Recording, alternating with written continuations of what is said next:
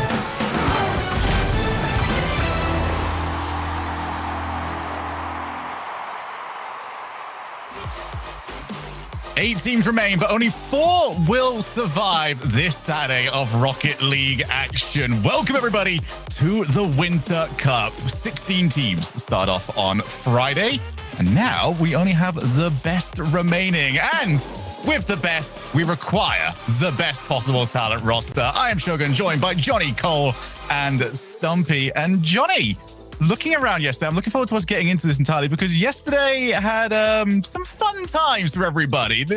Europe went Europe mode. It did. For the start of the day, it went back to normal. I think the Open 2 weeks ago was a bit too standard, a bit too expected. So you've got a reminder of what you use all about, upsets in the middle of the group stage. Although saying that, I think that our top 8 kind of went back a bit more to normal again. So maybe we can predict things accurately for once. I want to talk to Cole actually very quickly about that as we do take a look at maybe this season's schedule as well, because Cole, we're now halfway through the season. I know you've always wanted a set top few teams over in Europe. At this halfway point through the season, we seem to have that now.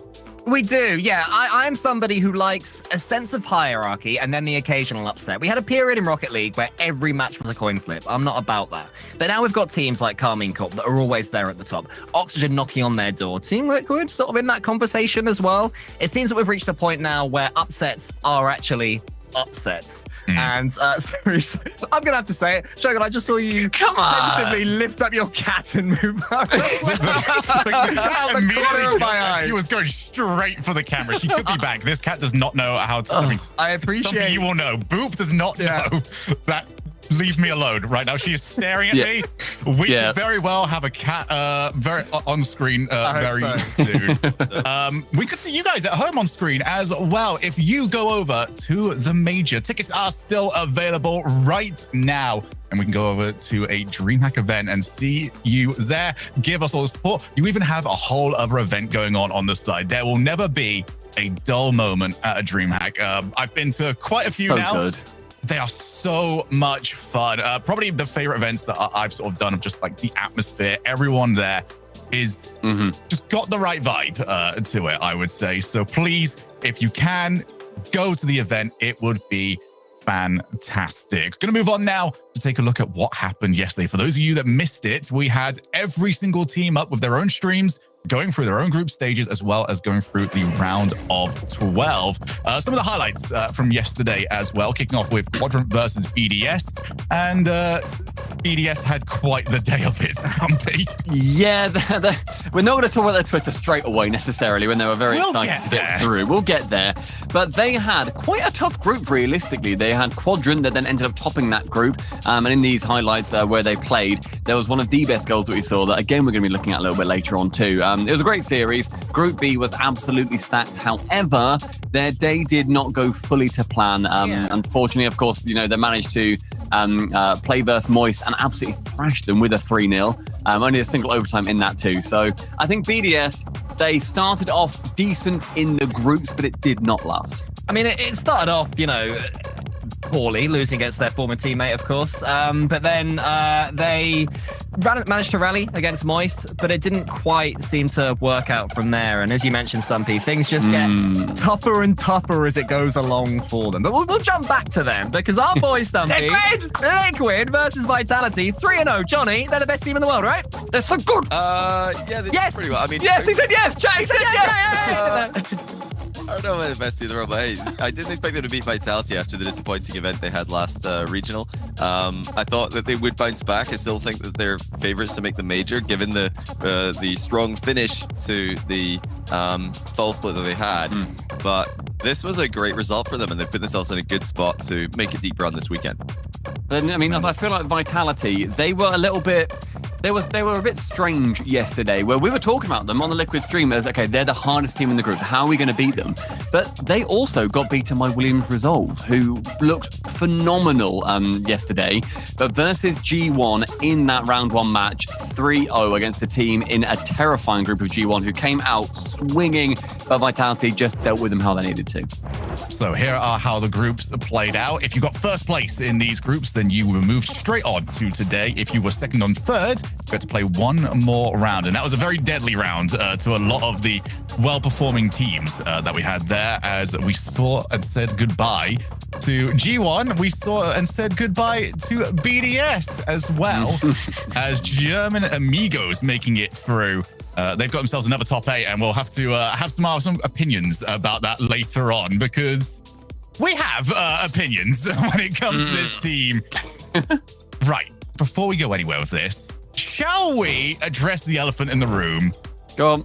BDS, who wants this one regarding what happened to them, and maybe some opinions as to how they went about this? I can speak to the what we see on the screen. First of all, BDS, they're in 11th now in the winter points. They are way back on the top 5 requirement to make the major. I think even with a win next time, that would leave them with 30 points. I think that still won't be enough, which is kind of crazy, because going into the last event, a lot of people would say, well, BDS could win that. They're still a contender to win. They've got the potential. But now I think even a win probably won't do it for them, which is just insane to think about. But that's the bigger picture. Obviously, a lot happened in the short term this weekend as well for them. Yeah, for anyone who doesn't know, BDS tweeted thinking that they were through because they had a better game differential. It was head-to-head, which they had lost. It had always been head-to-head. That ultimately is an error. The tiebreaker for it, that ultimately is an error on their behalf. I appreciate why they're frustrated, seeing it from their perspective. However, as you say, Johnny, they are an 11th, and they had matches to play to make up for that. A team that has aspirations to be in top 5 should be able to beat German Amigos even on tilt. This was the dream group for them. They should not be losing that group if they are as good as we think they can be. They didn't have Oxygen, Karming Corp, or Vitality in the group, the big 3. So they came in as the 9th seed, I believe, this weekend. Dodged the big 3 and still didn't win their group because they didn't read the rules before the event started. They didn't know what the tiebreaker was. They probably assumed that they were just winning the group with their game differential that they had. I don't know if that affected their performance in their last series at all, but hey, they swept it, so I guess not. Issue is for them that they're complaining about the format on Twitter. They're blaming the format for their loss here. They've only got themselves to blame. They lost to Quadrant, they lost to German Amigos. You can't be losing those series if you want to make it in. And I don't think they really responded well to finding out that they got the tiebreaker wrong. That's on them. They're the ones who didn't read the rules properly. This is a tried and tested tiebreaker. It is a proven formula, and in fact, in the past, when game differential has been used instead of head-to-head, some pro players have complained about that as well. So it just seems like the pros will complain about whatever tiebreaker gets used, no matter what. All I can say is the tiebreaker's fine, and this was their own fault, and now they're out. I am kind of surprised that we didn't have Gibbs waking up extra early to try and jump onto this pre-show. You know that's all his forte. But the big book of Gibbs. Why it's a good format. Dust everywhere. We'll look towards that. We also now need to look towards the future for BDS, because they are now in the territory. If they want to make Worlds, we're looking at tournament victories. They might already be out of contention when it comes to making it to this major. They need to make sure that they make it to the 3rd major that we have. That's way in the future, but it's also only 4 regional tournaments away. Not much time for them to try and put this all back together. But hey, if you get it Worlds, everything is all up in the air from there. As if they make it to Worlds, it's still scary. It's still, if you're not making 2 majors, 5 other teams are. Yes. If they don't make this one, it's a really scary point to be in. Okay, well, let's go into our top plays then, shall we? Cole, could you kick us off, please? I can indeed. I can kick us off, and it's with Vitality, the team that we mentioned earlier, as doing so well. And there he is, Radosin. He is utterly brilliant at the moment, isn't he? There's all this conversation about Zen and Alpha, but Radosin has been going about his business and really making a statement for himself. In the first game, this was against Liquid, he was pretty off and he wasn't using that patented Vitality decal, which we love so much. He switched to it, then busts out the reset off the ceiling, and then dodging that into the goal at the end. Well, it wasn't all bad for BDS yesterday. The second best goal of the day did come from a Monkey Moon 0-second rebound with a little bit of a flip reset in there as well. Offensive prowess is something Monkey Moon still has in spades. I think overall individual performance, he can be pretty happy with yesterday. BDS have built a gel as a team, but we still see those moments of brilliance every now and then. And number one, we're going to bookend the top 3 with Radosin, because he was that good yesterday and he was that exciting to watch that when he scored this goal, I said, Jesus Christ, on a bendy bus. And it's the bendy bus shot that is going to blow your mind. The fact that he goes up vertically in midfield, then catches it and immediately goes in the offensive. Atto in net is like, okay, I'll catch it when it then comes back out. So surely not getting that shot off, right? And yet, he flip resets it round a chronic, in for the double, and Atto staying on the floor. I don't blame him, but Radosin was some other beast yesterday. They didn't respect the decal. That's the mistake that Liquid made. As soon as they threw out that decal, 3 men on the goal line. It's the only way to block him. And you can go find that decal over in the esports shop over on the game. There we Very are. good, very good. Let's very go. Good. We'll wait for the applause from our employers later on, shall we? Right, let's go in and talk even more about Vitality, shall we? Because the last time I feel like I saw, I'm hoping I'm pointing in the right direction. Yes, that particular headline for one of our topics, it was to complain. It was to talk about the downfall of Vitality and how they were not the team that they used to be. But right now, they are in a resurgence for themselves. A great tournament showing last time around. They've got themselves into the top 8 yet again. And they even have a prodigy waiting in the wings. We'll talk about this in just a moment. This change-up that we have now seen from them, Stumpy, what is going on? The roster did not move, and yet they are levels above where they've been.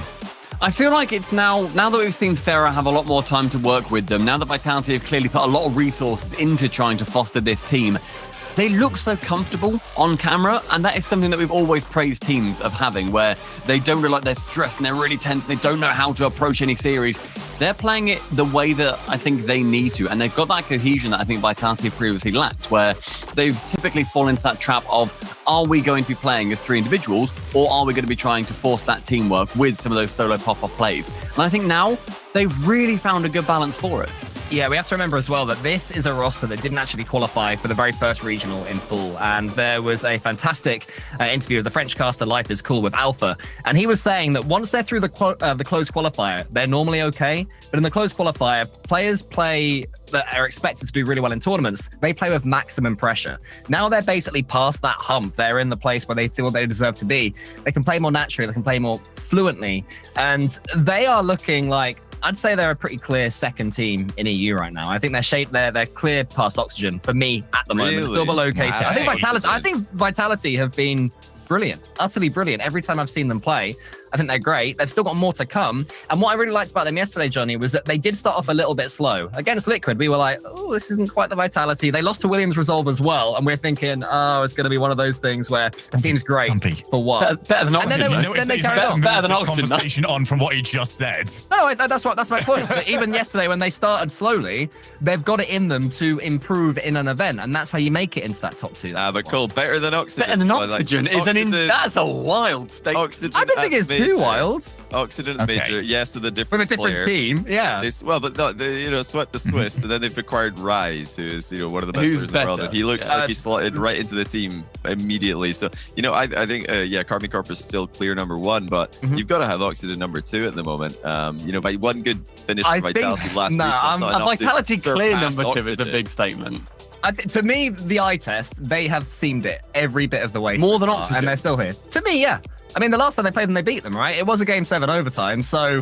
Exactly, Game 7 overtime. So and they've not proven themselves before that, and they didn't make the full regional. Well, it's not proven. It's not like in a court of law I could prove they're the second best team. In my opinion, they're the second best team. I hate your opinion. That's better. That's a better point. I really hate it. I got them number 3, though. I think they're close. I think I call it, right now it looks like there's a big 3 and Vitality's in there, but I think you got to have Oxygen 2 for now. Maybe if, Vitality can beat them again. Okay, no, that's a pattern. That's consistency. They've got one overtime Game 7 win against them so far. I think Oxygen's work earlier in the season has them like a bit above them still. But maybe that's going to be our grand finals, lads. Maybe it's going to be a Vitality versus Oxygen grand final. Which one of us is right? Prove it. Well, we've seen Vitality in this sort of position before, but 2 teams are joining us in the top 8. One team had a very, very solid start to their season, but we did not get them in the top 8 last time. But for Williams Resolve, this is kind of new ground given this roster. Yeah. Let's start off with the team that we know a little bit more. Quadrant made it to the last major. They've got themselves here.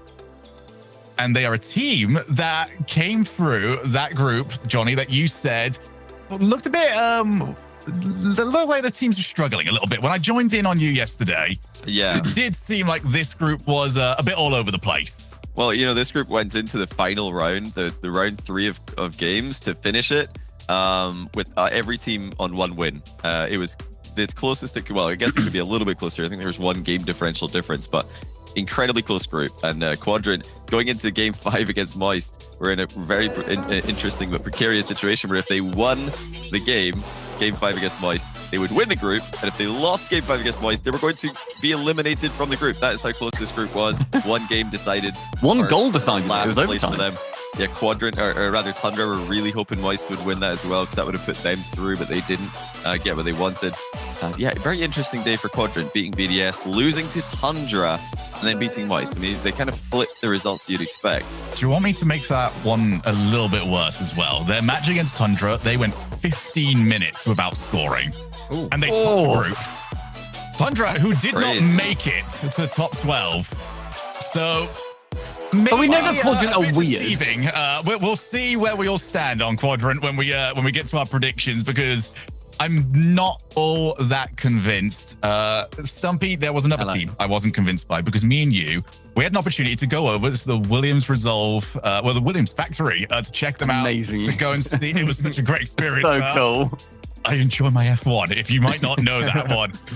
But after such an amazing experience, they treated us brilliantly. We got into your car, and I turned around and just went, that was lovely. Shame they're not going to probably do that much. You said to me, shame we won't see them. You said, shame we won't see them on the weekends, which is so harsh, because they, even then, they are a good team. And Williams Resolve yesterday, they were in our group, they were in Liquid's group in Group C. They were the hardest team that we played. That was also a group with Vitality in it, the one that we really had our eyes set on. But Williams came out, they took us to 5. They were terrifying. And Noah Saki, the guy who I think he's going to come up and do something incredibly special in Europe. He has something different about him. It feels like there's something bubbling under the surface. I think there needs to be a couple of moves potentially for him to really find that, the level that he can reach. What do you mean a couple of moves? Like a couple of teammate changes? What is that? You first killering it. Moves. No. I feel like he has to just climb the ladder a smidge more, like just to get onto like another team with 2 other players that are going to play at the level that he can get to elevate him to that kind of level. Because I think right now he's at like 80% of him. I see that there's more. I think there's more. Away from Stumpy and just pass it to Johnny, and Johnny can pass it to me, so that way we can have it as far away. I think that's completely fair. I think he's fantastic, and I think we're going to be seeing a lot more of him in Europe. But also a lot of credit to Tadpole, who's recently taken on the coaching for that team. This is their near enough joint best result that they have ever had. Getting into the quarterfinals is the furthest they have gone in any competition so far in the RLCS. No credit for Breezy and Flame. Yes, right, Johnny. Right, this is like that tweet. This is like that tweet where you say, "Oh, I don't like waffles," and then you say, "Oh, so you hate pancakes?" No, there's a lot. I think the Breezy and Flame are fantastic, but I think the Noah Saki has got something that can elevate him above them. You said, do you need a new team? Like they're in the quarterfinals. What about today's quarterfinal? They are in the quarterfinals, but I reckon that there's even more that he can give. I think there is. That's not a bad thing. I want to, also say welcome back to the top 8, Breezy and Flame. Since actually, I hate Breezy and Flame. I hated meeting you on that lovely day at Williams, and I hope it was just me and Noah. All right, and Tadpole. No, not Tadpole. What we do know about Tadpole, Cole, is that he does have quite the history in the RLCS. He's now applying that as well over to the coaching role, which he moved into full time. But just ahead of this tournament, they announced it 4 hours before we went live. He had 4 hours with them on the training ground, cones everywhere. He's like, right, Flame, look at Noah Saki. That's how I want you to flip reset. And tell you what, our boy Flame, he stepped up. No, seriously, Williams, they played so freely as well. They're a team that I perhaps unfairly expected. If they go up against Liquid, they're going to try the low block. Similar to German Amigos, try and frustrate them. They went toe-to-toe with Team Liquid, and it was a really close game 5 against them. So I'm hugely impressed. I don't know how much Tadpole's part of that, but to whatever extent, thumbs up. Also, I appreciate the Twitter game that they've got. It's a side topic entirely, but I do appreciate when an org does very good content for their team. They seem to just always have something recorded, so if you want to go give them a follow, that one's for free. Just because they brought you and Stumpy apologizing for saying how bad you were in Stumpy's car. Anyway, let's get into predictions, shall we? I was last split's official #PieBoy. Bye, boy. But this season, I'm looking a little bit better on this one. We'll go through this one in order. 1 week. Cole, Hi. 6 points for you, 6 out of 8, which is very impressive given And the format can that I we just go say for. how I did so well? It's because I backed my Vitality boys. They have launched me to the top, the second best team in the EU. So, just saying. Should we have a look? See if you continue to back your Vitality boys? Oh, it would be funny if I'm actually not it would be forgotten, really but funny. I'm pretty sure I have. There you go. Yeah, I think I'm fairly standard. I don't think I've gone for any big upsets. Well, is like good over my standard. I think so. Maybe. I feel like they're relatively toe-to-toe at the moment. Yeah. I hope not. I'll be confident for Liquid against. It's a bit of a coin flip, I feel. Nothing on that. crazy. Nothing crazy there. I might have a stat for that one that might make you reconsider that entirely. Ooh, Shall we get into stat me. mine? Because it's also a stat that I had to go against because I agreed with you on it. I took Liquid over Moist. I can see though, neither of us have given German Amigos a single game over K-Corp. K-Corp momentum. I'm curious, heading into powerful. Johnny's bracket, if that is going to change anytime soon. It's not. It's It's not. Oh, boy. Bro.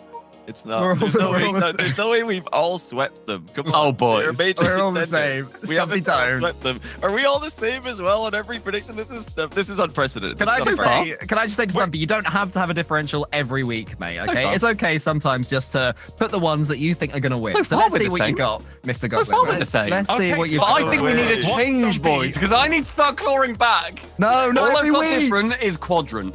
That's the Okay, only one that I okay, have okay. different. what? But I also gave German Amigos 1 game, and it's going to be an awkward game 4 or something that just doesn't matter. Yeah. I don't Like, it's just one of them. understand. Otherwise, Oxygen are better.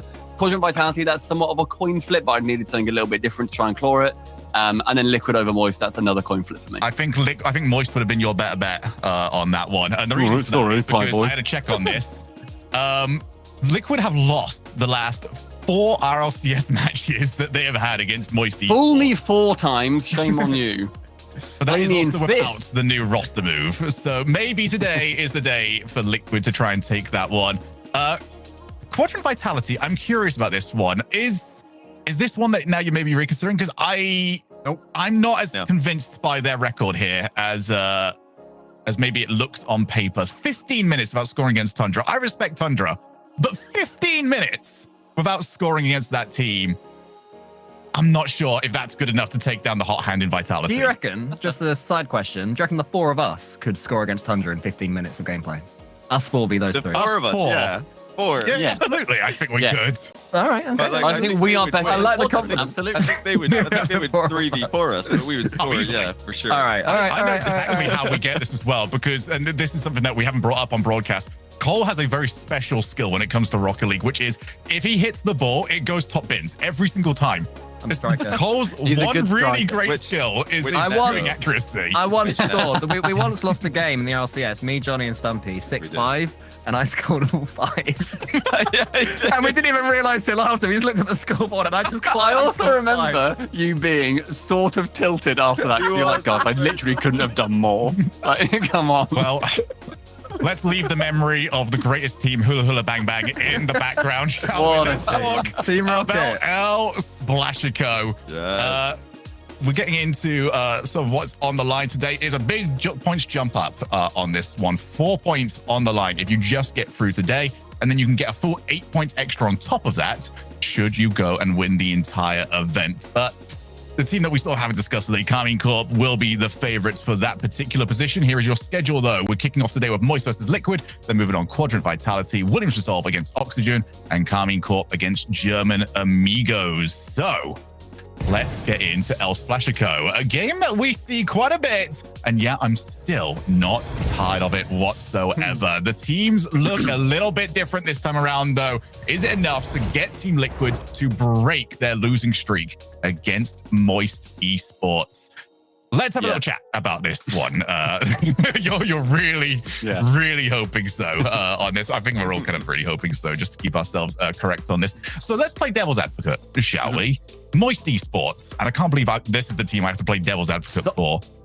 What? Sorry, how is Astral sitting? What is going on? Very quickly, before we move on, I know the answer to this. I've asked him. It's because he wants to be exactly the same distance from his monitor every time he plays. So he wedges himself next to the desk, and he's measured the distance his monitor is into the desk. So does he do this at LAN? Yeah, he's got in real life, not just camera settings in game, but out of game as well. So he's like a kid waiting for food. One thing is his chair just really low down, or is he a very tall desk? Low chair. Yeah. Okay. He's sitting on a box. Surely. Place for the low chair. I'm dead serious, so that's the reason. I'm not joking. Fair enough. I completely agree with you. Well, not agree. Well, maybe. Well, I'm going to agree. I have to test it, really. If you disagree, sure, that's big. That can be proven. Hold on. Shogun, what were you saying about Moist before that tangent? Oh, yes.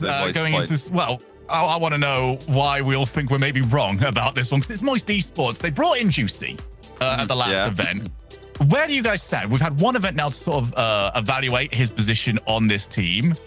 What are we thinking about what we've seen? I rate him. This is a very close match. It's one match I put 4-3. I was just barely leaning towards Team Liquid. I just think this weekend they've had the better run. They're undefeated in groups. Moist lost twice in groups. Liquid, they seem like they're looking pretty strong right now. That's why I'm leaning towards them. But if both teams had looked similar in groups, I would have gone Moist because of I rate Juicy. I don't trust Team Liquid. I know it's called some people do. I don't trust them. Johnny, don't. I don't trust that. Sorry, please don't put words in my mouth. Yeah, I don't trust Team Liquid, Johnny. Very, very rarely am I thinking, Liquid definitely have this. I scream so much every single series they play on the Friday matches because there's always those frustrating issues that Liquid seem to have. But I still agree with you, obviously. I think they're going to be just that better team at the start of today. And it's a longer series. We grow into series. Liquid do a lot better when there's more games to play. We're not very good in best of fives typically. That's where we're going to be falling to lower teams. I think Moist, I still rate Juicy. I still think he's fantastic. But he's just not as good as Rise, which I think is very, very fair to say. He's just not as good. So I think that Liquid have just lifted themselves up a bit. My only worry is that Astral is going to actually sink into his floor so far that he can't see the monitor, which would be tough to win. Yeah, no. It does look like he's IRL glitching. It must be said. Oh, he's going to no-clip. Clipping into the wall. Well, those are your overall stats. Still a little bit of time left to get your predictions in, as we already know ours. Going into this, and Cole, I really want to ask you in particular, because you've had the chance to look at Liquid the most. Moist, for me, have a lot of occasions where they will score an 8 out of 10 and concede a 3 because they're just sending everyone forward and get hit by the long shot. Yeah. Where is Team Liquid? What sort of goals have Team Liquid been conceding? Because I put them kind of on the same level where great job offensively. Why did you let that one go in? No, you're completely right. And I think the reason they were so effective yesterday is that I think Stumpy and I counted and they gave away maybe one overcommit goal, which normally is their issue. Just one trickler that's like, why have you left that open? Yeah. And that's good for them. If they're doing that, if they're doing the ugly work, Liquid really do have the potential to win any tournament. But it's how much they fancy the ugly work on any given day, it seems to me. So hopefully, as far as Liquid are concerned, they will today. They always try and overcomplicate, which is frustrating. Like they'll always go for the double tap instead of just going for the shot and just hitting it hard. So I hope they just don't fall into that trap again. I think both of these teams could be very susceptible, but it's also the matchup and the style of the other team that maybe both teams enjoy playing into. They're not going to have a grind of a matchup. They're not going to be looking for those 1-0s. Both of these teams are going to be trying to outplay each other because there is that level of pride on there. Let's find out, if we can, what you... that is so one of the close. closest predictions we have seen on the European RLCS. And we said it was a coin flip. Didn't expect that. Thought Moist would be more favored by chat. 50. They are favored, though. Chat's going against us. 50-50. Hey! 50-50. Okay. Well, let's find out then, shall we? Twitch chat, you can no longer be correct because you did not select the team. But for all of us, we went for Team Liquid. Can Moist take them down in El Splashico, bringing you all of the action? Jamesbot and CJ.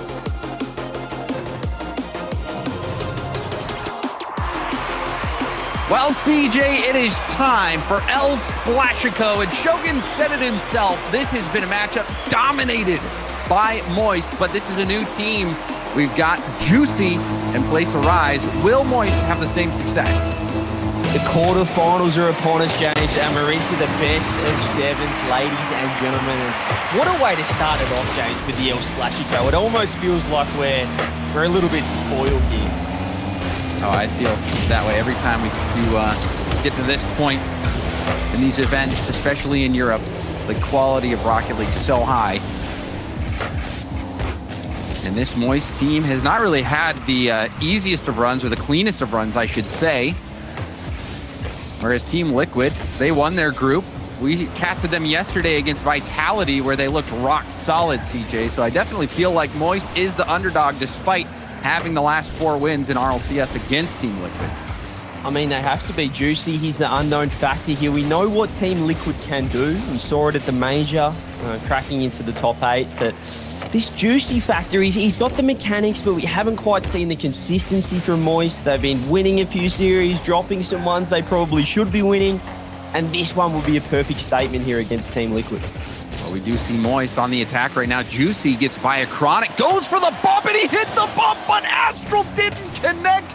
The net was wide open. I don't know if Astral didn't believe in the bump and maybe was going for a dunk himself, but Juicy put in the work, and that was a quality chance. And now another one. The physical gameplay, we see a demo from Joyo.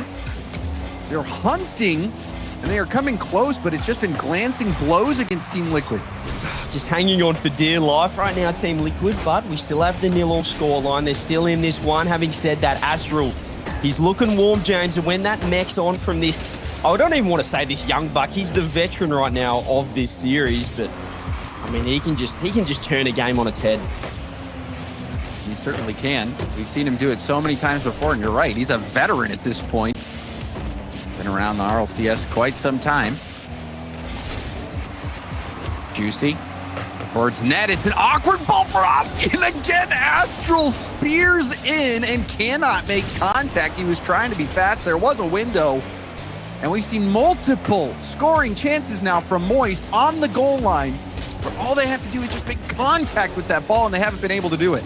And that was an open net as well. And again, Team Liquid, they're defending just so deep in the net right now, letting Moist just come at them. And I mean, I don't know if it's working. They haven't conceded, James, but right now it's been all Moist Esports pushing forward, having that offensive pressure.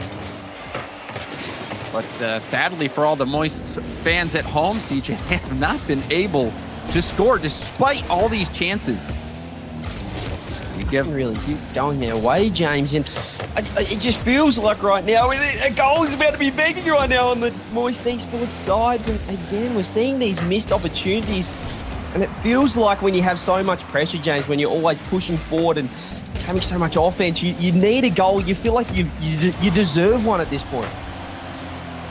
Despite deserving one, you still have to earn it no matter what, especially in the RLCS. Oski self-pass off the sidewall, fakes it.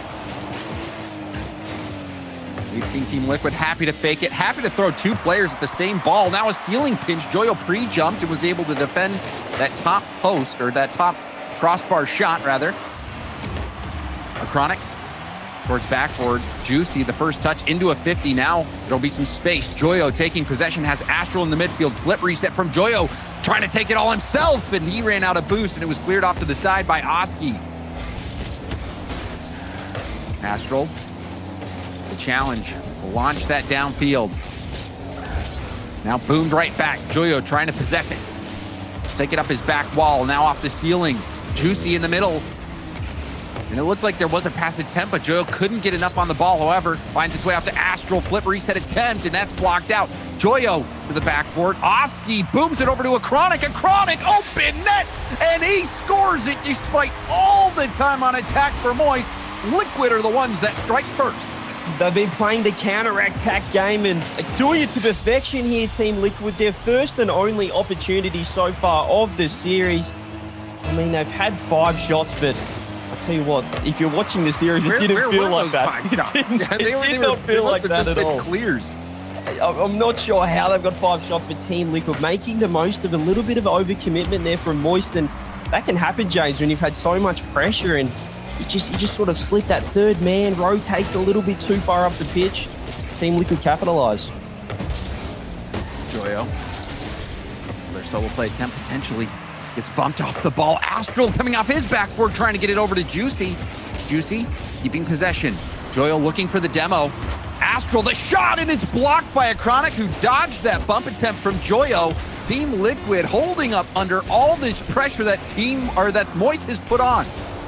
The stats say that Team Liquid have outshot Moist Esports, but they have dead set stolen game number 1 here. 0 seconds on the clock. What can Moist do? Can they find something? Ball hits the ground, and Team Liquid with a pretty unconvincing 1-0 there for game number 1, but they got the job done, James. Yeah, I mean, they got the job done, and I think that's the thing that you point to. In these close games, which team is able to pull out the win? And Team Liquid, despite giving up multiple chances, there was 2 instances, CJ, where the ball was right on the goal line. Right there was one. Astral was trying to dive in. That one, he had to react pretty quickly. But there was one before that as well where Juicy had gotten a bump. The ball was right out in the middle, going across the goal line. And Moist just could not put it in. Team Liquid, their defense was holding up. And the one goal that we saw was from a Chronic who was cheating upfield. So this is not the way that we've seen Team Liquid kind of play throughout the entire group stage. Normally you see Atto and Oski being all the way up at the front of the field. And a Chronic is the one waiting back, playing defensive, looking to kickstart those counterattacks. But we just saw, Team Liquid, they'll just get the job done. The defense holding up strong. And that is something we've seen from them before. I believe it was a perfect sweep against BDS that we saw them pull off. Team Liquid certainly knows how to play defense. Yeah, I mean, it's certainly, if they're going in with this sort of strategy, knowing that Moist Esports, and now they've lost Rise, they've picked up even more offense, which seems crazy to me. There's more speed, more power up front. That maybe you do need to play that counter-attack game against Moist and just let them overcommit, let them get a little bit too aggressive. And it worked out there for Liquid, but it'll be interesting this game, James. Now that I guess Moist have figured that out, they've worked out right. Oh, well, maybe all offense isn't the recipe if we see something different. A Chronic going for multiple flip resets, trying to put on a highlight play. But it wasn't able to work out. Astral back into the middle of the field. Juicy pop up. Oski jumping up early. But Juicy air dribbles it by him. A Chronic, though, first touch, nicely controlled. Now into an air dribble himself. Joyo to his own backboard. Juicy racing back. Will get the corner boost and clears it into open space. That'll relieve some pressure. Great touch there coming on. And here we go, Oski. Lovely flip reset. Fake flick over the top. Juicy can't get a touch. Should be a goal. A Chronic gets the first one and Liquid second of the series. Oh, and you love that belly reset from Oski. Oski doing so much on that play, CJ. Even though he doesn't get credited for the goal, that flip reset, the flick, everything so surgical. And now another lead for Team Liquid. We didn't see Moist score despite all their chances, and now we see another pause coming in. If you were paying attention in the Team Liquid game yesterday, we had a couple pauses, and it looks like that connection issue continuing on for Team Liquid. Yeah, I mean, this is it's just a recipe. It seems like Team Liquid, they're always pulling this sort of stuff, and we see it here again, and it seems like his game just keeps crashing. So he should be back in quick. If we know him well, James, and what we saw yesterday, he'll be straight back into this series. But Team Liquid, I mean, they're just growing in confidence. They certainly are, and I think you have to put your foot down early if you're Moist, and you really just need to score at this point, just to get over that mental barrier. As we take another look at Game 1, this was a game dominated for the most part by Moist, and there was that play where Juicy had bumped Atto off the ball and just wasn't able to get that follow-up. So Moist having so many chances.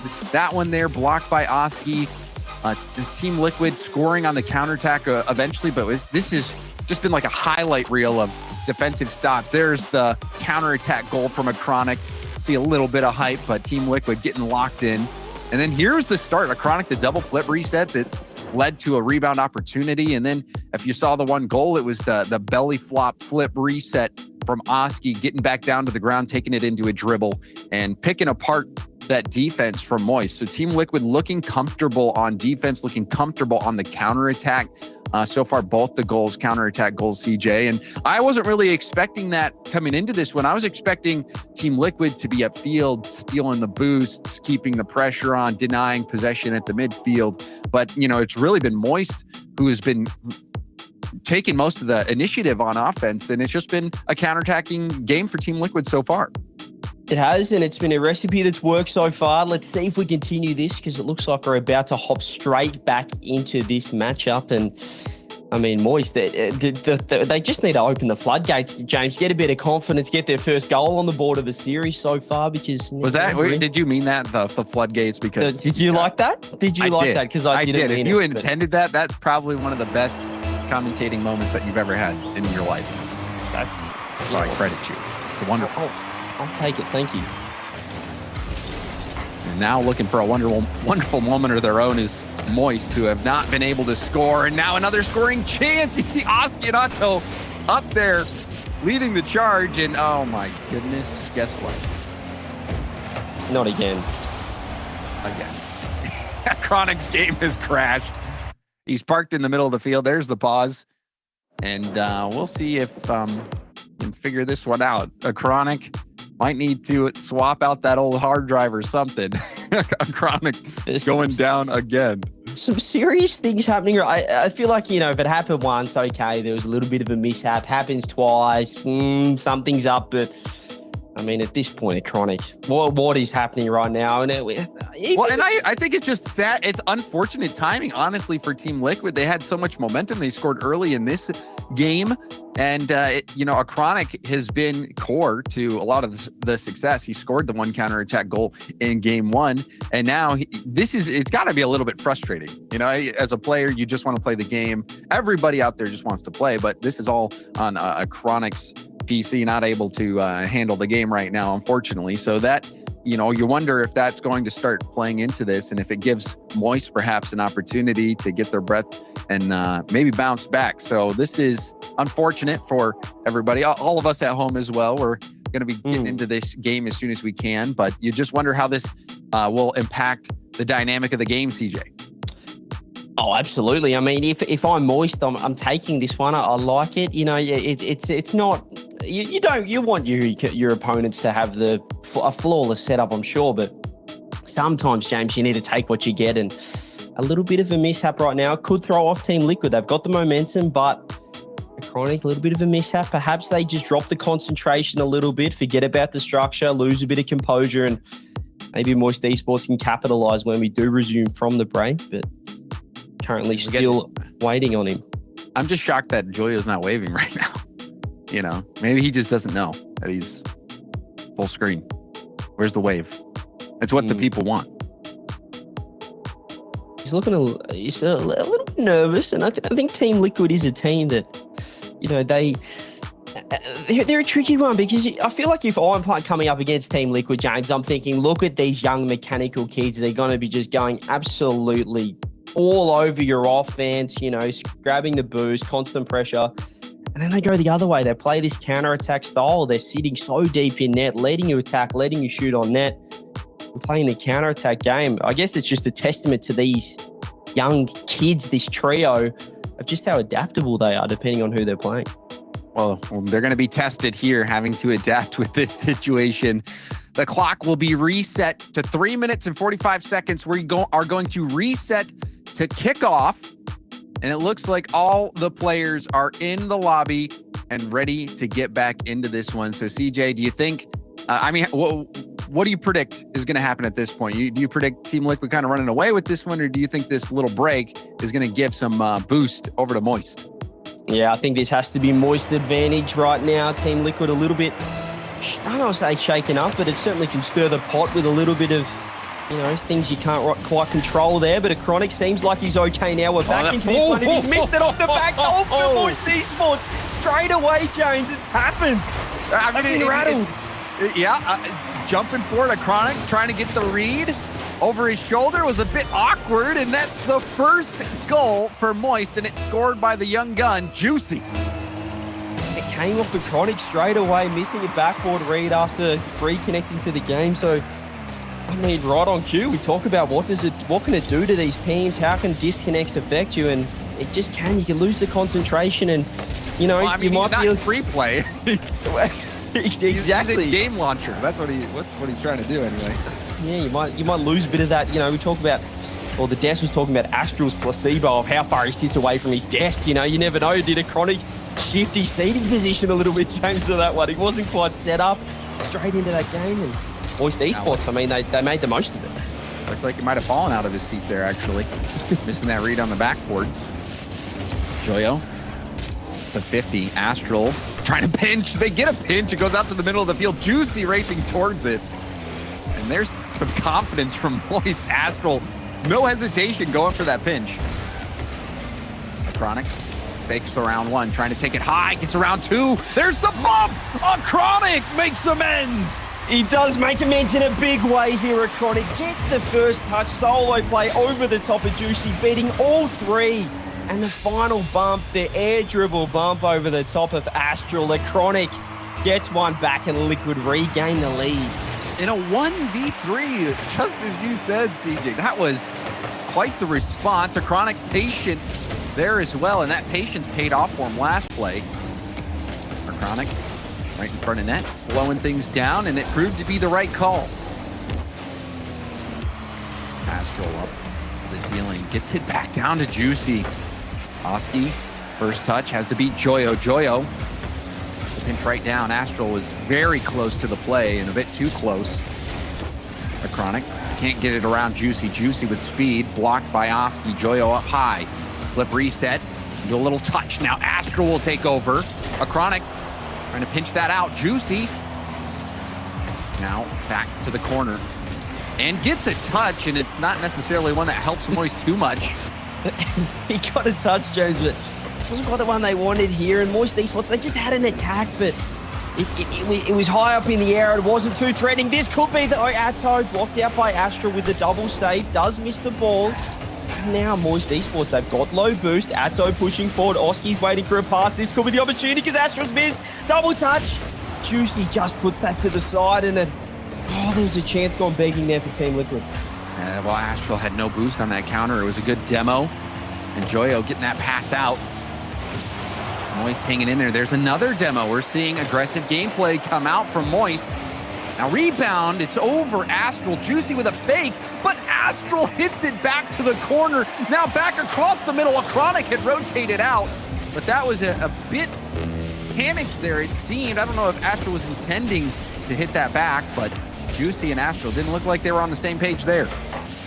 Indeed, and just some opportunities gone begging here for both sides. Not quite, ready for the mechanical misplays, the mistakes, the structure falling apart from Moist and Liquid. Well, they do have the lead. They don't need a score right now, but another goal would be sweet for the boys in orange. They're pushing forward. Opportunity. Astral parries it away. In 30 seconds here. What can Moist do, James? Can they get back? This could be the opportunity. Parried, and that's how just knocks that one to the side. Astral, he's missed the ball a couple of times. This might help, though, because he's already downfield. And Chronic is able to put that one away. 15 seconds. Joyo, free shot underneath. Goes wide. Astral follow-up. Double touch. Misses. And again, opportunity's gone begging here. 10 seconds left.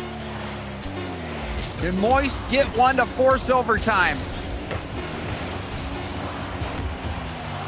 Play into the corner. Oski hitting it down to the ground, and Team Liquid hold on. That was a... what's the proper word, CJ? We had to wait a little bit for the disconnect from Chronic. It's a patience testing game. I think both for Moist, for Team Liquid, for everybody at home. But Chronic, he comes back in. He wasn't able to get that read off the backboard, but then he 1v3s Moist to get that game-winning goal for Team Liquid. Just after that, a discombobulated game number 2 there from all sides. We do get the timeout from Moist, so 2-0 down. They had the opportunity though, James. We talk about what happens with the disconnect. How does it affect them? And we saw Chronic just give up that early goal straight away off the reset. But they bounced back stronger. Chronic 1v3 solo play decided the game, and it did feel like Liquid had a chance later on in that, just in the dying moments of game number 2 here, but they just couldn't quite get that shot away. Astra with the double touch going wide into the corner, and Moist Esports now 2-0 down and starting to look a little bit scary. Yeah, a little bit scary indeed. Moist, just one goal to point towards. They really need to figure out that offense. I mean, just looking back at groups, it seemed like the dynamic was Joyo as that scoring player. You got Astral setting it up. Astral was second in assists throughout the group stage. Joyo top 10. But Juicy, the only one with a goal, which is not what you would predict. Juicy was in the bottom 3 in shooting percentage throughout all of groups, but he's the only one to score so far for Moist. Yeah, he has sort of, I guess, been a bit more of that scorer. Astral been a little bit more quiet lately, so it's interesting that he was in the bottom 3 shooting percentage. Not quite what you want to see, but probably a player, James, that he's not, I guess, just your typical finisher. He's going for those flashy plays, those sort of low risk, or sorry, almost the high risk, high reward, corner double touches, things like that. So there's probably a reason why he doesn't quite have the highest shooting percentages, but I mean, right now, anyone on Moist could do with some shooting percentage increases, some goals right now. 1 goal in the last 2 games from Moist. It's not enough, James. It's not enough right now when you're coming up against a Team Liquid with their sort of firepower. They're going to put 1 or 2 through a game. And just from their mechanics alone, we saw Acronic literally 1v3. So when you have players that you're playing against where any one of them have that ability to 1v3, it's going to be difficult. Team Liquid's defense has been quite good so far. Can Moist break through? They called a timeout to try to figure things out. We'll see what kind of adjustments come through. Joyo, it's like Joyo's doing a car swap. Juicy, corner pass, and it's met by a Chronic. Astral up, but it's up and behind him. He'll set this up. Joyo, a tip over to Juicy. Juicy can't win that cleanly. Astral back pass to Joyo. Joyo, low shot. And it's right to Atto. Oh, almost Atto. Got the flip reset. Couldn't quite put that one away, though. And Moist, it feels like they've come out with a little bit more offense. They're trying to go for some more solo plays. Here's a Chronic, though. He has a flip reset. Fakes it for Atto, who comes through. And Team Liquid, well, they're just rolling with this momentum now. Oh, they certainly are. Chronic being still patient, not trying to pull the trigger too fast. He makes the defense settle, and then he lets his teammate come in and finish the job. Well done. Team Liquid, they appear to have figured out Moist. And that stat Shogun mentioned, Moist winning the last 4 matchups, albeit with a different roster. It looks like that streak might be coming to an end, CJ. I don't know about the commentator curse too early, James, but it is certainly looking pretty right now for Team Liquid, and I love seeing those fakes on the aerial plays. I know Johnny Boy's a massive fan of them as well. It could be the future of Rocket League, those intentional fakes, the relying on, I guess, the communication. We see it often in the North American region with GMG pulling that out, and now we're seeing it with Team Liquid. This could be open down the other end. It's gone wide. I'm not sure if Joyo would have got back if that was on that bottom left corner, but Team Liquid, they could have gone 2-0 up there, and that would have been seriously dangerous for Moist. You feel like, James, if Moist are going to be a chance in this game, they have to get the next goal, because 1 more for Liquid and they're 3-0 down in the series. It's a reverse sweep, a Team Liquid that's playing this well. Seems unlikely. The Chronic racing back. Astral jumping up early, and he does get a touch on the ball, but a Chronic goes right back to it. A Chronic's patience has been paying dividends for him and Team Liquid this series. It's been absolutely on fire right now, and Moist Esports, well, they're trying to attack, but there's just not much sustained offense right now. As Juicy flies in, I like seeing that from third man. Force the issue and try and create some of that sustained pressure. Liquid, though, they've got pretty used to defending the last couple of games, and it's worked out pretty well for them. Still in the orange half, pushing forward, but Oski, they're just relying on individual plays to get it out of defense, and he's done it there again. Team Liquid are now on the attack. Oski utilizing the flip reset to set up his teammates. Oski in the corner. Hits it not very hard. Astral will pop it up for a second effort. Going towards the middle. Gets a 50. Ball rebounding out into the middle. No one there from Moist to take advantage of it. Astral will have a single small pad to make this play. Won't be able to get it. Joyo. That was a crazy touch there. That'll send it off. But now, more attack coming from Team Liquid. Moist just looking awkward in defense right now. They're not quite getting the touches, the looks that they need, and it just sort of feels like they're hanging on. They're all out of position. They're relying on their mechanics. It has paid off here, but it's not really getting them down the other end, James. They're not finding an offense off it, and Oski might be able to get a doink to the center. Doesn't quite get the touch. Atto with a bit of time. That's a dangerous dunk. Joyo for the shot. Astral's there. Doesn't quite get it. And that was another opportunity. You think maybe Moist can do it. That one sneaking through, but Astral sweeping along the goal line, preventing another goal for Team Liquid. Astral jumping again. Can't get back to it. Atto towards net. Little tip from Juicy. Astral booming it upfield. This is end-to-end action. Moist still hunting for that first goal of the game. And you remember, they blew that timeout. Don't really have much to rely on at this point.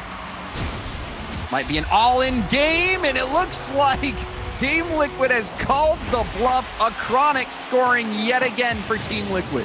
Oh, just a poor touch from Astral there. Juicy popping it up to his own backboard. A great pass, but Astral coming off the ceiling just popped it straight down, and not the first touch that he wanted. Hands it straight down the back there, and all coming out. Second goal on the board for Liquid. This is looking rough now for Moist Esports. This isn't the Moist that we want to see. The offense of this young, exciting roster bringing in Juicy for this split, but not quite working out right now. This could be a chance. Joyo's there lurking. Atto parries it to the side. Juicy's keeping the pressure on. The Chronic, Liquid, James, they've got all the answers in defense. They really do. You saw how quickly Atto jumped that pass into the middle. All three of them positioned, ready for that near post play. Airtight defense so far this game from Team Liquid, but Juicy, he's able to blow the airlock up with his shot. Juicy coming off the sidewall, off the ceiling, and gets the touch. Pre-flips into it, in and around Atto, finds the near post. And they find a little bit of life here, James. 24 seconds on the clock. They have to equalize. They have to find a way back into this series. Juicy so far has been the shining light for Moist. They haven't had much of it.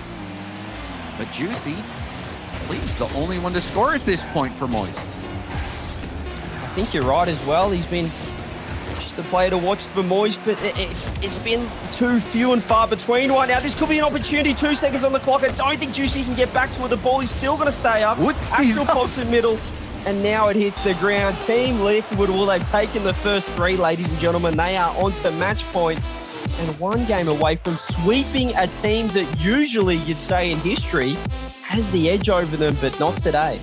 That's a new squad, though, CJ, and Juicy, the new addition in place of Rise, has come in. He's scored the only 2 goals that Moist have scored, but Moist has just not been on the same page offensively. It doesn't seem like they've got any answers to this Team Liquid squad. A Chronic having a fantastic series, putting in multiple goals. Oski as well, being such a key with his flip resets, opening up these opportunities. But overall, I think Team Liquid is just showing the depth that they have as a team. You expect them to come in, steal a bunch of boost, put on the pressure, but no, I mean, they can have a Chronic, be patient, 1v3. They have so many tools in their toolkit, and they're bringing them out here against Moist. And honestly, Team Liquid using those tools to disassemble Moist. And we'll see if Moist can put it back together, but it's not looking hopeful, CJ. It feels like Liquid sort of said, right, let's make this a battle of who's got the best defense. And we're seeing Moist get exposed a little bit on that end. It looks messy. It looks like they're just relying on their mechanics a little bit too much. The rotations are falling down, and we saw it again there with, I guess, Astral in defense off the backboard, not quite getting the touch he needed. And here we go again. Astral might be able to turn things around, but Team Liquid, their defense, and it might just be the fact, James, that they've been together for that split. They've had the confidence of last season as well. They look more just sound in defense. They look more structured, and it looks like, again, the fake's coming out. A Chronic gets the first goal of game number 4, and it feels like the same as game number 3 there. The fake from Adso, and Chronic gets the finish. And I mean, the beauty of it, too, is there was an opportunity potentially to get a bump on that fake as well. That was so smart. That was so smart. Team Liquid really pulling out all the stops, and this is a team that you really have to start looking at and paying attention to. They're so young. They had to get an exception to play in the RLCS. They were so young. That was granted. This team is something special, CJ. A team that's sticking together. They're young. They have so much skill, so much opportunity. This is another big result for them as well if they can hold this up. Yeah, looking to move into the top 4 if they take this one, knocking Moist Esports out, and I guess sort of coming back into that conversation for at least top 3 in Europe. We sort of look at KC, we look at Oxygen, and that next team in the ranks, it has to be now. You're looking at Team Liquid, you're looking at Vitality from last time. Oxy, double touch. Just goes wide. Astral, he's awkward, but does get the touch away. Team Liquid on offense, on defense, they're doing it on both sides of the pitch right now. Now you see the confidence bubbling to the surface. Team Liquid looking to close this out, but it's still just a 1-goal game. Room now for Moist. They can pull something together. Juicy, only one to score on Moist. Goes for the bump, but a Chronic dodges it and gets the tip over to the corner. They're just working together as a team, and here goes Atto again. Straight back onto offense. This has been so impressive from Team Liquid. The way they've defended and instantly turned that into a counter-attack this entire series. We're seeing it again here, Moist Esports. The rotations are a little bit messy. Joyo stuck in net now. Oski solo play, flip reset over to a Chronic, passes it across. Juicy's ready to parry that one to the side, and now Moist Esports, will they get a turn to attack? What can Joyo do? Instantly challenged by Oski, and this could nearly be open. Oh! Joyo back just in time. The 50 was won. Joyo hustling back to make sure that one didn't roll in slowly. But now more pressure. Out to a Chronic. Juicy can't get the touch. Nice little power slide from a Chronic, gets back to the ball. Juicy spawns near post. Up to there, but Joyo able to get the save. Joyo playing with fire there in defense. Couldn't quite. He found himself back post just in an awkward spot. A Chronic double touch goes wide. Gets parried again. Joyo was that last man in defense. Here's another dangerous opportunity. Could be the sealer. Atto puts it away, and Team Liquid is staring down a barrel of sweeping Moist Esports. What an individual effort that was. The perfect little pinch touch up into the middle, setting it up, the touch out, and then spiking it into the net. Atto, huge goal. Team Liquid, they look unstoppable. Will we see another one? That one off, rebound out to Oski off the post. That one easily could have been a third. Yeah, they're just playing with their food right now, Team Liquid. They want to make this one look good. This could be another open opportunity. Astral puts it into his own net off the corner. I might have thought that was going out there, but Team Liquid, they are running away with this one, all off the back of Oski. Oh, yeah, that was posting out. I don't know if there was anybody behind it, and that has to just hurt. That just has to hurt. If you're Astral, you're doing everything you can to save it. You end up putting in a shot that probably is going to hit post and go to the corner. Yeah.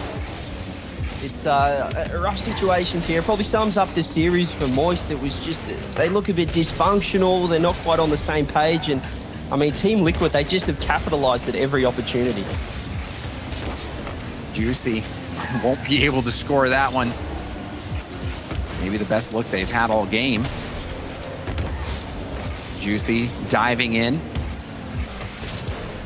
Corner pass. You see Joyo and Astral both diving for the same ball, and Oski will have a wide open net because of it. It's all over bar the shouting, ladies and gentlemen. Moist Esports, they overcommit, trying to get a goal back. Oski gets his second on the board for the game.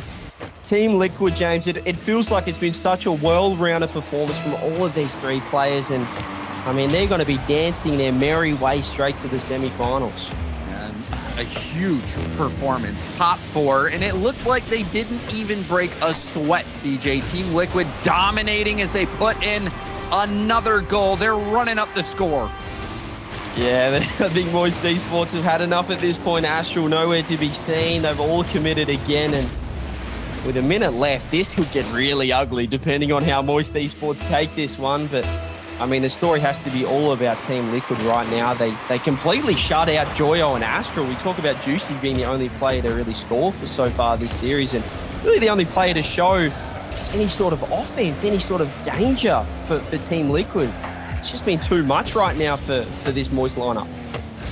It has been, but for Team Liquid, you know, seeing the peak of what they can play at, you almost expect them to start being a staple at these majors. They fell short last event. Top 8 is good, but it's not great. They come out needing to start locking in these top performances, and this has been exactly that, CJ. Impressive. Impressive is what I'd say about this performance so far from from Team Liquid, and they've just done it with style every game, with confidence. So the only slip-up came from the disconnect, James, where we saw Chronic have a little bit of an iffy moment, but he instantly responded like the player that he is, the caliber of player that he is, and they got that win. They win the series 4-0. Team Liquid are just straight through to Championship Sunday, straight through to the semi-finals, and I wouldn't want to be playing them, James. Me either. Moist, you must admit, they looked a bit dry, but Team Liquid, despite that, looked great in moments, especially I thought Chronic had such a great series all around. There was the 1v3, just fantastic. So Team Liquid, they sweep Moist. They're moving on to the semis. We're going to go to a quick break, but when we come back, we've got more RLCS.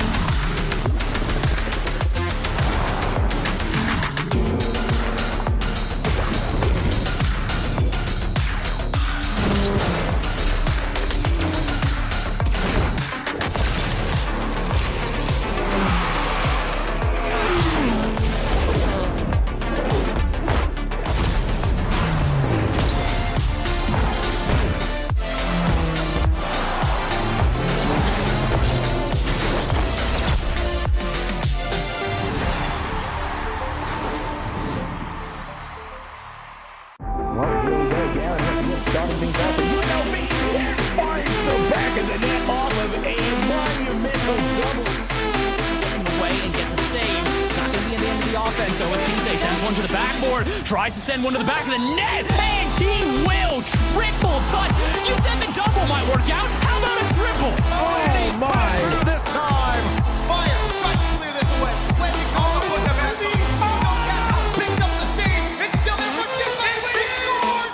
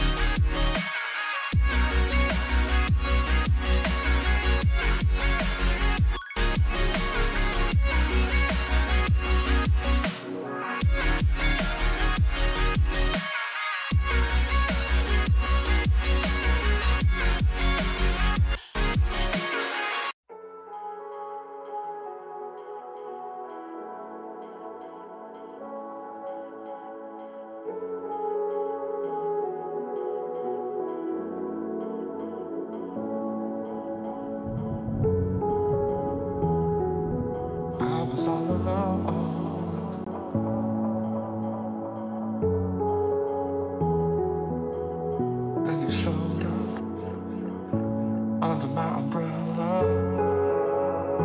Oh, shelter from the cold.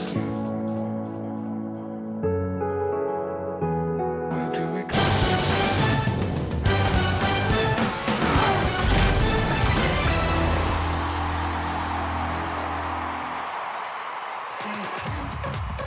A nice swift 4-0 for Moist Esports to be conceding more goals than I think they ever would have wanted to in a single series versus the seeming giants of Liquid at the moment. I am joined by one of the best players currently in Europe. It's a Chronic. And before we started a Chronic, you were just smiling and laughing. You guys are clearly having a good time today. Yeah, definitely. Like, we played really good, like, as a team. Performed our playstyle like we wanted, so that was just perfect. I mean, this is also quite a change compared to what we saw from the previous regional, where you ended up losing to German Amigos in the quarterfinals. Was that a little bit of a wake-up call for you guys, do you think, to really come out strong this week? Yeah, definitely. Like, after we lost, we decided to change playstyle because we had some talks before that, like, the playstyle wasn't the best for us, the playstyle we used to play. So now we decided to change. We had 2 weeks. We did our best. We just grinded the game. And yeah, it proves that it worked.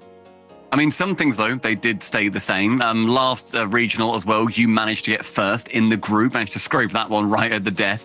And then you managed to go 3-0 again this time. Are you guys more of a groups team, do you think? Or can you also thrive in the playoffs?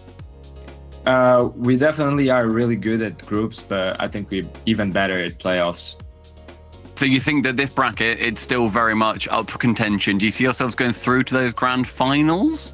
Yeah, definitely. We know we can win. We just go by goal, game by game, series by series, and we just do our best.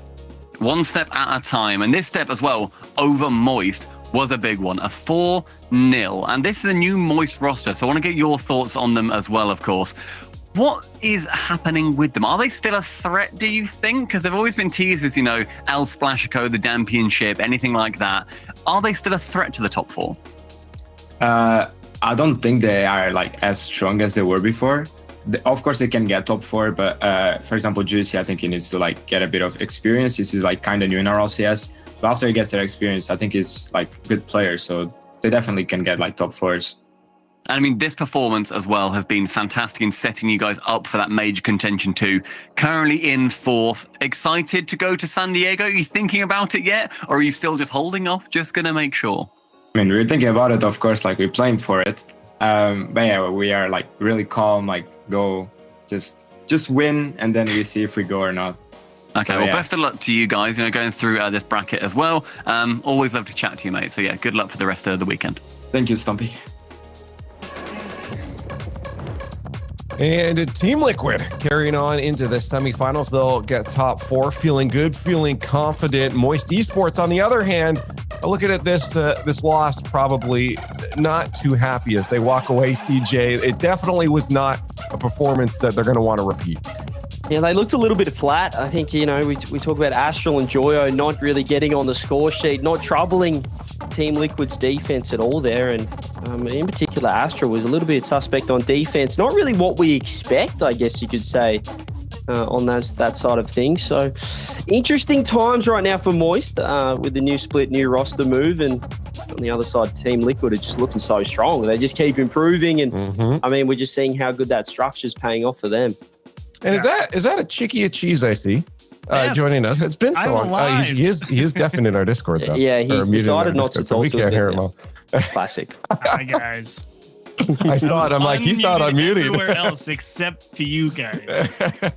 So we didn't need to hear you. I needed to hear you. It's been a while. I'm glad to have you here. How'd you feel about that match? Because yeah, Moist definitely going to be looking at the drawing board on that one. Yeah, I thought game 1 definitely was the strongest one for Moist, but talk about a tone setter. I mean, you have all that pressure and then you just tank and you get scored on and you lose game 1. And I mean, it sets a real bad taste in your mouth, and you go back out there and you try and regain in game 2 and you just lose another 1-goal game. Incredibly frustrating to be sure. And at that point, I think Moist really tilted out. So yeah, Team Liquid. They just collapsed, didn't they? They just didn't really show much after that. And I don't know, Moist, that offense game one, like you said, they just came out of the gate swinging, but I don't know what it was. They nearly made the most of the disconnect as well. They scored a quick goal off that. But I don't know, achieves it. What this Moist Esports lineup, just back to the drawing board a little bit for that structure and how they want to play.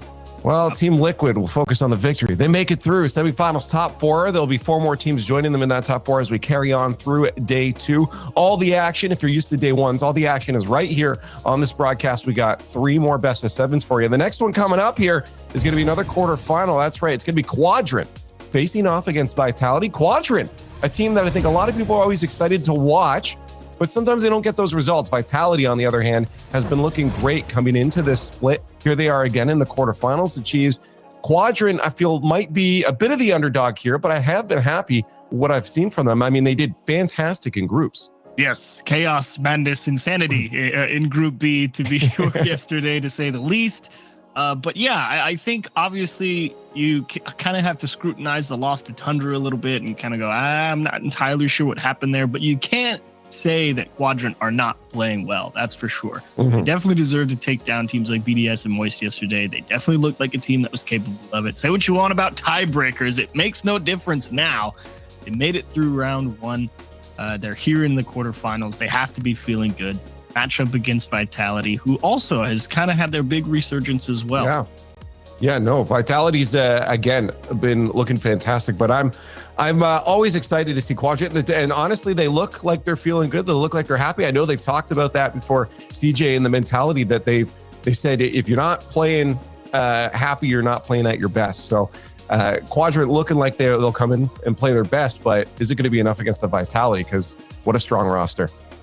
It is a strong roster, Vitality, but I know they got the top 2 last regional. We might be hanging on to that a little bit. They lost to Team Liquid yesterday, 3-1.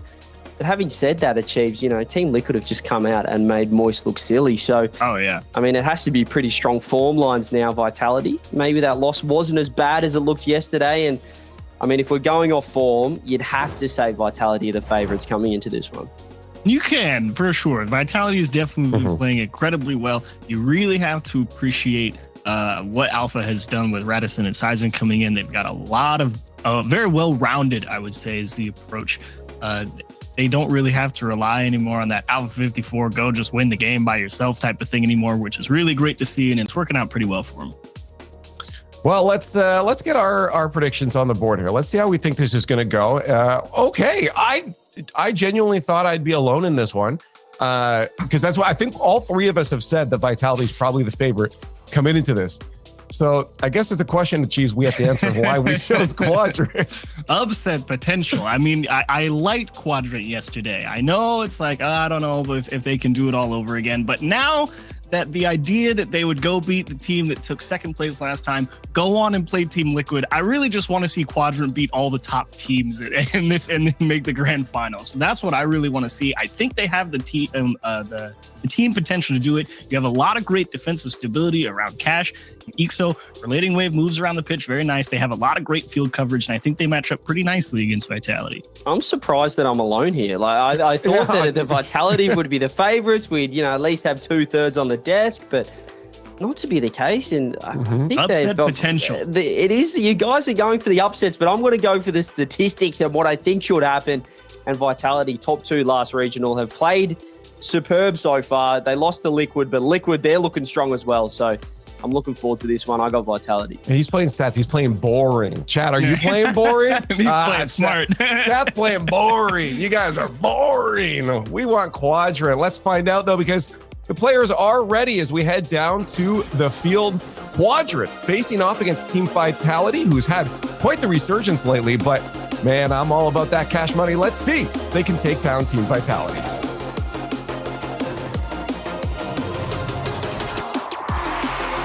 The winter split will pass by you ever so quickly. And for Quadrant, they'll be more aware of that than anybody else. Because, Johnny, going into this, I don't want to use the phrase must win just yet, but it's getting pretty close to that already if they want to make it through to San Diego. They win this, they catch up, and will be only 3 points behind Moist Esports. Those teams are on the cusp of that top 5. They lose it, and they will only see themselves drop further back.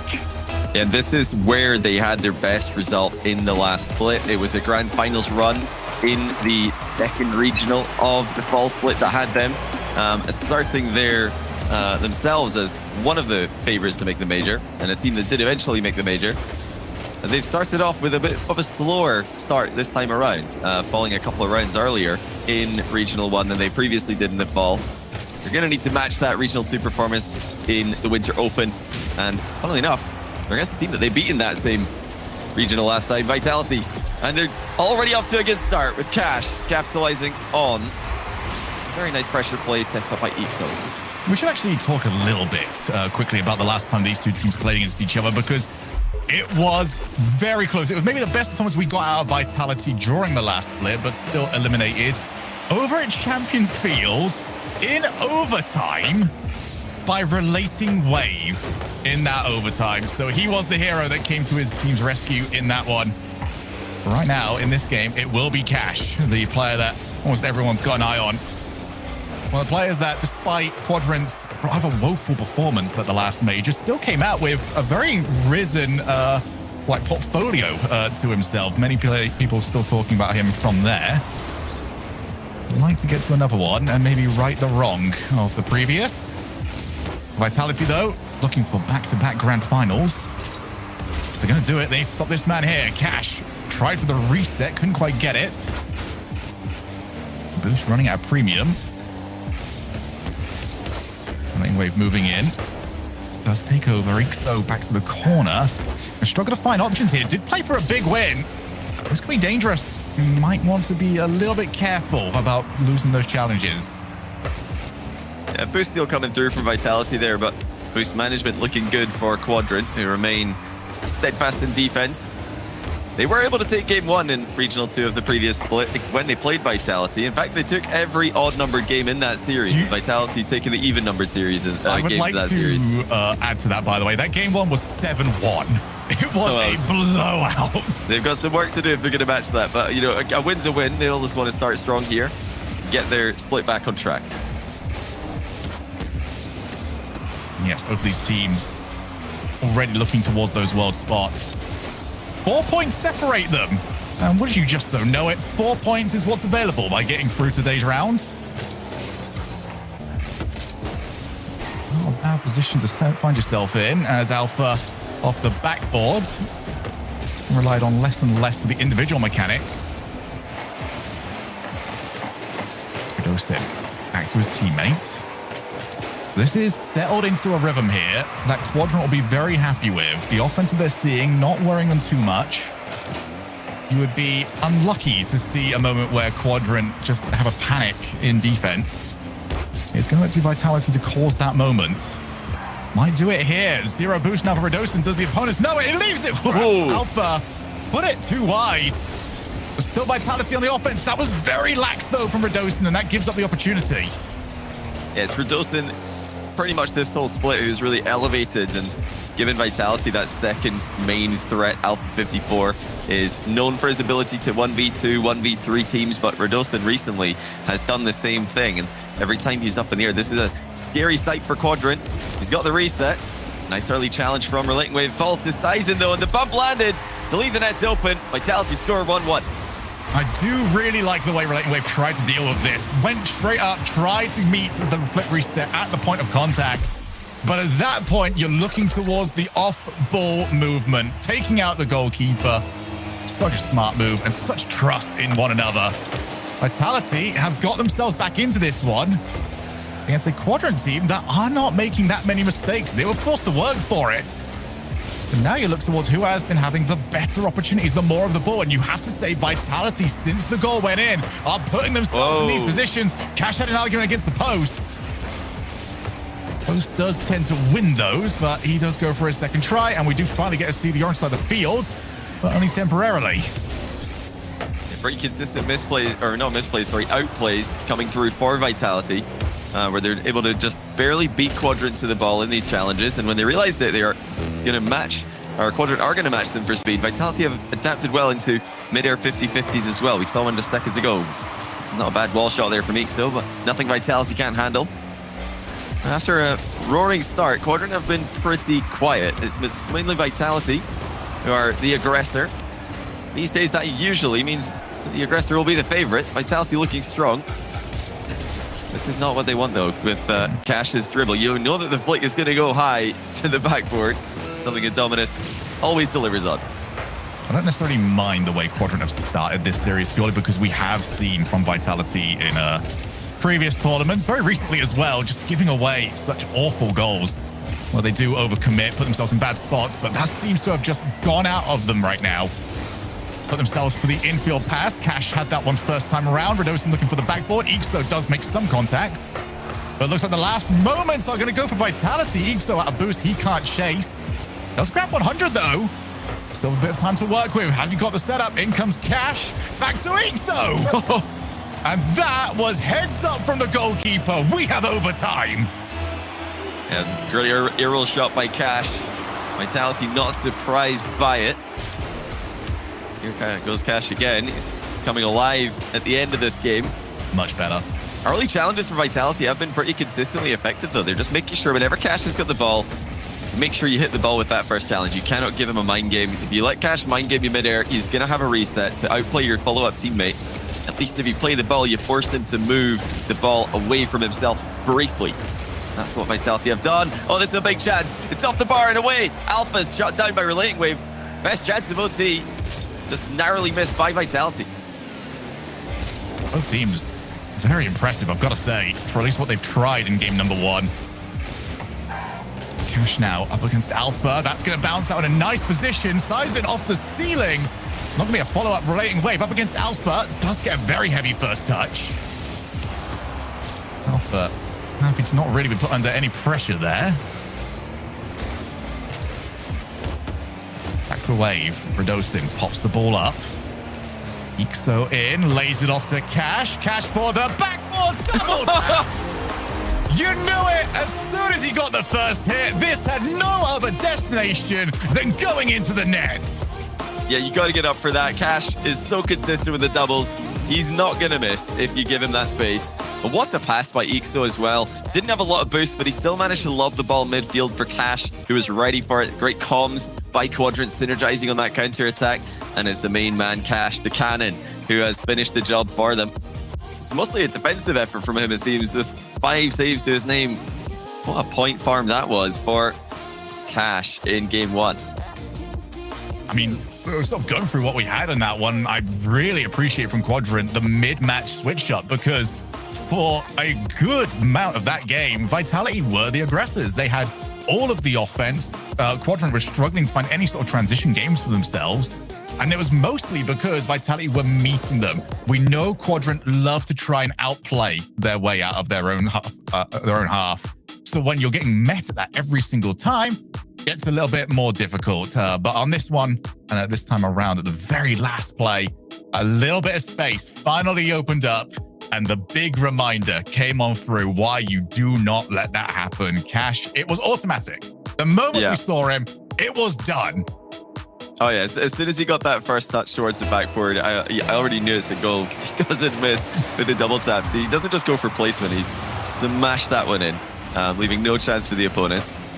You know, I think the biggest thing that Quadrant did in this game to survive and really to look quite comfortable, even though they're under a lot of pressure, was manage their boost exceptionally well. We saw so many boost steals from Vitality, but Quadrant did not end up boost starved all that often. You know, not completely boost starved at all, because they realized that was going to be happening to them, and they managed to just hold on to what little they do have. They're Relating Wave there, just playing with the 40 he's got. This is the key against a team like Vitality. You just got to survive. You've got to understand you're going to be under pressure. You're going to have moments where you don't have a lot of boost, and just resist the urge to feather that boost trigger, like many players do, to get little bursts of speed here and there, and then quickly realizing that all their boost is gone. Sizen wasn't able to quite catch Ixo for the bump. Here's Quadrant, the last remaining team from their group. Moist are out. Tundra were eliminated in the group stage themselves, and BDS eliminated in the round of 12. There we go. This is how you keep it going. Ixo just had to find the target. And those runaway demo attempts effective on both sides. Yeah, Ixo is trying, or he was on the receiving end of demos from Vitality there, dodged them, and has an opening on the breakaway as Quadrant connected their own demo. So both teams trying to demo the third man of their opponents at the same time. And that will, of course, often lead to a goal. Played there by Sizen. He's got Redustin upfield. Redustin with options. Decides to first time touch it middle for Alpha, and it's in. Well, it's a very quick response from Vitality. From Sizen to Redustin, and then to Alpha to finish it off. Cash was inside his own goal for a good 5 seconds there before that shot even came in. He was ready, he was prepared. He was not ready or prepared for something that well struck. So yet again, Quadrant take the lead. Yet again, Vitality get it back. What is the rest of game 2 going to have for us in this huge match? I can't afford to stop reiterating this, Johnny. This is huge for Quadrant Split. Oh, it almost is a must-win. Also, the fact they're up against Vitality, they can close the points gap that Vitality have built over them already. Into the fight. They can make this a 7-horse race or maybe a 6-horse race for 3 spots, 4 spots, depending on how well Oxygen do on their half of the bracket later on today. We're all just assuming Karmine Corp are making the final or making the semis at a bare minimum. But every other team, has to remain unsafe and unsure, especially with resurgent performances from Liquid, from Quadrant, and who knows who else. You always end up with quite a lot of teams at the end of the day competing for the last 2 or 3 major spots. Every EU split that's happened so far since the Open era began. Cash doesn't win the challenge. Still at a good spot now. Relating Wave moves on in. Can't find the demo. Happy just to displace where Sizen wanted to be. Now Alpha, is he going to go for the bump? No, Cash just dives away. Now back in. Narrowly misses the ball. Such an interesting game to see these off-ball demos. Everyone is hunting. Everyone's looking for that one moment that you can get caught flat-footed. I saw Garrett discussing this actually in your chat the other day, Johnny, about if there is a single moment that you stay still in this game, you're gone. You're instantly demoed. No time can you afford to not be in motion. Yeah, it's the most important method for avoiding them. Oh, hold that thought. Okay. It's in for Ixo. Well, they've created a goal with the threat of a demo. Relating Wave is rushing into position on the back wall. Redustin was trying to dodge the demo, forgot to play Relating Wave's touch. Relating Wave has passed it down brilliantly. It's all about the pressure for Quadrant. They have been clinical, and despite Vitality's overall outpaced strategy looking pretty effective, they just cannot stop these offensive surges that Quadrant are producing. We need to discuss very quickly as well the timing that Quadrant are doing this, because, oh, wait a minute, get to that in a second. Alpha looking for a shot. Ixo should have it covered, but we didn't quite know where the redirect might end up going. We have seen teams, especially last week, Johnny, where they would go for these demo plays and they would leave their own back player completely open for a 2v1 when it didn't end up working. Yeah. Quadrant have not been caught there, either through just the decision-making or the timing or the positioning. Something they are doing is not leaving them open to the counter. And that's exactly how Vitality were caught for their first goal, leaving one man in the back, just overcommitting slightly. And, you've got to do it at some point. It is the meta that we're always watching every time we watch high-level teams these days. What you'll often see, one player trying to make a play, trying to center the ball, another player going for a demo at the same time, and then the third man getting ready to move in. It's a full team offense that's required these days. And it's a full team offense from Quadrant today that has kept them more than in this and kept them in front. Cash had the you stole his own game, but no way. Why is this in? Well, that must have been the most criminal moment in terms of boost management for Quadrant. The late wave, he just drove too far. He had 100, but he didn't run back quickly enough. And here I am trying to compliment them for getting everybody involved in offense. Well, here, could have used maybe one defender. Could have used someone in the net. That's the reason why I try and keep my compliments to 2 sentences max. Gives me less time to maybe get caught out. Well, yet again, the game is incredibly close heading into the final few moments. Are we going to get ourselves a second overtime? Alpha doesn't put that one on net. To the backboard, Relating Wave. Time to work with. Cash is also waiting in the midfield. This is how he won the last game. Couldn't quite collect the ball quite as well, but Ixo easily wins. Whoa! Finishes it off himself. Ixo, trick hero, maybe game winner. Massive dunk, what a recovery, but it's all about the finish here.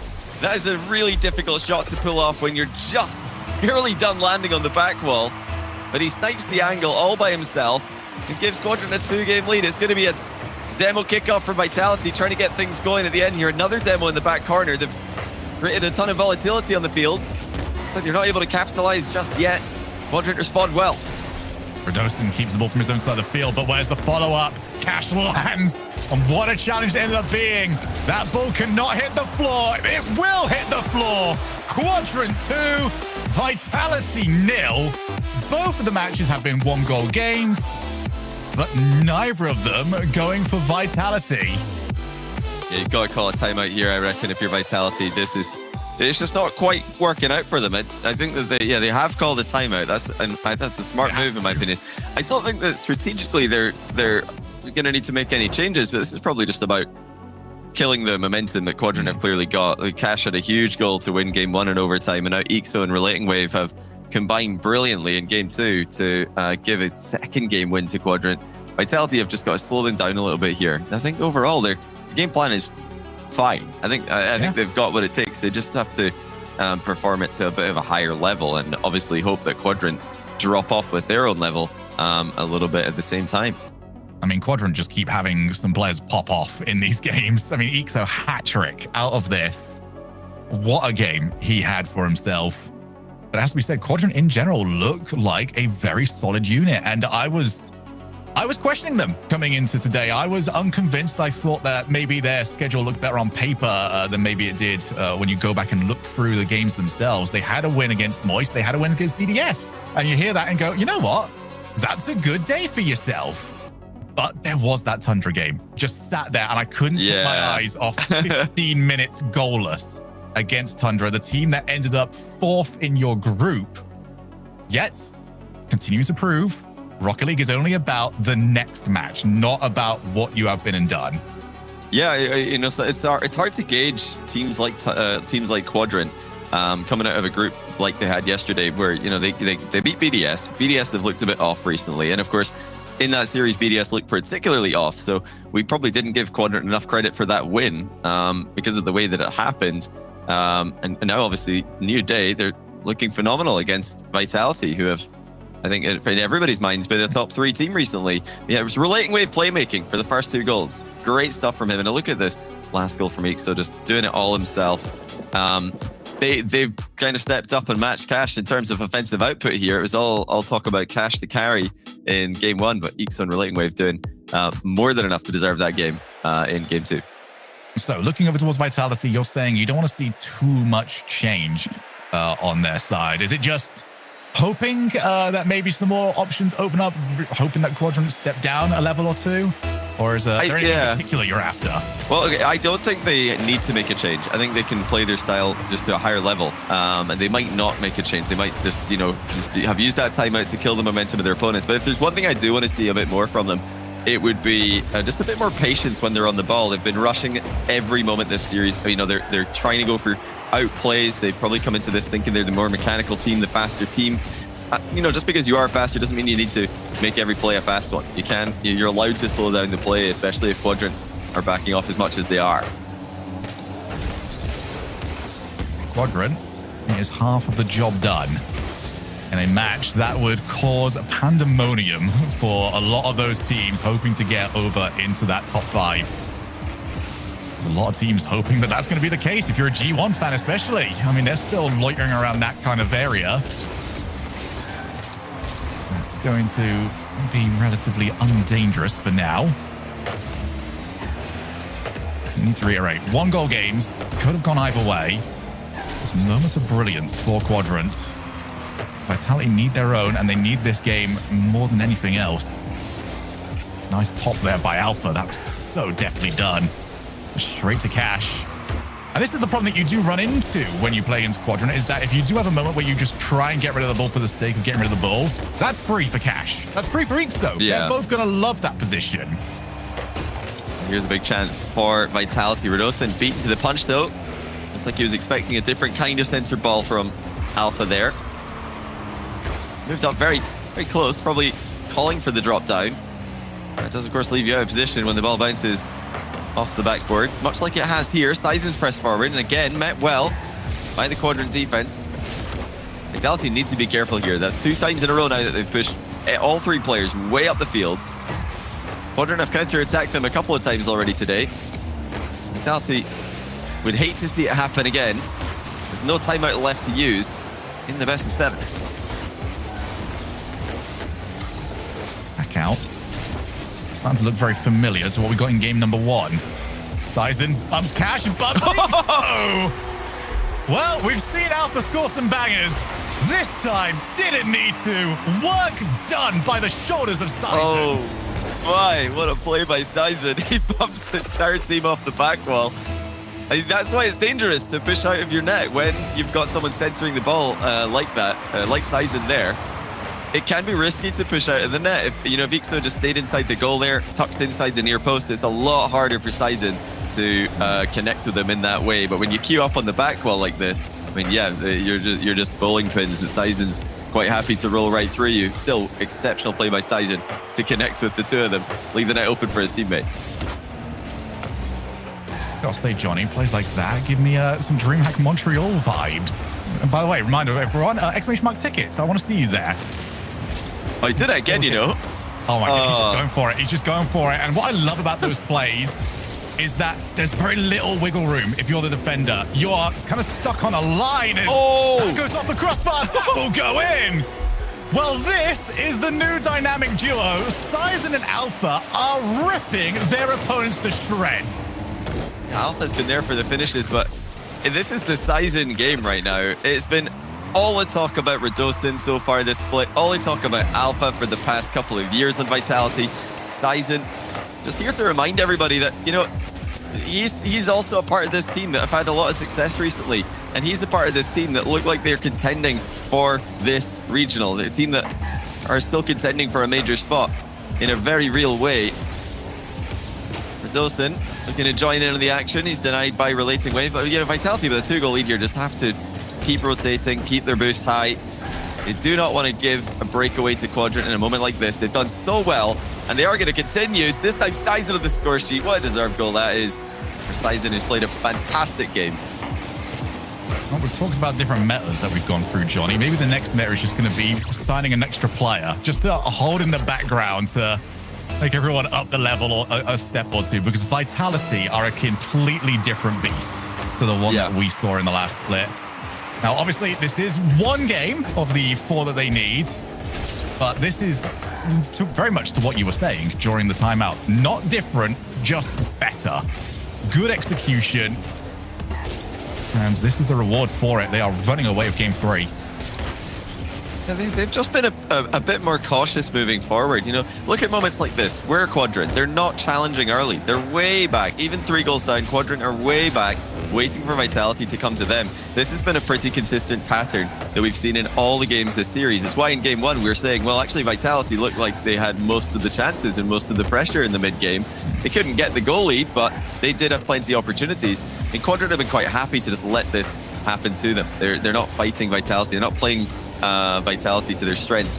They're trying to expose them when they overextend. Vitality now just taking it a little bit more slow with their second man.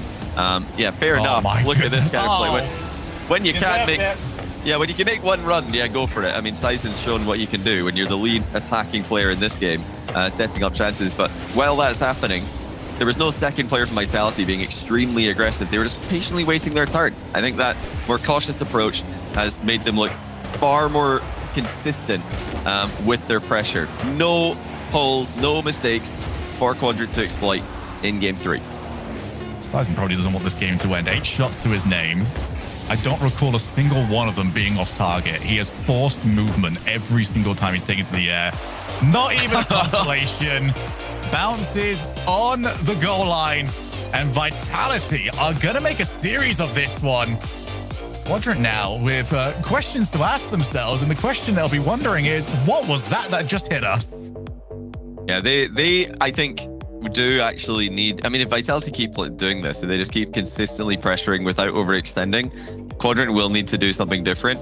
Even though Vitality were down 2-0, I think that they were the team who had the majority of the pressure, the majority of the possession. So I don't think you need to change your style. If you're already getting more chances than the opposition, then I think you're probably doing fine with your style. Quadrant, though, they are getting stuck in defense here. I'd like to see a little bit more of a fight for the midfield. If you're waiting all that time to defend your goal line, then it's just putting more distance between you and a counter-attack working. So I do want to see a little bit more life from them, a little bit more of a fight from the midfield, a little bit more aggression when they're off the ball. Also just they've got to hope that Sizen doesn't pop off like that again. Because we already know it. Redosan and Alpha have been playing out of their minds this split. If Sizen can perform like that, I think every team in Europe's got problems, not just Quadrant. And suddenly that call of Vitality being second best doesn't sound quite so bad from, I believe Cole said that during our pre-show. Yeah. Maybe he knows. Maybe he knows. What we do know for now is that we require our 4th game to see if we're going to see triple match point. As Redosan, I think, managed to fake out his own teammate by putting himself in that position. Now wiped out. This is actually a good spot for the Quadrant. That's a bit wasteful, though. But they still got it. It caused chaos. And Cash can finish it. Well, that is a bit of a fortunate play for Quadrant. Well done by Relating Wave to dunk on the goalkeeper and create the opportunity, but that was a straight-up double commit, and it's not a good double commit either, because really, that could have gone anywhere. That could easily be a Vitality counter-attack on the back of a different bounce. That's a fortunate play for Quadrant, in my opinion. They've capitalized well. They've reacted immediately to what happened. But, as far as double commits go, that's not a good one. There are good double commits, by the way, these days, in my opinion. But not when both of you are flying into the same angle past the ball in attack. Probably not what you want to be making. Not one that you would find in the Book of Greasy. Actually, no, I've seen Greasy play. No, that you would. One that you would find in the Book of Greasy. That's a perfect example of a Greasy double commit back in the day, I would say. But yeah, he's a prophet. When you're defensively double committing, you sometimes just get more coverage, and that's what you'll see a lot of teams at the top doing these days, especially Gen G in North America. Ton of defensive double commits, but with immediate recoveries and more coverage, why not? You're actually just giving yourself a better chance to cover more options. So Quadrant up by 1. They have looked reasonably comfortable in these sort of positions, just not a team that likes to chase the game. That being said, not many of these 1-goal leads have stood. Oh, go low, and that's going to be up to the first one who gets there. It's Alpha yet again. What a challenge. Just killed it dead on the line. Great strike by Redosan, and it was enough to cause Quadrant to panic. He just needed a bit of an earlier challenge there. No one went until it was too late. And the ball didn't bounce kindly for them this time. So, if they got a nice bounce in offense, I guess that's karma there, because this bounced very poorly for them off the back of that 50. Stayed in front of the net for Vitality to equalize. Fair enough. A clean reset. Can Redosan break the deadlock? No. Cash with a good read. Again, back into that pocket where Vitality are pressuring. Can Quadrant break out of this? And Vitality looks very happy to send everybody. Not all that worried about getting caught out. Not even really respecting the individual outplays there from Quadrant. As Redosan, what a setup! What? Oh, his second touch ruined it! Well, it looks amazing. Maybe it wasn't quite what his teammates were expecting either, and now the play is just dissolving. Vitality's still trying to put something together. They double commit in the corner. Oh! That one's not going to go in. Johnny boy, I have no idea what I'm looking at. I think Quadrant are quite lucky to get away with no goal being scored against them here again. This is bounced very favorably for them, but you make your own luck in Rocket League. There is no RNG in this game apart from where you spawn on kickoffs and where you spawn after you get demoed, and none of that's been happening. So this is still for all to play for here. I've got to say, someone on Vitality, Sizen and Alpha both jumped, assuming that Redosan was going to miss with his big solo play. If someone had just stayed grounded, it would have been the best pass of the whole weekend from Redosan there, because it was unbelievable. He outplayed everybody with his setup. It was open for his teammates. Unfortunately, they both assumed he's going to miss. I think it's fine for one of them to do that, cover the miss, but when you're both in the position, what are you? Come on, put some trust in Redosan. He's definitely got the mechanics, clearly, to hit that pass. Right, well, we're hitting the tail end now of this game. Infield to Redosan! Oh! Massive! Absolutely massive for Vitality.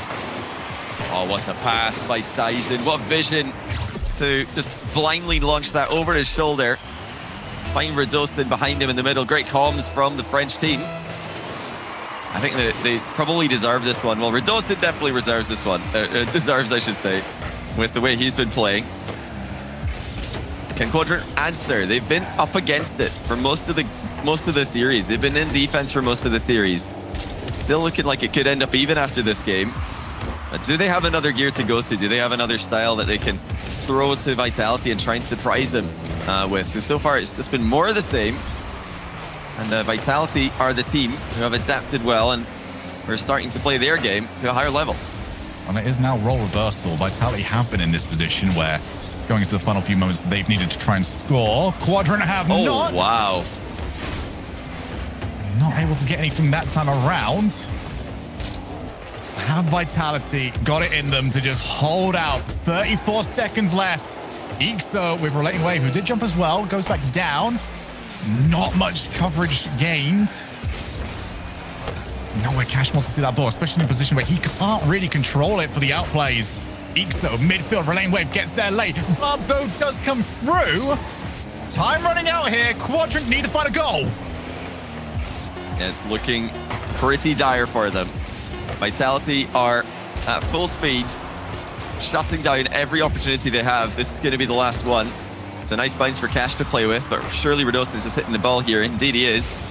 Hold on, middle it goes. It's a pre-jump save necessary. Alpha denying the final second opportunity, confirming the series tie. Vitality they got their pop off, and finally we see what happens when you sit back in defense and let Redostin come at you, let Sizen come at you, and make their big solo plays. It's not going to be fun. And yeah, timeout Quadrant has been called. I think that makes a lot of sense. It's what we expected in this situation. Do they have another game plan to go to? I think, early on I said it, I don't think Vitality need to change anything too drastically.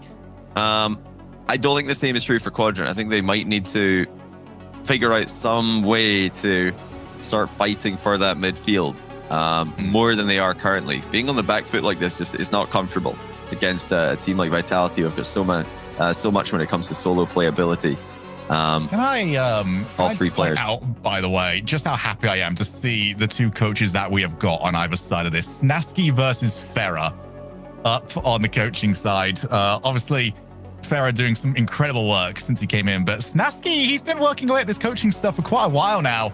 And you've seen the improvements that he's made. He's going to need some big calls now to get his team back on track here, Johnny. Yeah, and a bit of history, of course, between Snasky and Farah as well. They were, of course, teammates at Season 3 RLCS, finishing 4th place together on a team called Leftovers, which was appropriately named since no other teams wanted them. And their teammate Siki at the time, they just decided, well, nobody wants us, let's team up together. And they got 4th at the World Championship. Some legends of the Rocket League scene behind the current players that we're watching. It's all about Quadrant now. Can they find a more aggressive mode to go into? I really think that's the winning solution here. Just really fight for that midfield. Just go for it. Vitality are, I think, the more mechanical, more quick team, but you're not going to beat them at their game. You've got to go out and try and put them out of their comfort zone here.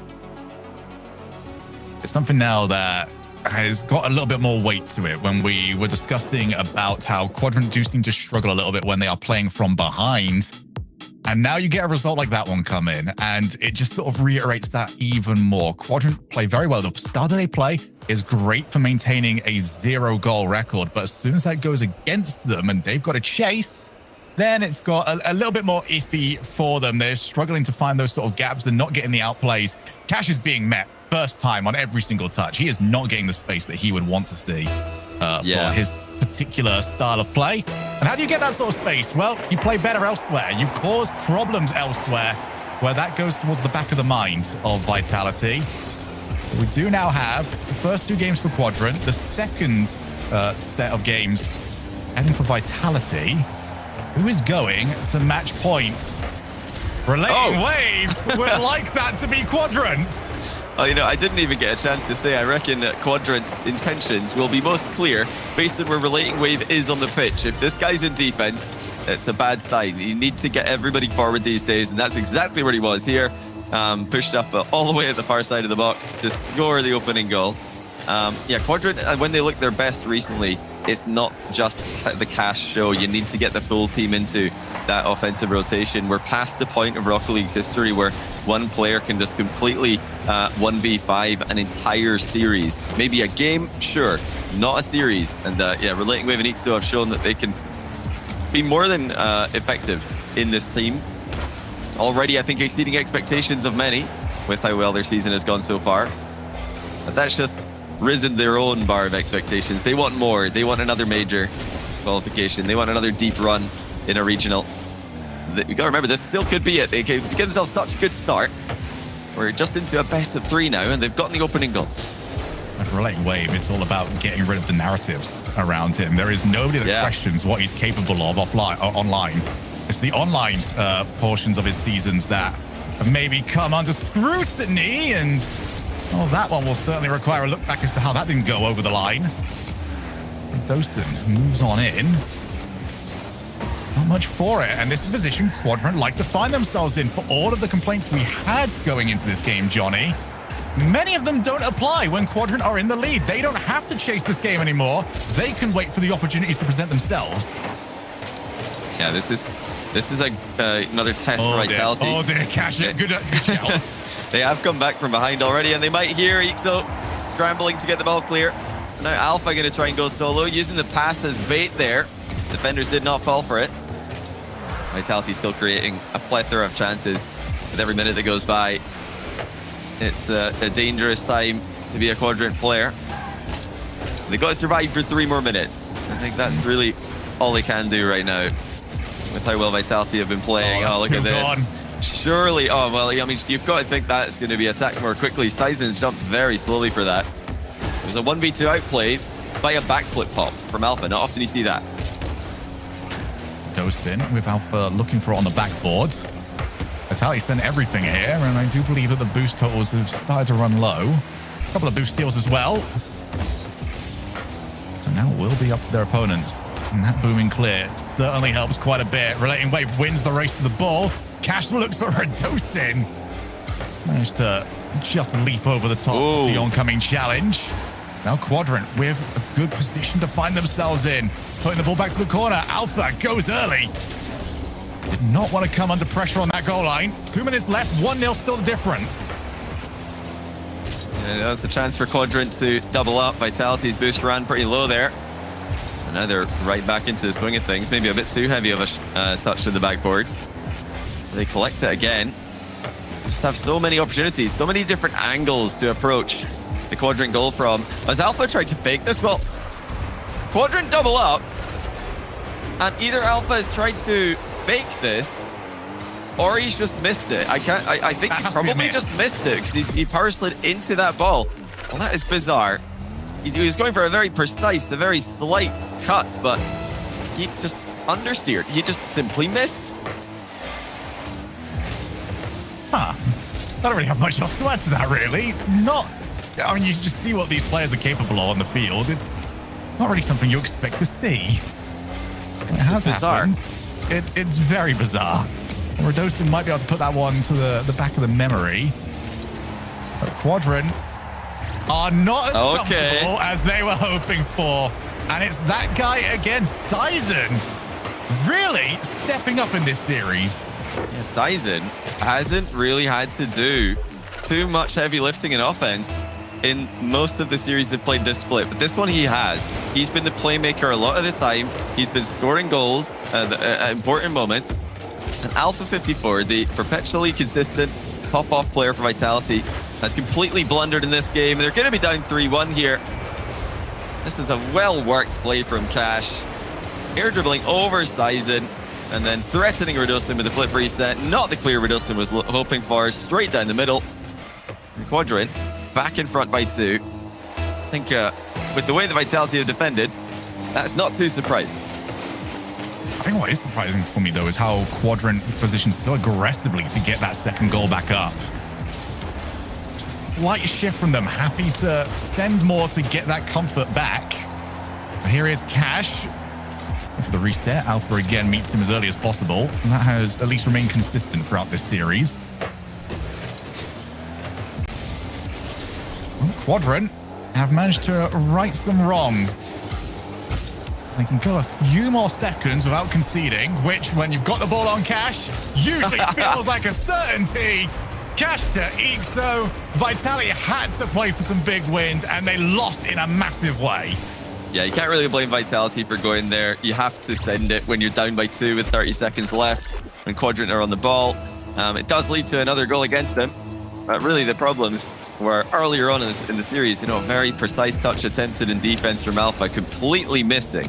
It's one of the problems with going for precision touches in defense. You know, if you're in attack and you miss that, it's fine. Sometimes it's just going to mind game the defense more than get you in trouble. But when you're the last man, you cannot afford to make that misplay. Looks like we will get one. Okay, now the fact that we go back to a kickoff at 2 goals makes this somewhat winnable. Vitality need to bring out a kickoff strat like they did on Forbidden Temple. If they can catch Quadrant with a demo kickoff, they've got a small chance of coming back here. But they are going to need to do something like that. I think fake kickoff is probably going to be too obvious. What are they going to go for? Oh, they try, but yeah, Ixo's too smart to fall for that. He hits it sideways intentionally. Didn't want to pass it straight to the goalkeeper. Credit to Vitality for trying something, but it's a bit obvious when you're 2 down with 13 seconds left, isn't it? So, double match point over for Quadrant. Smaski's words of wisdom coming in big. And after the timeout, they continue the legacy of the timeout buff. What do you think Smaski told him? Do you think he said, oh, it's fine, let's just keep playing our game and wait for Alpha to completely miss the ball in defense? Yeah, let's be honest, we know Smaski. He probably turned around and just went, yeah, Alpha's not very good at this. I genuinely believe that is something that Smaski would say. I think they did fight a bit more for that midfield like we were hoping. Starting off the game with a relating wave goal, it was the perfect opportunity for them to just settle the nerves and kill a bit of that Vitality momentum. Because you're going to need everybody. You can't just rely on Cash to be your midfield pressure. You need to do it as a team. Relating Wave and Ixo, the best games they've played so far have been the game we just saw and the game at Forbidden Temple, where they were aggressive. They were just pushing up, playing their part in the offensive rotation, trusting Cash to also be a pretty good defender as well. You know, he gets most of his praise for his offensive plays, but with how well he sits back as third man, I think it can be a confident thing for Relating Wave and Ixo to press on. Oh, look for the bump. Has left Cash by himself against Radosin. Cash dealt with that somewhat well, but maybe they just want the play to speed up. Realised that player advantage whilst they had it. A bit of a fight in the midfield, all the way to the side. Radosin chases. He's got Ixo to contend with. Nice to just see the ball over to his opponent. His first goal is going to be massive as we go off the backboard, and Cash gets there in time. Now Cash on the chase. Can he get a demo? Instead decides to leave it. He's going to steal some boost instead. Keeps the play up and running, and we are back and forth all over the place here, Johnny. We've got a lot of games where we've been stuck on one side of the field for a long period of time, and then we get the double punt away from the field. Now it's off the back, but wait a minute, it's all over the place. What a save! He still kept it out. Well, okay, this opening minute has been the way it has been. That is an unbelievable save from Radosin. He had to fly onto his own backboard after missing the initial touch, and then dove downwards to post pinch it across his own net and to safety. The fact that he managed to get that ball to bounce to a safe location is beyond belief. Keeping Vitality in the series, Radosin's defense completely steals the show. Well, hopefully these teams have now settled down a little bit. It doesn't seem that way. Alpha just fakes out going for the initial hit. Ixo to Relating Wave, and Tyson understood the danger he was under. Radosin to Alpha. Not that much power on that hit, though. Ixo doesn't control it as well as he should have done. And now Ixo and Cash have both got Relating Wave. Demoed. First one to it is Cash. He managed to recover just in time. Oh, dearie me. Whoever loses this is going to be very upset with themselves. There we are. This game is everywhere.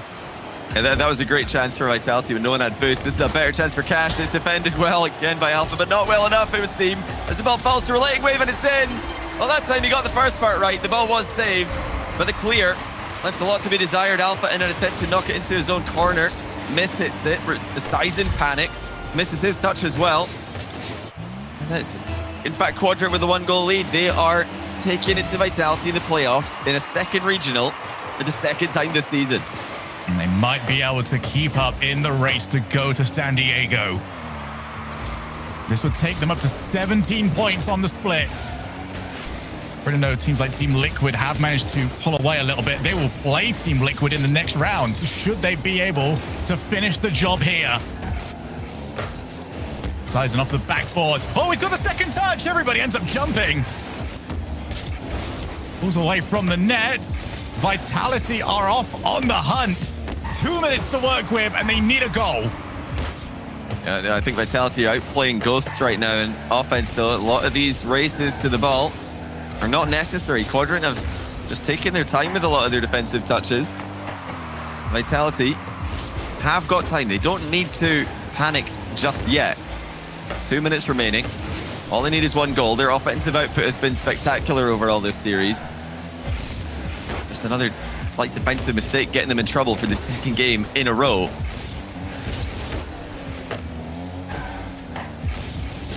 Oh, he's got Styles on the far side. Vitality for a lot of bumps, but they're missing every single one of them. That coupled with some other mistakes, you would not be shocked to see a 2-0 deficit. Another bump, Ixo easily recovers afterwards. Vitality will only need the one. Sizen moves in off the side. Cash, oh, he's just going to take his time. Come over, Radosin, if you dare. I'm going to pop that ball past you. That's even more time off the clock. Although Cash did kind of jump and achieve nothing on the second time around. 1 minute. Quadrant looking at another semi-final. Here's Radosin. Oh, my. Well, again, attempted precision touches from Vitality. Missed. And this time, luckily for them, it's in offense, so they're not going to immediately concede. They need a goal. That 2 minutes has become 45 seconds. Can Alpha54 redeem himself? He's had a bit of a howler the past 2 games, especially by his impeccable standards. We always just assume he's going to show up and do his thing. These 2 games are games he'd rather forget unless they can get a late game comeback here. Just 30 seconds now remaining. As Quadrant continue to advance towards that grand final, or semi-final, I should say. Alpha reset. Oh, what to go! Relating wave! Too strong, too solid, but they're still up against it. That's wasting the opportunity. The ball just loitering in positions that you cannot make anything happen. Vitality. Sizen flips it. Over to Radosin, who was on the wrong side of the ball. This is their last opportunity. Cannot let the ball hit the floor. Sizen back up. He's got Ixo to contend with. Oh, my. Ball's still alive, though. Well, boost is a premium for Quadrant, but this is such a tough position for Vitality, and it's another miss. I mean, an attempted pop into the midfield there, I think sums up how the last couple of games went for Alpha54. Vitality are out, and Quadrant advanced to the semis. Look how much it means to them. What a return to form from them. They just did enough, simply. Yeah, Cash just, I think, really summing up how they must feel. We do continue to write them off and underrate them, I think. So that must feel pretty good to get another big win against an in-form Vitality team.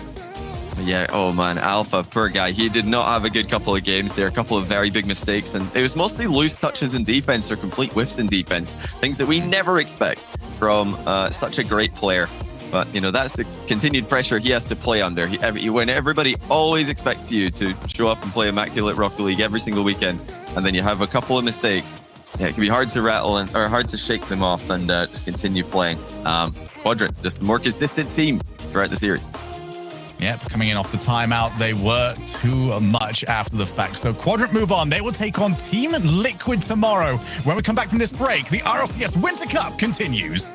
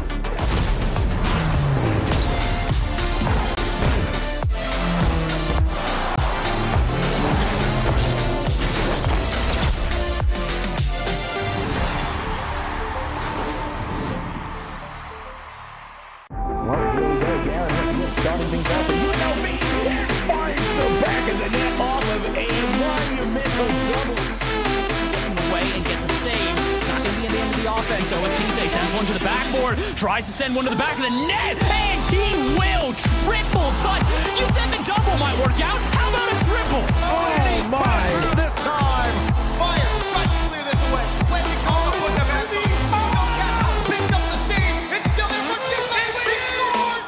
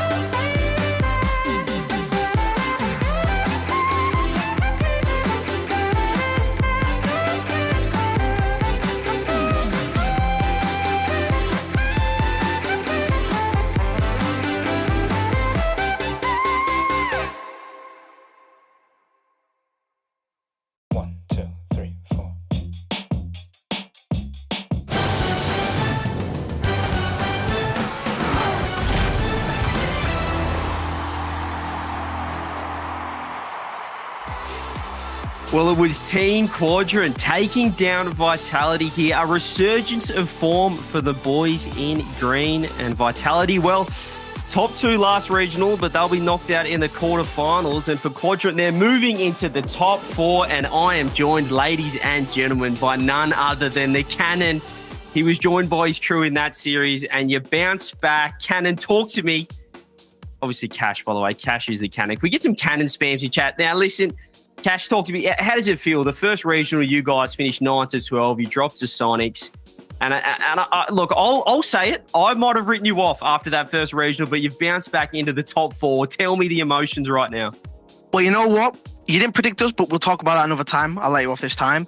But Regional 1 was just a really slow start from us. I mean, it's hard to, after you've come back from a break, we tried new play styles because obviously at the major we didn't perform how we wanted to, and it just wasn't clicking in Regional 1. So after the Regional 1, we worked hard, replay analysis, working with Snasky all the time, and we worked on a new play style, and clearly it's working.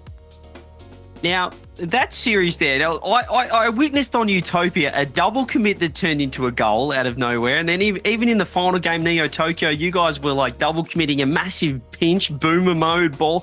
Is this just, was there a comm mishaps, or is it just you guys, I don't know, improvising on the spot and working it out? Sometimes it can be a comm mishap. Obviously, we still haven't perfected the playstyle we want to play, so there's obviously going to be, improvements to be made. That's why we're double committing so much.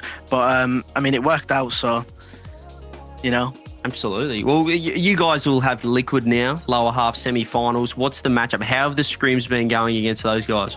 I'm not going to lie, I prefer to not speak about scrims. Liquid are the best scrim team in the world, so I'll leave it at that. They're very good. But I mean, I'm confident. We've just beat Vitality, who nearly beat Liquid anyway, so I'm sure we can beat Liquid too. And for yourself as well, I have to ask, look, the Dominus, it's been absolutely popping off. It's looking strong. The first touches are juicy. Hit a nice double tap as well. Tell me, why still you? Why only you on the Dominus? What's going on here? Why has no one cracked the secrets? I have no idea. I think everyone's just slacking on the Dominus. I mean, you saw me that series. I was mechanical, and everyone's just like, oh, Fennec this, Fennec that, 50-50, whatever. But, I'll just keep doing my thing in the Dominus and showing people why it's a good car. And just lastly, obviously, you're in the top 4 now. This has been a pretty good resurgence for this regional. Is your eyes sort of trying to qualify for the major, or is it still focusing on this regional right now? Oh yeah, we're never out with major contention to start with. We got a top 12 last split, and we still made the major. So, but my main priority now is winning the regional. I want to win a regional more than anything. Well, there you have it, ladies and gentlemen. Nick the Cannon, thank you so much for joining us, and all the best tomorrow. Thank you. Chiefs, is this why I'm so bad at I'm not on the Dominus? That's why I'm bad? It's hard. Like, the Dominus is a great car. It's just very hard to be consistent with. But Cash was absolutely cooking that series. Had the car control going all the way throughout. And let's not make any mistakes here. Team Vitality, they had a phenomenal press that whole series long. But you got to give a lot of credit. The defensive structure, the stability from Quadrant. You have a lot of speed in Cash and Ixo relating wave. All three of them able to play defense with fairly limited boost opportunities. And that's really what got them through this whole series. It was survive and execute on a couple of counterattacks, really nail the few opportunities that you get on target back the other way. So well done, Quadrant. You had to fight for it, but you got it done. James, I imagine that this isn't going to be the last time still that we're going to see Vitality. Of course, they drop out here in the quarterfinals, but I can't imagine that that they're going to let that get to them. Certainly not. I think Vitality's shown that they've bounced back from their woes that they were experiencing previously. And I mean, even in this series, they were in it. They had dropped those first 2 games, but they battled back. But there was that game 5 moment where Vitality just kind of fell apart. So, I mean, you saw the play with Alpha where he drove around the ball. They gave up a goal. And then at that point, it was like that. I felt like the series was gone. At least they laughed it off. But they did for sure. Bro, I just whiffed.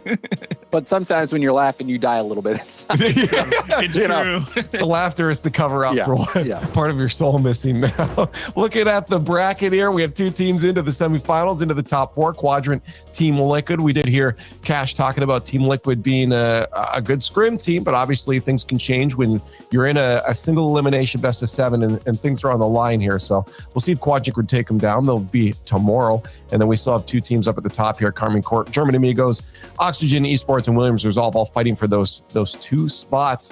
But looking at early on achieves into this bracket before we get into our next match here, are these the results scoreline wise you would have had if you had pre-made the bracket? The results I predicted. So yeah. I'm feeling you're good. All right, James. I honestly doubted Quadrant a little bit, and but my heart is with them because I'm such a big Lando Norris fan. I talked about it. Yeah, earlier, you did. Yeah.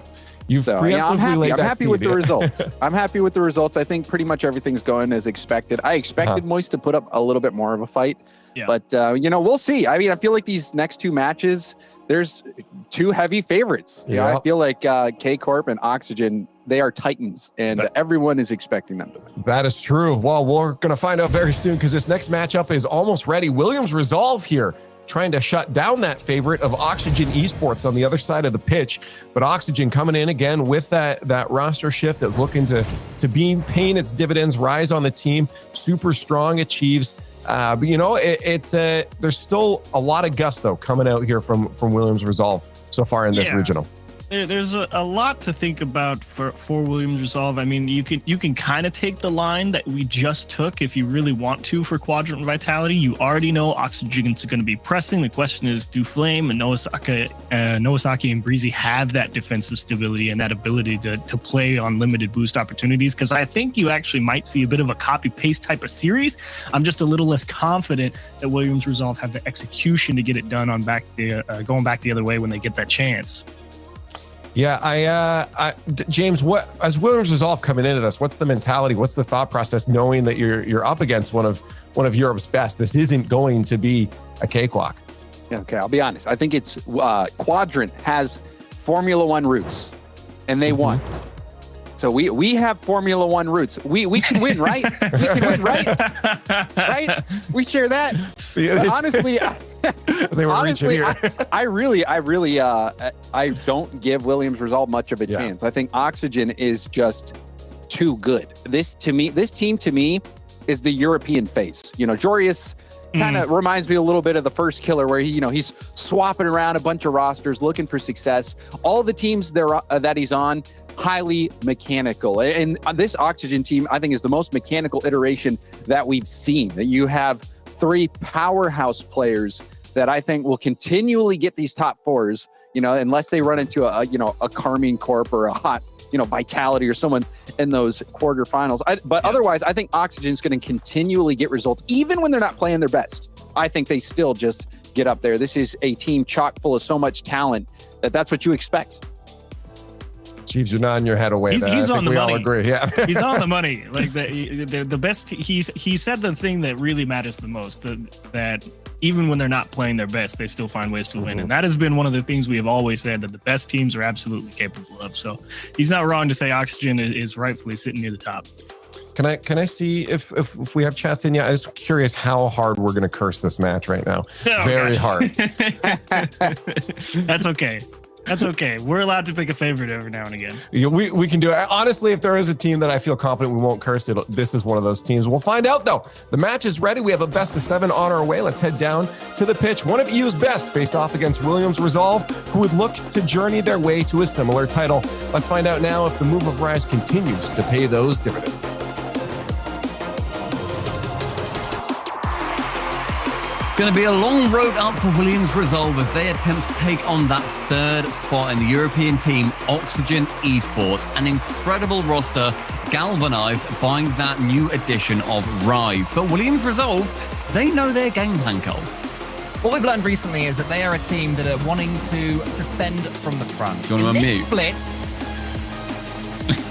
In this split, actually, funnily enough, the people could hear me. Only you couldn't, for once. Okay, I quite liked it, actually. Yeah, fair play. Yeah, I quite like that. Anyway, as I'm sure can attest to, I was saying brilliantly, Stumpy, that they are, this split, the team that have conceded the fewest goals against them are Williams Resolve. In this event, they're second in that very same stat. So they seem to have found a way to stop the best teams in the world scoring against them. It's defending from the front, but it's also that when they do get their chances, why they're so good. It's the player who's just trying to rotate in right now, Nowasaki. I know you've had your eye on him recently, mechanically speaking. Yesterday, when they were playing versus Liquid, where myself and Cole, we were up there doing the team streams, they were so fun to watch. They were quite terrifying, and Noah was, I think, pulling out a lot of mechanics where you'd see that typically on one of the very top flight European teams, or North American teams, of course. So I think there's more that we can be seeing from him in the future, but this Williams Resolve roster, alongside Breezy and Flame, they found a lot of secrets here. Noah with his mechanics and the team as a whole with their defense. But coming up against Oxygen, one of the best teams in Europe at the moment, top 3 right now, it's going to be a long battle. Top 3 right now, maybe based on Vitality's performance earlier, a clear number 2 are Oxygen. Perhaps it is time for me to maybe accept that one right there. But they're having to do some defending early on. Archie, this far post, just bundles that ball away. But Williams Resolve coming forward, and we're seeing the shape that made Team Liquid struggle against them so much yesterday in our sort of recent history. And now Oxygen are the ones experiencing that right now. I mean, they pushed Liquid to 5. That's so hard to do, considering them today we saw Liquid deliver the 3rd ever 4-0 sweep over Moist. Like, it's such a big challenge to try and take Liquid onto that 5th game, and yet Williams did it. They were the hardest team in Group C, other than Liquid, to beat. So, yeah, I fully expect this to be a decent series. They are against the odds, though. They know that. Oxygen know that they are the better team here, theoretically, as Jorias has been a man unleashed recently. Breezy closing down quickly, though, and now Flame can get it into the center. Rise just missing that one, or maybe leaving it for Archie, who comfortably takes it away. And I think we saw a really good sign for Williams Resolve just now. We saw Jorias launching one of his solo plays, and Breezy closed him down incredibly quickly. Yeah, trying to go for those quick shutdowns is, I think, going to be the key to try and get rid of any real challenge. Like, again, Breezy getting rid of Archie's attempt as fast as he can and trying to nip every attack in the bud. That could be, paramount to trying to shut down the Oxygen offense. As though Breezy passed across to Noah, intercepted by Archie, low on boost in that scenario, however, and Williams relying on 1 for the boost for a moment. Flame on the right-hand wing, challenging versus Archie, and Archie manages to muscle his way through too. They keep this going, Oxygen. It's a decent start for them. Decent start for Williams Resolve has turned into a bit more pressure right now for Oxygen.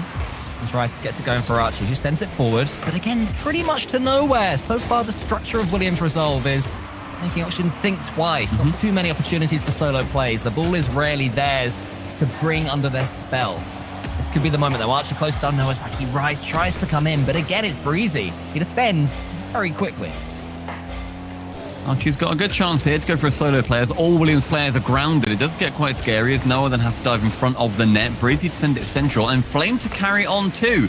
Passing out of defense being sent, that we're seeing Williams Resolve do quite fantastically, I feel. They're not just being bogged down with sending it long and then the ball just being given away and the possession returning back to Oxygen. So Noah, in that chance, moving across the net entirely, pinched off the crossbar by Archie.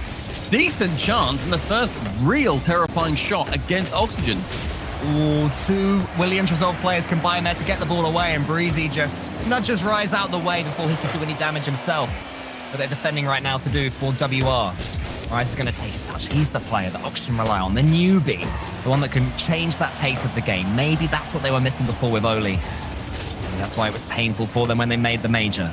Archie has a chance to shoot. Flame in there quick, nips it to the side, but it's more Oxygen pressure. Stumpy is starting to ramp up. It's starting to turn, and the boost going very much in favour of Oxygen here, as Archie then gets a chance to shoot. Doesn't go for that right-hand side that was more open. Wanted to put it above and awkward on those Williams Resolve defenders. And Jorias, with a nice touch too, allows the ball to pop out well towards Archie. Oxygen, the goal, glowing green. But once Flame and Breezy, who've been closing down OXG so quickly so far in this series, are looking a little bit flat-footed there. They just had to watch the ball go over their shoulders and into the net. So now we've got Williams Resolve with 45 seconds left to try and get back into game number 1. It's not been disastrous for them by any means. Been a close one between these two teams, which is certainly plenty to build upon. Breezy is beaten there by Jorias after being beaten by him earlier, or at least closed down. Resolve trying to get going. Breezy with the good touch. Fronts it out wide, wants to get this chase as well on Jorias. Does he get the pass? Well, maybe the stealth play. Archie nips in there. If Breezy had got the second touch, Stumpy, it could have been danger. Yeah, Breezy was really close to that touch as well. Just a cat's whisker away from being able to even up this game, I feel, because that shot would have been on target if he managed to get the perfect angle on it. But as that tries to fall down, Archie has to do a good job, wraps himself around the ball, gets it round both Flame and Breezy as we hit 0 seconds, Rise in the skies, but the floor is where he aims, pinches down, Oxygen. Game number 1, somewhat predictably going their way, but I would say 1-0 is a very good start for Williams Resolve. That is not by any means a bad defeat for them. That's as well as they could hope for, seeing it was also a late goal. In a best of 7, there's a lot of time to build upon what you've started right there if you are Williams Resolve. And The game plan worked. Everything made sense to them right there. It didn't seem inconceivable that they would score this first goal.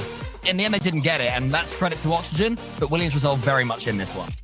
Yeah, for sure. And Oxygen, I feel, they tried to play somewhat more of a measured game in that one too. They weren't going too crazy. They knew they were going to get shut down. Whenever there was somebody up then to challenge them, typically Breezy, I felt, was challenging quite early. They were then just immediately transitioning. We go for the 50 instead. We don't try and go for something crazy.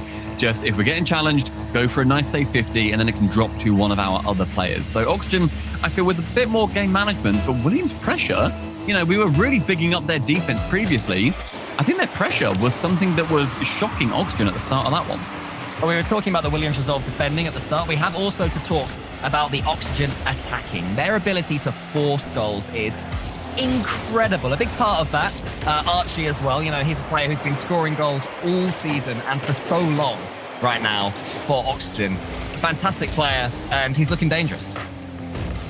In the middle as Noah then takes towards that back left corner, steals that boost out as well, wanting to prolong that attack as much as they can. Joris with 60, the flip reset, flings it high, saved off the goal line by Noah as he returns with that stolen boost. Noah again pinching towards that right side, and Jorias, he starts to turn this on. It's going to get terrifying. The interception nice and quick too. Archie pre-jumps it, goes low.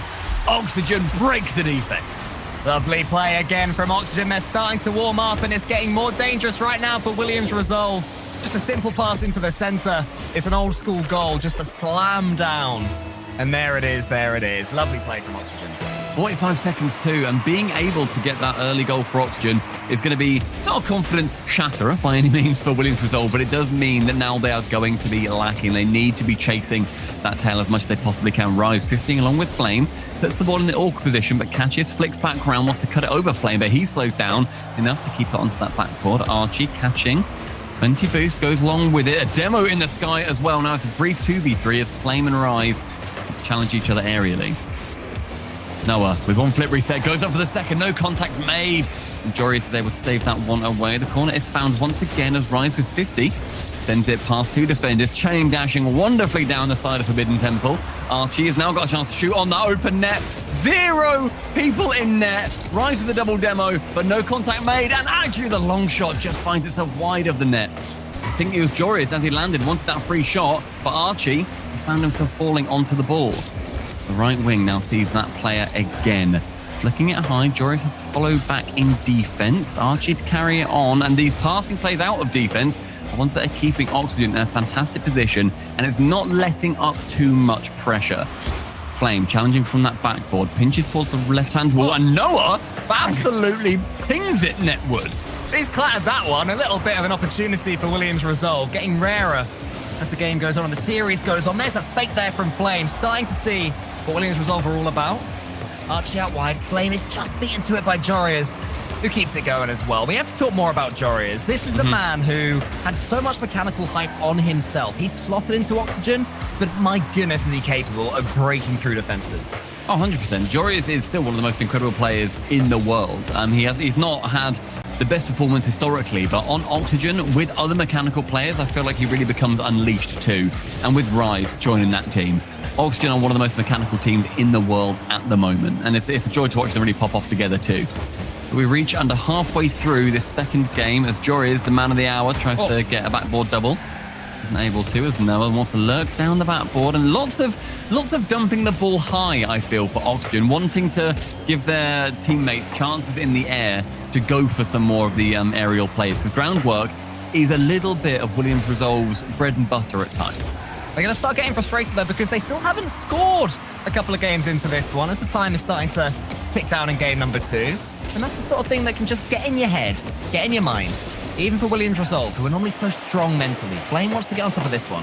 Jorias to the side. Rise sends it high to Jorias and cools them off it as well. So it's good to see Rise, who is still the newest player for them, cooling off his teammates. But I don't want to see those sort of misplays, not mechanically, team-wise and communications-wise from them too much.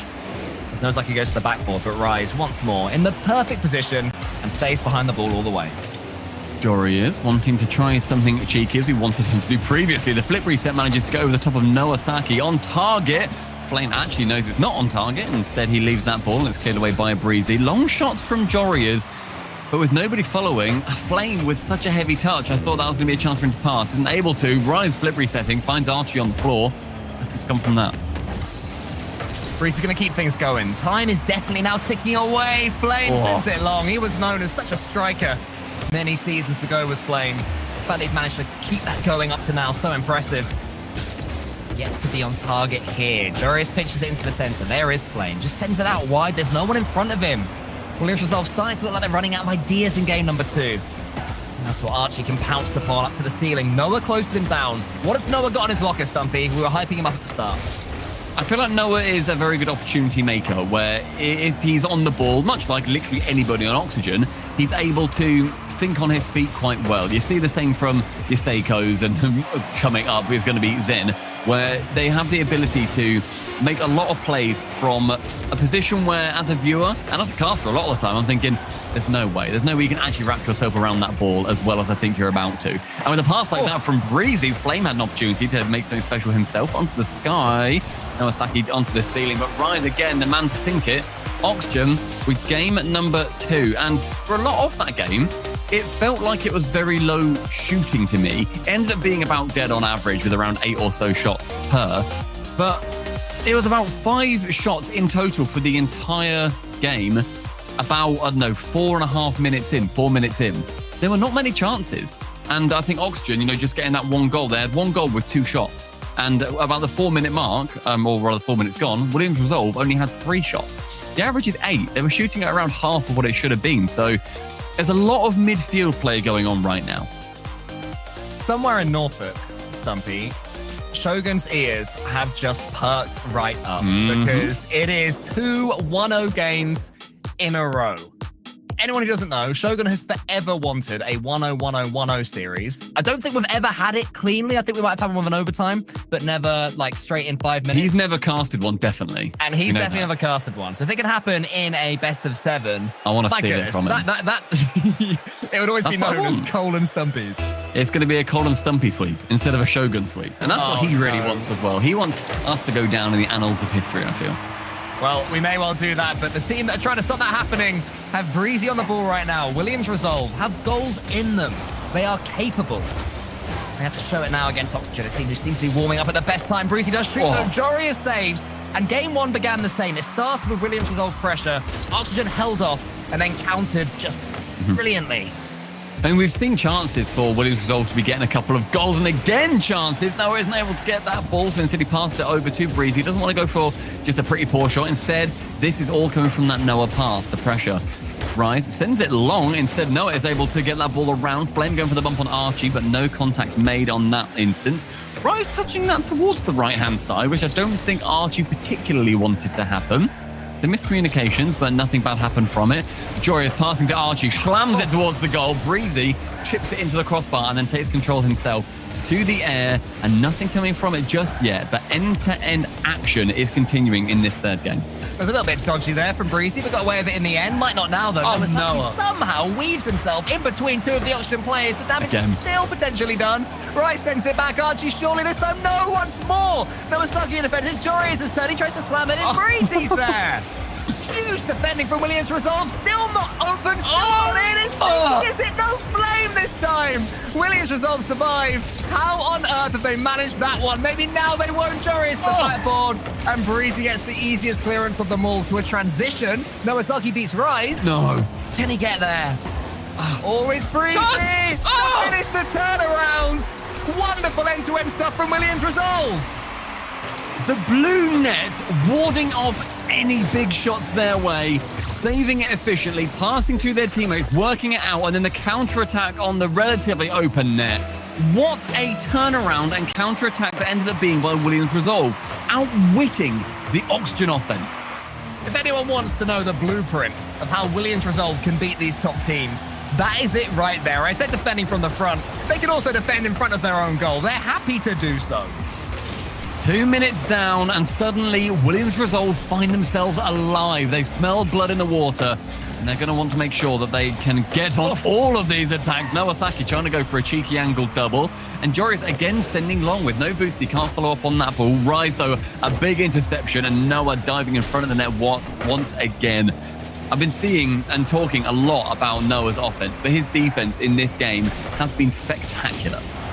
Williams Resolve starting to believe it now. They reached the round before the quarterfinals last time. This time they've already gone one further. Can they double that up, make those semis, and really put themselves into the major conversation? San Diego might have Williams Resolve's name ringing around its arena. They can keep pushing right now. Still so far to go to in this split and indeed in this series. And indeed in this game, especially with Rise on the ball. Archie's going to take out one of them. Joris is closing down Flame. Flame is just about enough, and that seems to be the way that Williams Resolve are living in this series. It's always just about enough for them. I mean, if they're going to be able to, you know, even if they lose here, they get 8 points, which is massive. The double touch not coming in for Breezy. Instead, he pinched it actually underneath him. Chance of Rise to shoot instead, intercepted again, yet by Noah Saki. If they can win this, though, they get 12 points. They get those 4 bonus points just for getting into that semi-finals. It's going to be big for their season, and if they're going to be able to, you know, push for all those majors, which would be a huge achievement for this team, then it has to be starting in this match against one of the hardest opponents in the entire region. Breezy just goes for a long booming ball over the top of Archie, who's not going to fall for that one. And tees it on a play for his Dutch teammate, Jorius.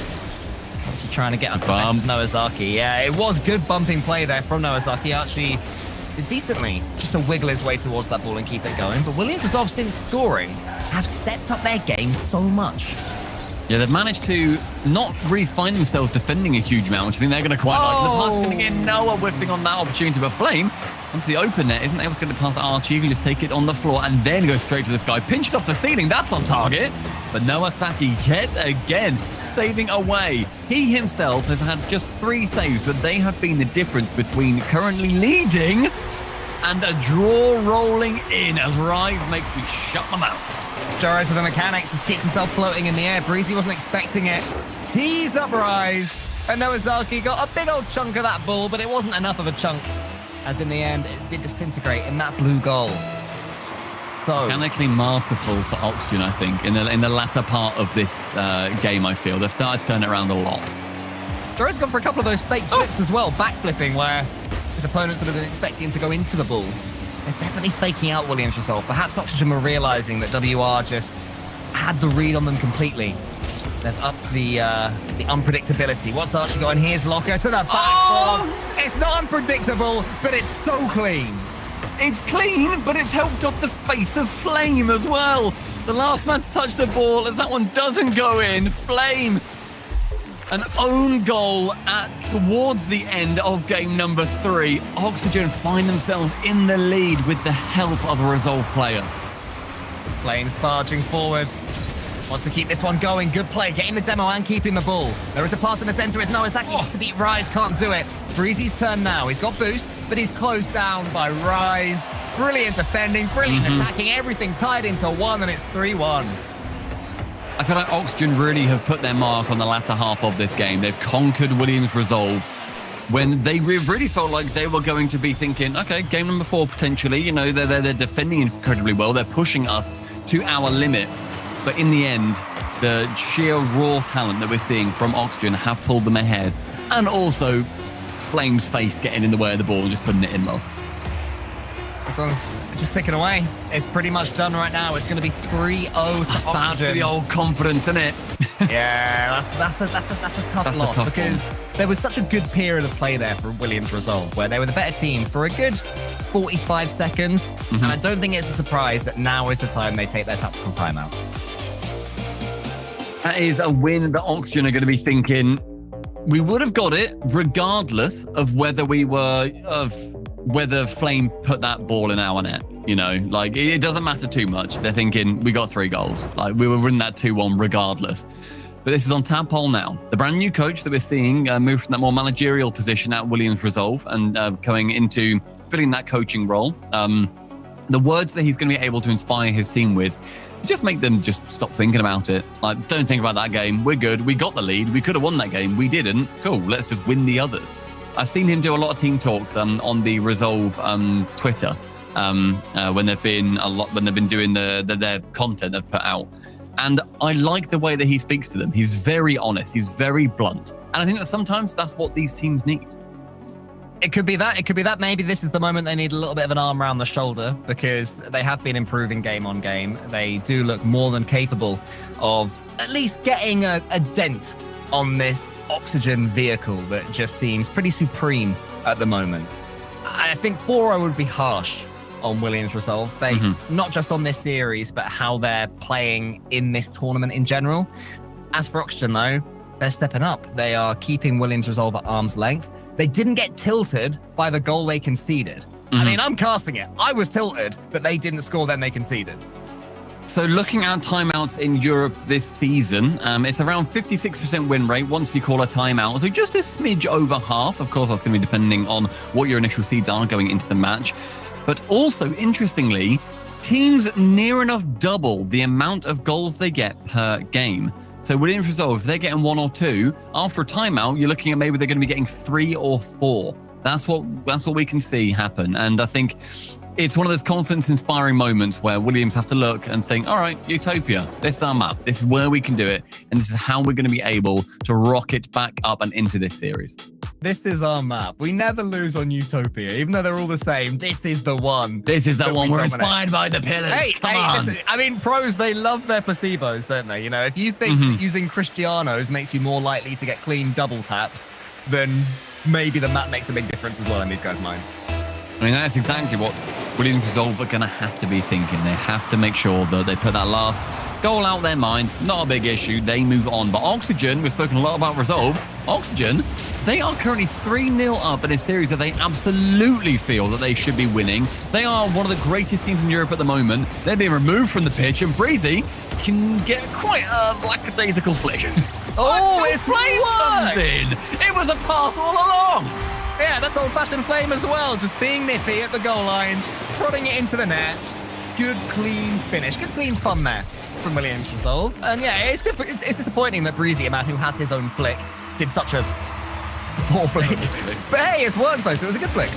Yep, that's all that matters. That's all that matters. And that's a really nice goal to be getting as well for Resolve. Thinking, cool, right, we're back in. All right, scrub that last game off, no worries. Oxygen starting to have to chase early on in this game. Archie putting it behind Flame, but Flame's able to contort his car to be able to tap that one away. Who's arriving there now? It's Jorius. The double tap is attempted, but Breezy closes it down. Can't quite complete his own double tap. And that's going to let the one bounce into the center. That was a chance, I think, from Archie. Maybe I couldn't see from my angle, but it looked like he had a clean hit and could have diverted that one into the net. Jory is nice and high onto that backboard. The acute angle cut down by Noah Saki. Archie just to shoot dead on target. Flame can get that good clear away. I think Oxygen are trying to challenge Resolve to do a bad clear. Just shoot normally, get a bad clear, and then we can just do cleanup duty. Like exactly what happened with Breezy and Flame earlier versus Archie. Hasn't happened just yet, though. Flame clears this one long. He's going to be there for Oxygen to keep it going. Sort of a control copy paste from earlier on, the attempt that Jorius had down that right wing. This time it was Rise. Well, it does come back. Jorius to the side. No, it's like he's coming in. Good little tap there into the corner, but Archie can just boom that one long. And Williams Resolve aren't quite following up. This is where you need a player like Flame to be reading those bounces off the backboard. Yeah, Flame taking on that poacher role, theoretically, where he's going to be able to just, go for one of those awkward touches, and Breezy challenging Archie in the corner, making him relinquish control of that ball. He doesn't need to touch it himself. He just has to get it away from the player. Archie to tap that one down. Doesn't fall exactly how he wants, but Rise can catch, Rise can fake, and Rise can just get tackled. And tackled again there by Nowazaki. Actually, Rise's touch, I think, added some pace onto that ball, kept it going, the slight pinch that was generated. Jorius to Archie potentially. Oxygen still trying to find each other. Still utilising their mechanics, not rushing things just yet. Maybe that'll change in the next couple of minutes or so. Breezy for now. Has some control. He has no boost though, so just gets it as far as he possibly can. Also reading this a little bit easily. I feel like Williams Resolve, if they do concede here, what they're going to regret is they didn't really push the matter when they were 1-0 up. Rise, seeing that net is completely open after the Archie challenge, is going to be very happy that he's not done an embarrassing open net miss. But Williams Resolve, committing so heavily down that right wing, has opened up their back line to punishment halfway through this game. And although they had that early goal, that second one is going to be a bit devastating for them. Nice idea from Nowazaki there with the floor pinch, but it didn't quite happen. And yeah, they were committing men forward before, but they weren't really playing particularly incisively. I didn't get the impression that they believed they could double their lead. Now they've got to do it all over again and redo what they did at the start of this game. Breezy's there, but it's closed down by Archie. Great defending. Now Flame's got a real problem in front of him. Jorius doesn't have the flick, though. The one too faster. He shot too early. Archie wasn't able to get the bump, sure, but then he just slowed down and try and go for another one. But Jorius, he flicks it too confidently. He just has to go for the 50 because Rise is also following up. That was literally a 3v1, and Flame has outmuscled all of them. Flame the god, the old school god, is the Englishman. Now he gets it to the side. Rise can't get there. Archie's coming in. Oh no, please! Breezy clears it, but it's still going in. Breezy again! Jorius is steaming in. Breezy stays behind the ball. And are we going to have a repeat of game 2? Will this turn into a chance for Williams' resolve? Here is Flame to finish what he started. But no, Ozaki isn't there. God, I'm really very happy for Flame that's not gone in. Because if hard. you get 2 in one series to lose the lead as well, yeah, you can't be doing that too often. But we approach the final minute, and Nowasaki down that left wing forces Rise to come into the air, bumped off the ball, and so Jorius, rather Archie can catch on that backboard. Breezy, though, with great control, has to lure Jorius in. Again, the ball just being relinquished from one. Flames his Schuber save from a diving Archie. That must have been the just pixels at the end of his hitbox. I thought he'd missed it, but somehow it cannoned off Archie and stayed out the net. Flame booms it. Archie's going to be there again. Another save to add to the stats. 547 points despite no goals. Can't quite reach that one, but Jorius does. Williams Resolve pushing forward. Lovely pass from Breezy to Flame. Oh my God. Save back Jorius. Nowazaki's turn. Gets it past Rise. Jukes. Who else, Stumpy, is there? It's Archie. They are assailing the orange net. There's no way that that can hold off if that carried on for any more time than it ended up doing so. Breezy to challenge again in the skies, shielding either end of this pitch. Archie drop back down. Jorius to shoot, but Noah bides his time and defends. Oxygen aren't the only ones that can make crazy saves. They might have to make another one now. It's arriving. It's just the ball's alone in the air. Flame to the center. Rise is all alone there. Jorius doesn't pass it to Archie. This could be the series right now. Nowasaki saves it. And no one else is following up. It's overtime. That is a devastatingly fast shot from Archie, and the dive across net from Noah to just trust to wait and then go for it. That is real composure. Overtime, this is to decide whether we continue in the series or Resolve call it quits in the quarters. Breezy's missed that one. Jorius is in here up against Flame, but his first touch is heavy. Rise's isn't. It's perfect. So precise. Nowasaki in front of him. No boost for Rise, but he does have the ability to 50 it and get the floor pinch. Oxygen have started the overtime better, Stumpy. They started it better. They're starting it by just trying to bombard that blue net as much as they possibly can. Now a left wing again, trying to find that ball far. Flame can just catch up on that one that Archie decides to give back. Dangerously drops in front of the orange net. Everyone held their breath. That was so ugly as far as Oxygen are concerned. A horrible few moments for them. Breezy has missed it. Nowasaki is actually trying to benefit now from a team bump from Oxygen. Flames there to the side. Who's behind him? Rise gets that one over the top of the goal. Good play again from Rise. Nowazaki's turn. Williams Resolve. Takes the pressure for them. No one misses it. Now Breezy's coming in. Is anyone going to be in the center for Williams Resolve? Again, not quite there. A little bit far back, that third man. And Oxygen can keep things going with a doink, a lovely doink, a skimmer. But it's just only as far as Breezy. Breezy just kissing the ceiling as he continues down the pitch. A shot on just above the target. No against challenge. That's all three committed though at Breezy. Fantastic positioning and composure. Zero boost, just knows keep the ball and we're going to be okay. But now Jorius has a chance here to pass to one. Nowasaki so pushing far up that pitch. No boost at all for Archie. He wave dashes his way to the ball to get it. And then Rice Flame. The ball's going over, but who's it going to be underneath? Nowasaki. So many times in this game, the ball has looked for all the world like someone's going to tap it in, but no one's been there to answer the call. A goal nearly fabricating out of nothingness. But Oxygen pinching goalward. Above the crossbar is going to be the saviour for Williams Resolve. Archie backflipping. Breezy, again I feel, just with zero boost, but wanting to be that man. Flame burns his to pass the ball to Jorius. Nowasaki high in the skies as Flame now catches on that left wing. Passes across to Breezy. Shoots the corner of a crossbar. Shuts them down. What an effort, but not quite to be yet again. The overtime lives on. Joris is actually beneath him. He has to just try and get this ball somewhere safe. I don't think there is anywhere safe. Not the way Williams Resolve are attacking. There's Flame. It's just such a loose touch, though. It's all he could do, unfortunately. Now it's Oxygen's turn. Archie doesn't catch it. He shoots it fast. Flame to the side. Joris needs to do something here. He gets it towards Rise. One tap to himself. The second touch, the shot. Save. The defending Stumpy is world-class this game. It's ridiculous. Both teams are doing as much as they possibly can to keep that snappy ball out of the net. I'm amazed that they're able to... We're currently 3 minutes into overtime. This could have ended at 10 seconds, 20 seconds, 30 seconds. There have been so many opportunities for it to be over for either team. Flame moving Archie from the pitch in that occasion. Jorius, with one flip reset, keeps the ball past it. Central Rise able to intercept the possession continues for Oxygen, but shut down by Noah yet again. Ooh, Nowazaki was so close to Flame. The ball miscommunication. There was a miscommunication there. Rise as Archie in the center. He goes in. A quick shot. Flame hangs from the ceiling, swats it away. And Jorius can't do anything with this first touch. You're right about this overtime as well, Stumpy. Some of them that last this long can be a little bit passive, a little bit dull. This is nothing of the sort. It's enthralling from 1 second to the next. Archie misses. And Rise can slow it down. And we've had 14 shots apiece, 28 in total this game. It has been a full assault on either side of the pitch. Utopia has seen gladiators battle yet again. Archie into the center. Flame has some trouble here. Rise again with the early shot. He's tried that a couple of times. I do want to see him double tap it, though. There's so much space above that Williams Resolve goal that he's not using. One more chance for Rise, maybe. No, he just has to let Breezy take his shot. It was cheeky, but Nowazaki can't quite get there.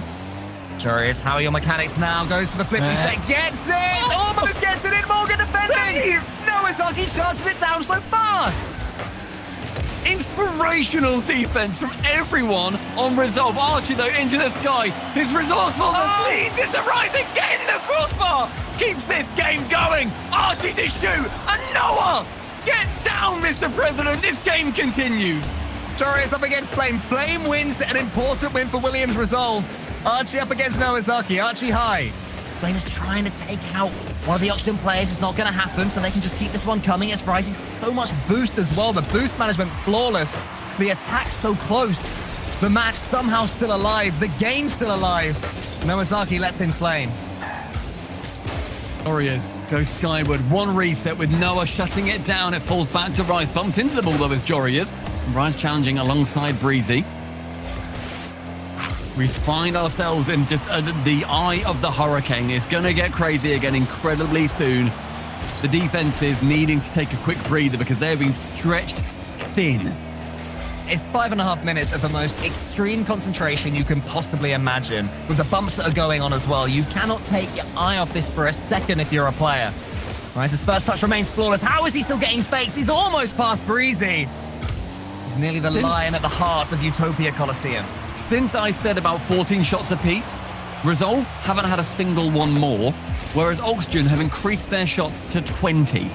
Their average is 8.38. They've had nearly triple the amount of shots they typically would in a game. I've aged about 4 years in this match alone. My hair is receding, would you believe? Would you believe? I can't imagine such a thing. Exactly, mate, exactly. It's crazy scenes right now. Archie is coming in, can't quite get it. Oh, Breezy. Breezy dribble in and drab in. Nowazaki is there. There's a miss from Jorius. It falls to Archie. It's definitely slowed down a bit, but almost makes it more nerve-wracking. Rise wanting to pass it towards Archie, waiting on that right-hand side of the pitch. The ball does find him, but Rise is going to be giving his life for that opportunity. Flame up for the double touch. Touched away by Jorius. Could have been devastating, but Rise was back.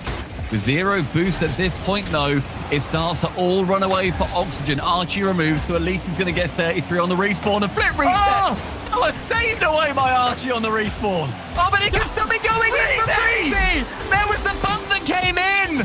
The whole world slowed down. Everybody watched Breezy strike. It was Flame's bump. There was another one on the goal line. Archie, for once, couldn't get there. Williams Resolve survive. 36 shots in a single game of Rocket League. The defense, the offense, everything in that match was on the line, and Williams Resolve find themselves walking out bloody battered and victorious. until literally the next game. It's now 3-1 in favor of Oxygen, and Resolve have got to hope they've not burned themselves out. When you step in the Coliseum, you have to be ready for a fight. You have to be ready for unexpected weapons to be thrown at you from every single direction. And all 6 of these players in that game absolutely were. I just want to take a second to appreciate that game of Rocket League, Stumpy. That is a great advert for why we're all here, why we love watching the RLCS, and why it's all so good to watch. I love it. I'm kidding you, man. They're the kind of ones that are just, you're excited to look back and see what the minutiae in that game were, what the difference makers were, because that just looked like 2 heavyweights taking chunks out of each other and seeing who the first to fall is. And if there's one map that's going to be giving us the theme for seeing who goes home and whether Oxygen can burn Resolve out, it is Wasteland. Game number 5 is where they continue their push. Out of the frying pan that is the Coliseum and into the fire of this wasteland to see if Williams Resolve can stay alive and go even further in this tournament. Oxygen themselves battling for their 2nd semi-finals in a row. They will still be wounded from the last regional, Stumpy. Losing that Game 7 overtime to Vitality in the semis, that's not what they're about. That's not what they're here for. Anything less than victory for them is failure. And that goes without saying in this series too. I mean, they've been making sure that they don't fall down in the semi-finals again. They'll be looking at Resolve as a team that, yes, obviously we can beat them. Like, yeah, okay, they had a decent group battle, but like, yeah, they beat Vitality, and Vitality weren't as good as when they beat us. This is very winnable for Oxygen, but it is utterly inspiring for Resolve as Jorius tries to go for something just revolting. This series as well, it seemed for a couple of games now that something a little bit special was brewing, and I feel like players do get that sense. They get the sense, oh, this one's going to go to 7, oh, this one's going to be tough. One of our opponents is going to step up right now. It seems like a battle. So I think that any thoughts of Oxygen underestimating Williams Resolve? No more, especially not after that last game. The attack continuing from that previous game as Resolve are pushing on the orange side of our pitch. Rise gets demoed out of the way, Flame up for the double, but nothing there until Breezy opens the scoring for Williams Resolve. The momentum remains such a defining factor in Rocket League. Flame there calls out a miss from Jorius, and Breezy has, I think, a shot that he can't believe how simple it is in a series like this.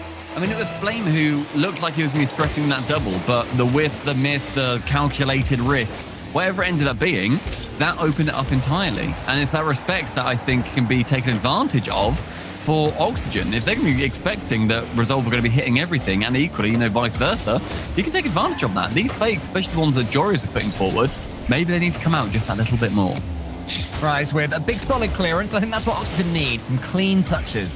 That's good from Archie as well, beating Noah to the ball. Jorius is coming in. He tries for the instant shot. It's going to wiggle his way in, is it, via Archie? Yes, it is. That post bounce going perfectly for young Archibald. That bounces right into his path. Shot wide by Jorius, but into the position that he needed to be in. And Archie then finding the opposite side of the net. The equalizer for Oxygen is going to be giving them breath. Is Archie short for Archibald in general? I have literally no idea. Oh, respect. I just sort of said it, yeah. I liked it. We'll do a little bit of searching after. Rice is searching for another goal. Almost getting it. Breezy flashes in from the side to get the save. Opportunities starting again to apparate for Oxygen. 2 minutes have gone. 2 goals have gone in. Who's going to be getting that third? It could be young Flammable right there who has the ball. Breezy charges him down, and there he is now. 100 boost to his name. Off the ceiling with him. Jorius.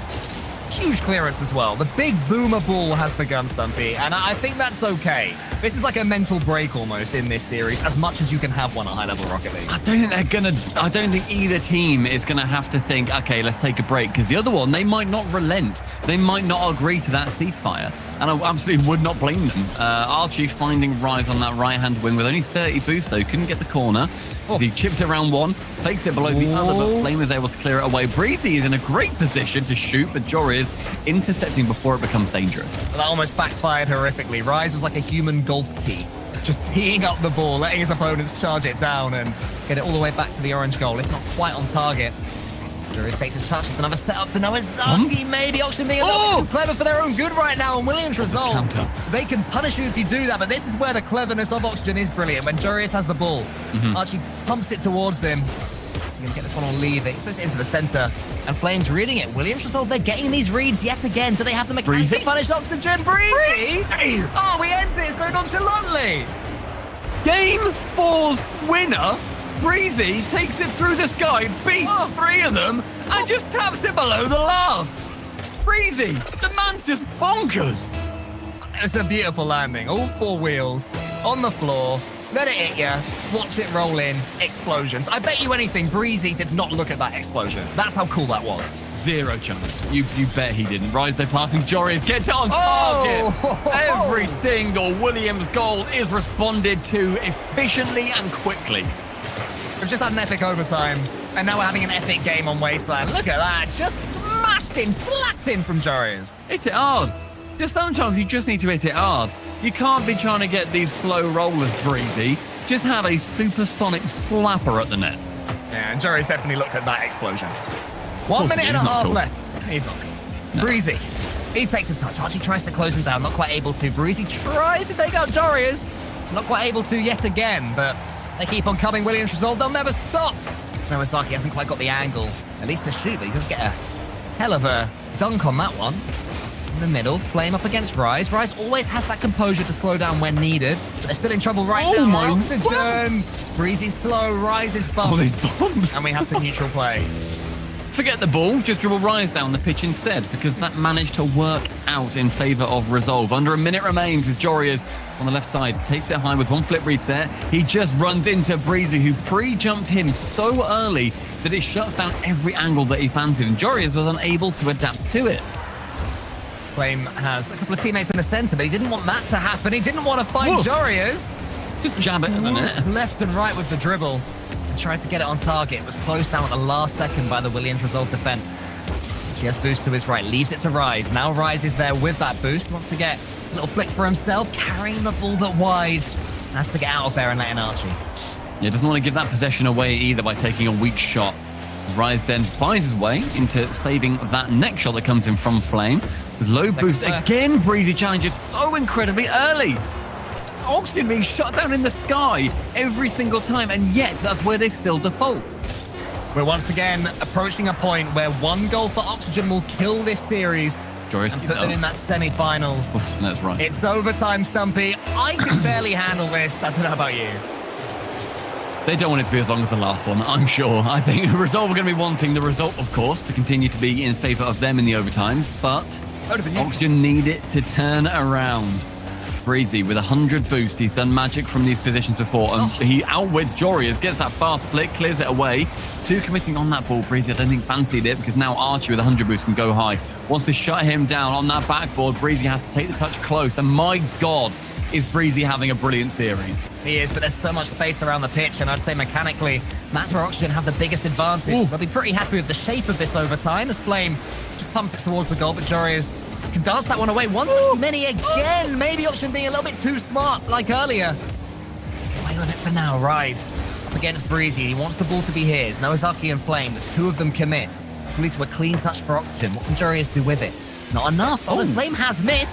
Some of the nerves, some of the exhaustion starting to set in. Not for Jorius, though. But Breezy stands up straight. But Jorius hesitated. He went to, I think, half fake it, and then he went back in for the shot, whereas he should have just committed to one or the other. That then allowed Breezy time to come in and challenge the ball. Those 0.1 seconds decide goals. Noazaki has a pass into the center to Archie. The last thing he wanted to do. Rise can kill it. It's met by Breezy. Breezy, a huge save. Sending the ball high. What the last couple of minutes that man has had. Who's going to get this boost? It's Archie and the ball as well. Breezy called into action yet again. So important right now for Williams Resolve. The MVP in this game as far as they're concerned. Archie the MVP of the series if that one goes in. It's just wide. Williams Resolve terrifyingly stay alive. And Oxygen are sitting on their fabled 14 shots at the moment. Just again, whereas it's not quite as impressive for Williams, sitting only on 6. The pressure for Oxygen has been immense. Williams Resolve, who knows how these overtimes go. Maybe they will catch up to Oxygen's impressive shot count. But not if they keep losing the demo battle. Right, that Flame up incredibly early again. 3 jumps from everybody on Williams Resolve. They're sitting there knowing, reading the books. They've read the Encyclopedia of Oxygen. They know where these shots are going. Oh, blame it, man! How has he read that?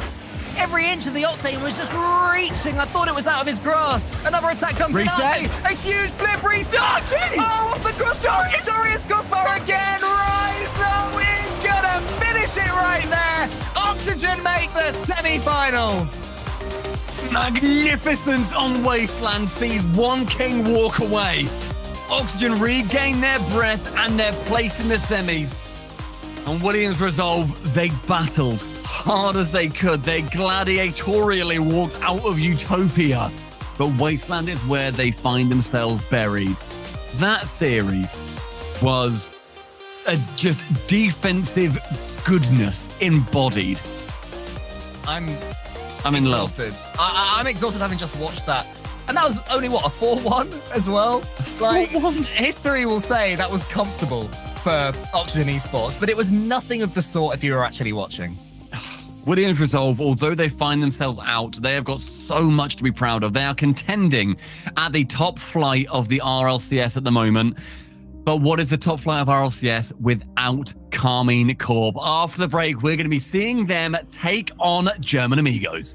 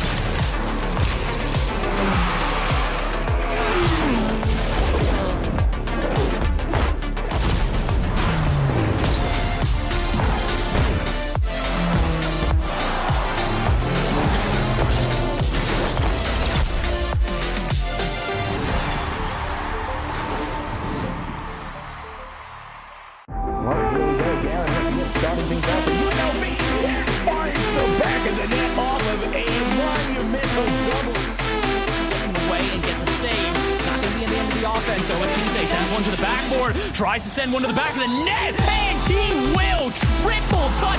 You said the double might work out. How about a triple? Oh my! This time, fire! Try to clear this away. Landing on the foot of Anthony. No count. Picks up the steam. It's still there for Jimmy. He scored!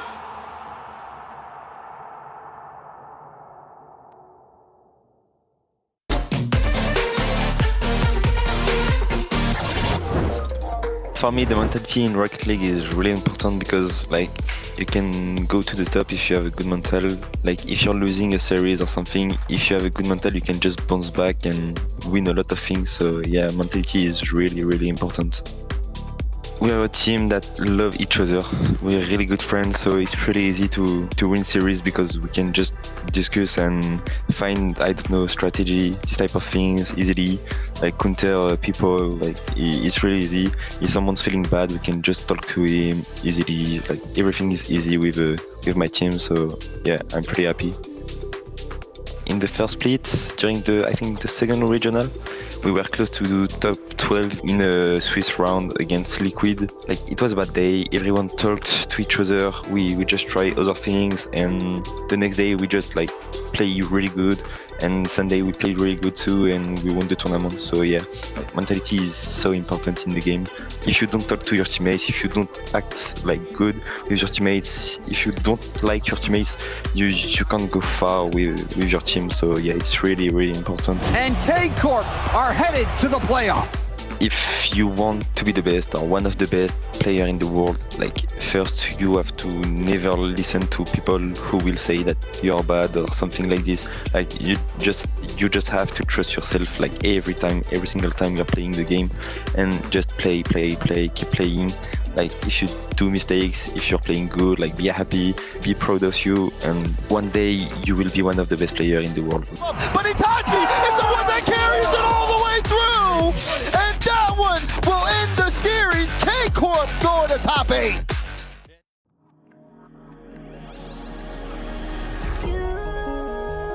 You wanna know my feelings every time I look in your eyes, baby. I can feel your energy, it's making me realize everything we've been through makes us strong enough. You and I, everything we've been through makes us strong enough. You and I, you and I.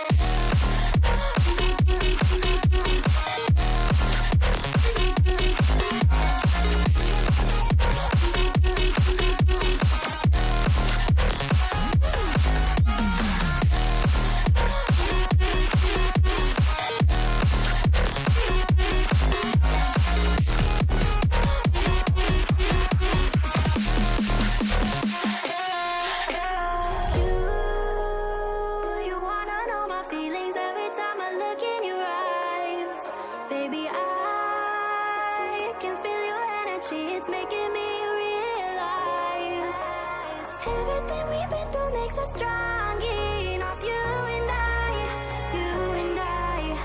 everything we've been through makes us strong enough. You and I, you and I.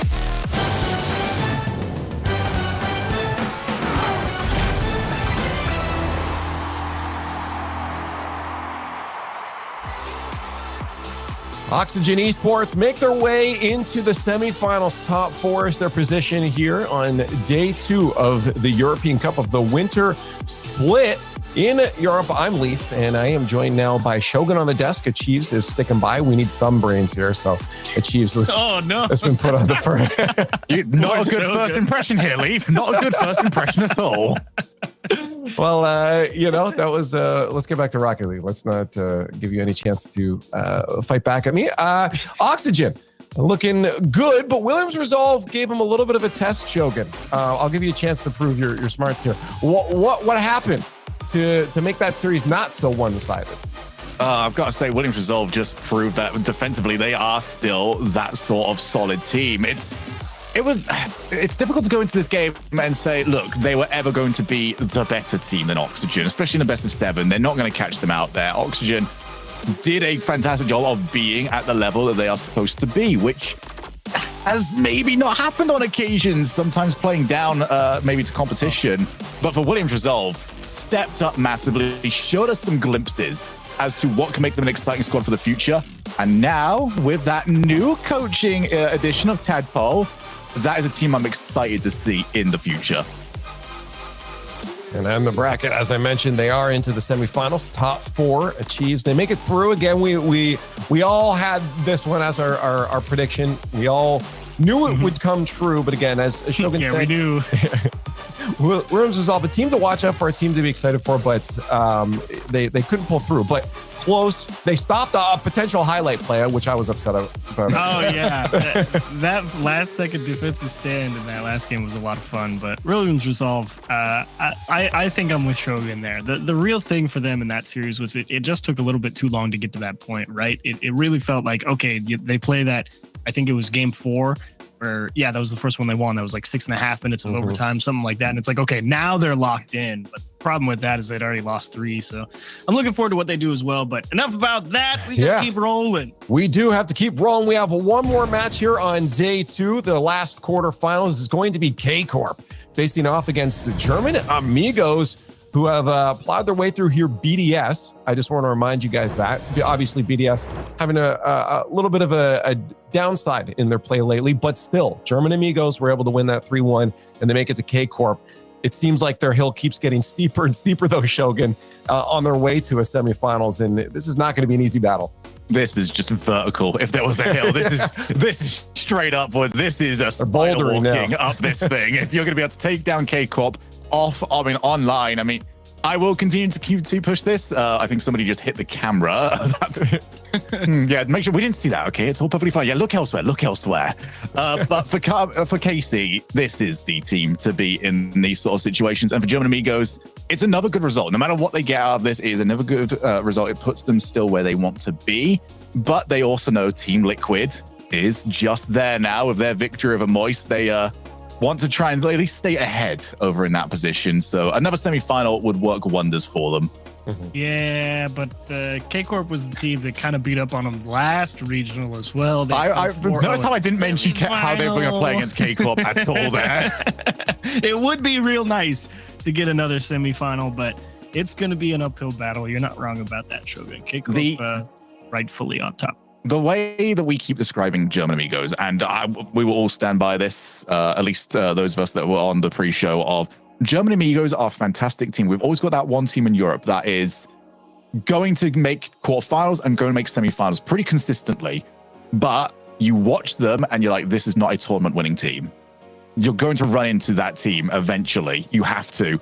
And they are against that team now. KC are a team that always seem to show up in this environment. So for German Amigos, if they are going to start snapping this narrative, this is the way you do it. But you are not going to go in and grind out a victory against KC. You have to go in and outplay them somehow.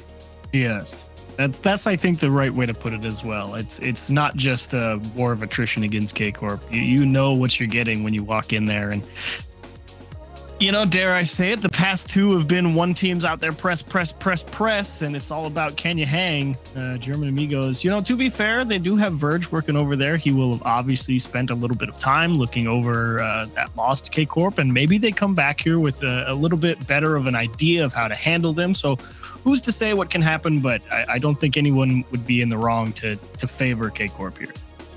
So the thing with the German, is obviously a better question for the players themselves, and most players will say, we just got to play our game. But if you know the game that your opponents play is a little better, is this a time to maybe try something, Shogun, different? Or So the way they play at the moment is relying on a wasteful touch from their opposition. One of those balls where an infield pass or something that wasn't really aimed towards anybody, or a hit that sort of just hits the floor without anything really coming of it. That's where they do their best work. But KC do not hit the ball in offense without purpose. And that is the reason why they struggle so much against KC, because nothing is simple. They don't get anything handed over to them. There is always another player right in front of them. Let's let's get these on the board because we'll just get this out of the way. I think K-Corp across the board is understandable. It has to be, right? Well, Shogun was even mentioning, even on pre-show, only one game across all of their prediction was attributed to German Amigos, and that was Stumpy. So that was the very last one. So actually, I want to first to you two then. Are you going to join Stumpy? Are we giving a game to German Amigos, or are you joining me, Cole, and Johnny on 4-0? No. On 4-0? Yes. Here's the thing. Achieves? I couldn't tell he's frozen or he's they could get one. I don't know. But will they? No, I don't think. Remember, all right, there we are. The world against Stumpy Goblin, just as he loves it. Here's the thing. Stumpy is sure he picked Quadrant, but every once in a while he's going to be right. You know, it's just. That's true. And then we get Stumpy Godlin. That is absolutely true, chat. I'm assuming you're going to be with us on this one. Oh, yeah. Okay. Yeah, not even close. The highest prediction of the entire today. Let's find out if all of us are right here as we have Cole and Stumpy waiting by to cast the match. Europe's Titans stand tall as the German Amigos shiver in the shadows of the massive mountain in front of them. Will the Amigos band together to reach the summit, or will it prove too difficult to acclimatize? Well, it seems the entire Rocket League world is thinking that this is going to be a simple one for Carmine Corp against German Amigos right now. Goblin, tell me why we're all so hot on KC. Their offense is revolting, quite frankly. They're all offense, little defense, especially when you look at this event. They're first in goals, they're first in shots. They're getting, by the way, 2.5 goals per game so far. Over 10 shots per game when the average is around 8.5. They're third in shooting at the moment, and in total, getting it somewhere, near average, I think, overall, but they're about 25% at the moment during this event. They are just the offensive beast that every single team is going to fear. And there's no one, I truly believe this, there's no one in the world that really wants these wins and the World Championship win at the end of this road more than Vatira. You see his emotion after every loss in a major. You feel how much everything. He started to get himself in trouble on Twitter between the players just because laughing emoji. Exactly. But it's not an arrogance. It's just sort of factual from Vatira. He is probably the best player in the world. Laughing at others isn't quite so hot, but there's a sense of innocence to him as well. He had the conversation with apparently Jack after that was brilliant.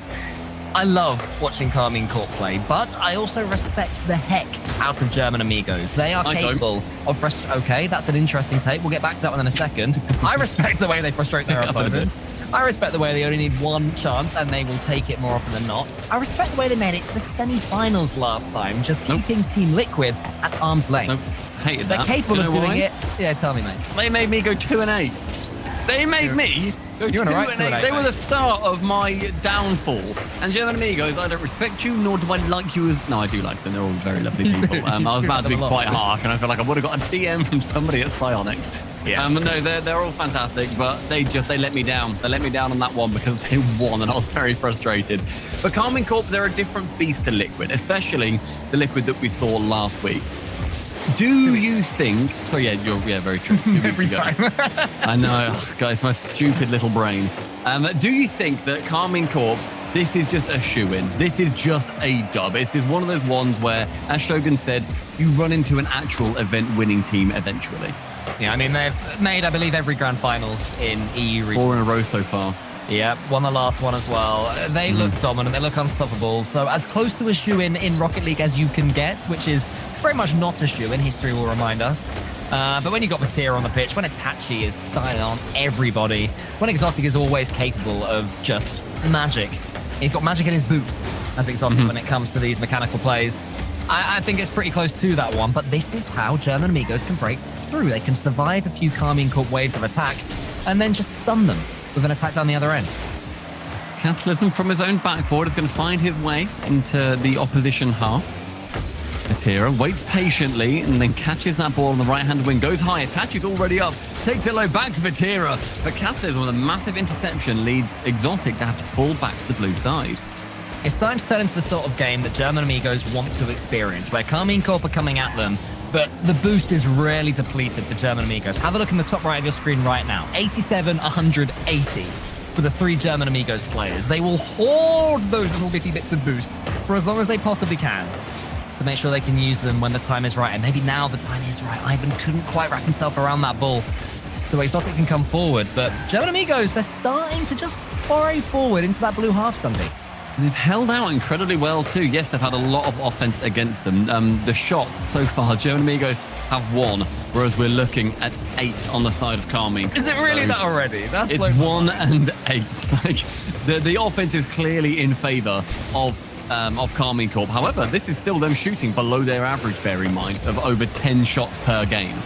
So chances for German Amigos to try and bring us something more offensively minded, I feel, towards the KC half, if possible. If there's one thing I've learned from old, bedraggled Premier League football managers, Stumpy, it's that only one stat matters, and that's the amount of goals scored, all right? And so far in this one, it's still 0-0. And Amigos will be overjoyed about that. Oh, but that's where they're frustrating. Look how far back Tox is as that ball flashes across the goal. 50 seconds remaining. Still though, KC, as you said, Cole, as an old bedraggled football manager, it's still 0-0, lads. We can get this one in the second half. Nice, boys. Nice impression. Vatira is impressing all of us, teeing up Exotic, but Tox there again, reading everything from KC so far. Safety first from German Amigos. Itachi just get a little bit going, and he was really impressive in the Winter Open, Itachi. I'd say at times he out-mechanicked Vatira, which I don't think we ever expected, but he was just, blitzing the opposition last time out. Itachi, this team has been built around him, bear in mind. Like, this is the form that KC wants to eventually take, and a miscommunication on that German Amigos line doesn't actually get punished. Vatira takes it onto his own backboard, flicks it high. Capitalism's there to try and secure this overtime, potentially a goal. No, it just pinched downward.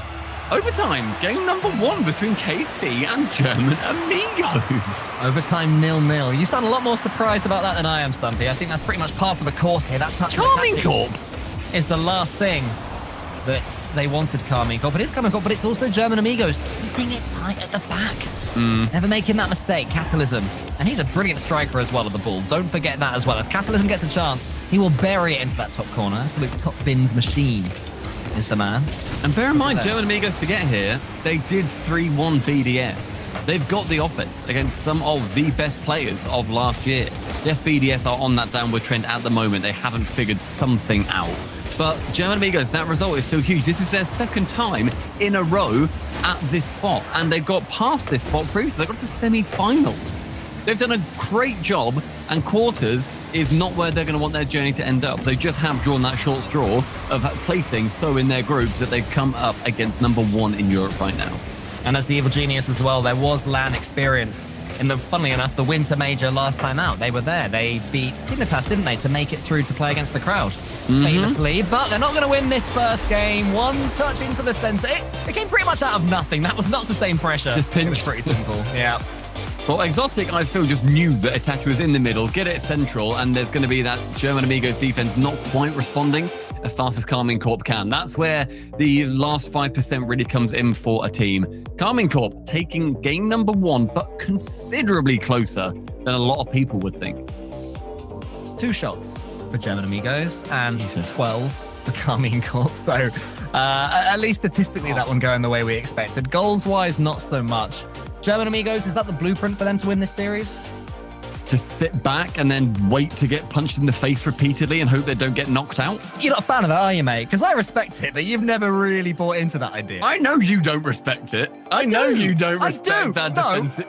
Look. Okay, sorry. Let me dive in here and explain to you that if there is ever a team that genuinely defends their way to a major victory and everyone's like, oh, that team is so frustrating, they never attack, I'll be like, you gods, I would love them for it, truthfully. Okay, but what if they don't and they just keep getting top 8? Do they make majors? Sometimes. Ooh, I'd say there's honor in that. I mean, we had Tox after beating Team Liquid. We had Tox being interviewed on the mainstream, and he said we knew we couldn't go toe to toe with these guys mechanically. I do respect that a lot. Exactly, and that's something you hear so rarely. Okay, fair enough. And I also like Tox as a person, so fair play. German Amigos, there's a lot of honor in what they are doing, and it's a team where maybe it is a case of just trying not to get punch drunk. Those bumps nearly coming in. Tox not punching Itachi away from that from that save quite as quickly as he would like to. Itachi's still going high in the air, despite the fact that Ivan pre-jumped in. Catalysm again shooting. A man that is occasionally on a team, as you say, that is going to be able to get these top 8s, top 4s. And a pass from one to Exotic. Can he flick it over? One of them goes top corner, but Catalysm intelligently finds himself on that backside wall, then dive in front and save it away. I get the impression that Itachi has been training his mechanics alongside Vatira and Exotic, because he wasn't considered to be the mechanical one going into this split and into this season. And I feel that because of that, Karmine Corp, they definitely have one of these players popping off in their locker if they need to. Maybe German Amigos steal the second game, and you get the impression that Karmine Corp, as they concede here, will just start to get angry, and they're beginning to prod the beast. Catalysm receives, touches, passes, assists. Ivan just has to tap it in above the head of Itachi, and German Amigos take the lead. That's the German Amigos blueprint right there, and we are now going to see what it's like for Karmine Corp to be behind in a game against these German Amigos. I imagine it'll be even more attacking, more aggression, chuck more men forward, get a fourth player on the pitch, bring them forward too. Yeah, bare more teeth towards your opponent. Make sure that even if you're not touching the ball, your growl is scaring them away. That's a chance though for Tox again. 2 Karmine Corp players on the goal line. 2 of them there. Get it away. Tox has to let that one go, but it will fall to Catalysm. Good decision making again from German Amigos. Catalysm's up. Exotic finds Itachi. Does he? They're getting each other's way a little bit. Is it starting to feel a little bit frustrated for Karmine Corp already? I mean, that definitely comes with, I think, the general cockiness, you know, that you see with a team that is one of the best in the world right now of, we should be beating these guys. And sometimes that can really take that mental effect on you, where you're thinking, this is mine. This is our series to win. And if we don't, then we have failed. They've not overperformed. We have failed in our job to win. But it's only 2 minutes gone, and it's only 1-0. Karmine Corp still have a huge amount of firepower left in their arsenal. Ivan has got no boost at all, which is the last thing German Amigos want. In fact, they're all pretty starved right now. Tox can't go for a pinch in. Just twirls around by himself. Exotic tries to get over the top of him. Tox just stayed true and stayed firm, kept his tires on the floor, or on the wall, should I say, for as long as he could. Catalysm's let in. Exotic turning around. Ivan's to his left. Oh, maybe Catalysm could have slowed it down a little bit there. Let the bump come in. A slight rush from German Amigos. Means that Vatira can try half a musty flip and then half a flip cancel. That's a dive. That is a dive. It's an overcommit. Tox is in. He puts it into the center. Ivan is there. German Amigos frustrating the heck out of KC. That was such a push, just wanting something to happen, wanting that goal to come in from anywhere, and it leads to a huge lapse of judgment. A pass central, German Amigos up by 2. And also, right now, Karmine Corp have the #1 win percentage when going behind in a game. They're at 38%. German Amigos, they need to try and shut that beast down. Vatira does have Exotic to the side, but the touch isn't perfect either. So a combination of great German Amigos play and just sluggish attacking from Karmine Corp. They need to really express themselves a tad more and force the issue. I feel they're letting German Amigos set the pace. Catalysm, look at them reading that pace, reading the KC touch attempts, and more flat-footedness from Karmine Corp. Just little whiffs, little errors every now and then, and Karmine Corp wants to get something from this. German Amigos, though, what a performance we're seeing in this second game. Something that I think a lot of fans of them and a lot of people that have followed these becoming aged players are excited to see. Touch in the center, Exotic tries to beat Catalysm and Tox, but between the two of them, they get it away. German Amigos are trying to survive for as long as they can. Make sure whatever you do, you get a slice of that ball. Don't leave it cleanly for Karmine Corp. Exotic does have it cleanly, but the reset's going nowhere. His next touch does something. Vatira's backwards? Is this just he turned from Karmine Corp? Vatira turned away from that play because Exotic just ended up flopping his way towards that ball. But you're right, this isn't clean. This isn't tidy. This is not what Karmine Corp are typically so famed for doing. The final minute sees KC chasing, and that blue wall, there aren't any cracks in it, but it certainly looks stained. Yeah, just 1 or 2 drips coming down from it, just like flashing down the wall once or twice. Yeah, a little bit of damp. It's, it's just a little bit of damp. Like it's dealable. It's fine. It's not too much of an issue. Whoa. But that damp begins to grow as the tap continues to flow for GA.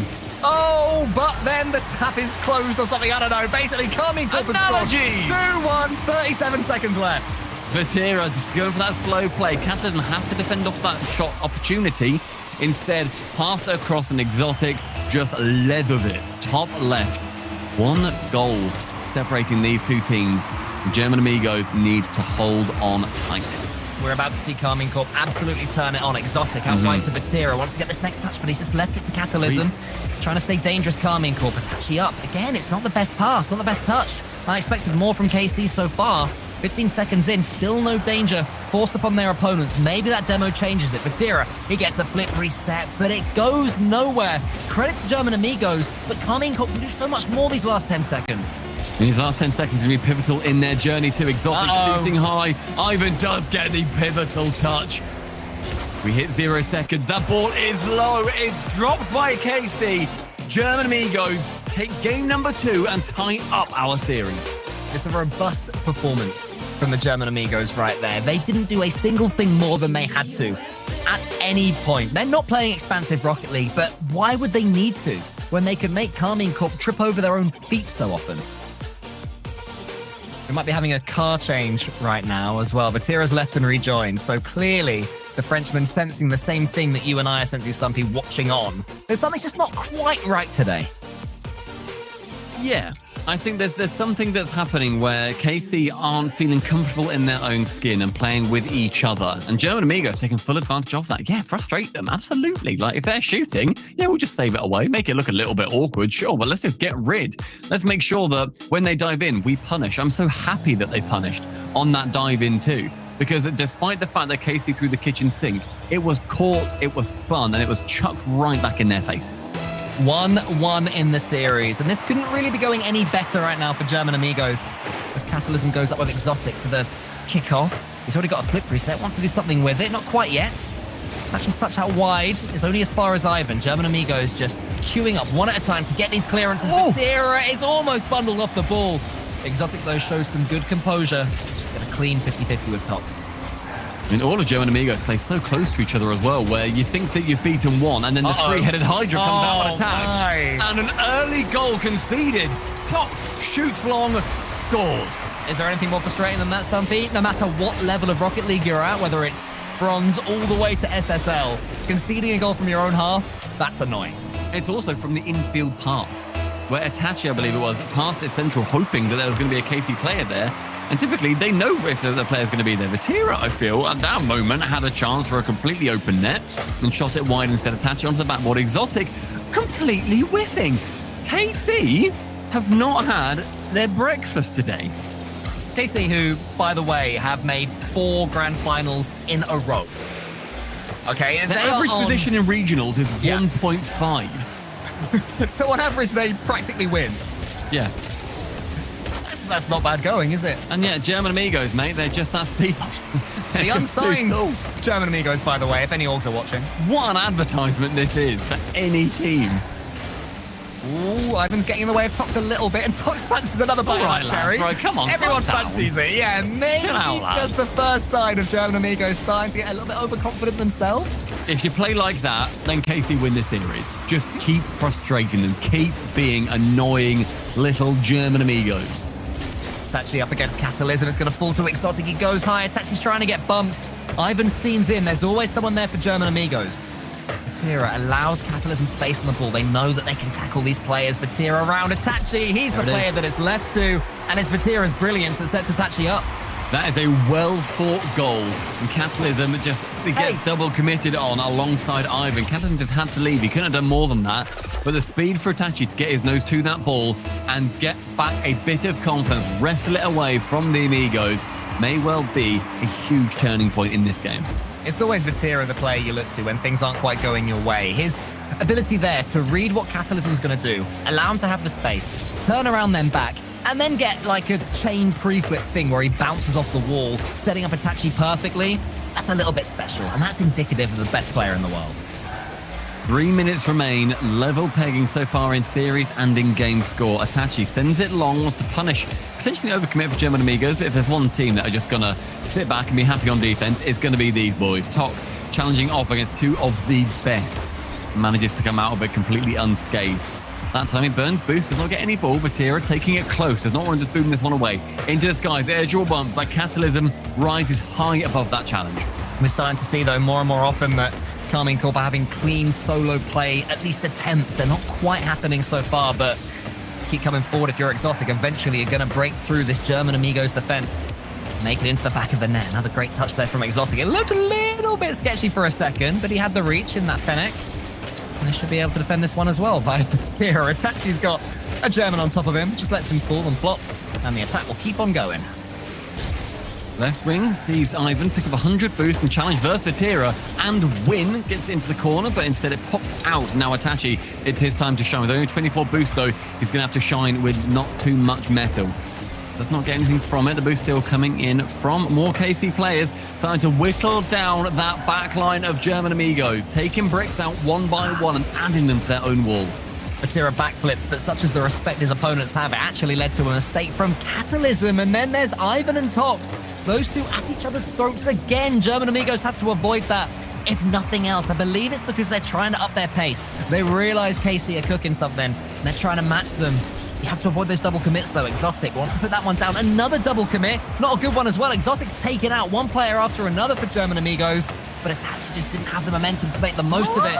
And the pass is a little bit lacking. Completely lackluster, just a crawling ball across the net. Itachi, though, an opportunity. Saved over by Catalysm this time. Shot straight towards the target for Vatira. This is where the Bears' claws really start to come out. Ivan has a chance to pass into the center, maybe. Went for the pinch instead. I think that's what Carmine Corp wanted. Tox wins that one against Vatira cleanly. German Amigos can push for the last 50 seconds. The pace is there for them. Catalysm, such a good player himself. You have to remember, these guys are capable mechanically. They're not completely clueless. Catalysm over the top. Ivan has the pass. The other touch is there as well. Vatira, he's scrambling to get back. Does so, but only for now. Catalysm high. Itachi off that backboard, finds Exotic in the corner, but German Amigos, my God. This press is shutting down KC. No opportunities. Tox sends it into that top ramp, and now Catalysm has to return back, picks up a couple of pennies, and Ivan moves forward. That boost to steal, or the boost ground brother from Catalysm, is going to be fueling this attempt forward. Exotic is up quickly. 50 very neutrally in the middle. Itachi taking a shot. Tox saving away yet again. Back and forth. Another overtime looms. Vatira, final chance. Here we go. It's Vatira. He's got a flip reset. That one's going above the net. Tox follows it up, just wants to kill this one. I think they'll take an overtime all day long, German Amigos. Carmine Corp, not so much. Maybe they'll change their minds. I don't know. It has bounced over here. Yeah, he fancied that one. But it's just like, no, this ball in the floor now. I do not want a 0-second goal, please. Yeah, Vatira didn't fancy that one at all. You can see from his body language. But German Amigos will start the overtime better. A deft touch from Exotic takes it away from the German Amigos player. And now Vatira can launch one long. Tox gets the read. Ivan's there. Just let it roll across his body, flash across his body. Exotic let's get the bump on Catalysm. Who manages to bypass Itachi. So German Amigos still looking strong, Stumpy. German Amigos, my God. They have stolen KC's breakfast. They pilfered the breakfast bar. What is it in breakfast today? It's just something that people eat to fuel, or maybe that's just a thing by Big Breakfast. I don't know anymore. 40 seconds in this overtime. The opportunities for German Amigos are endless. They have just been taking shot after shot. It's still, of course, not as much as KC, and Itachi and Exotic wanting to push as far as they can and push GA as much as past Vatira, bumping the keeper, but the save still remains. The boost is pretty low right now for German Amigos. They have to make every touch count and follow up those hits to the best of their ability. Itachi, look how much open space he's got to gallop into. He gets one over the top of Catalysm. Ivan saves him. Ivan then charges down Exotic, but he's taken out the rotation. Exotic's turn for the flip reset, and Catalysm's turn to make the clearance. Survival mode again for German Amigos. Carmine Corp have them in their clutches. They just have to close their fist. Both doors are splintering with the amount of efforts that are flying into them.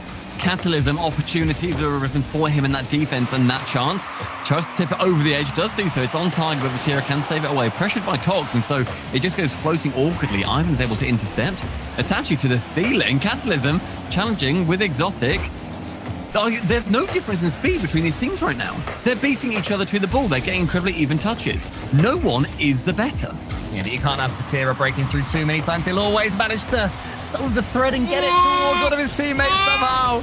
That ball was way too floaty and way too uncontrolled for German Amigos.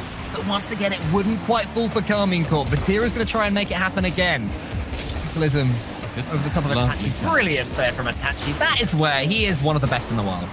Yeah, for sure. Taking that just time, slow it down. My team are feeling a little bit too rushed. Yeah, absolutely. Yeah, where he's able to change the game's pace to whatever he believes that it should be. Vatira trying to go for a pogo. Hello. That's incredibly confident, Vatira. It's 1-1 in a 2.5 minute overtime, mate. Chill. Yeah, well, you know, if anything's going to wake up Carmine Corp, it could be a big old Vatira pogo, or at least a second touch towards the backboard. Ivan wins it.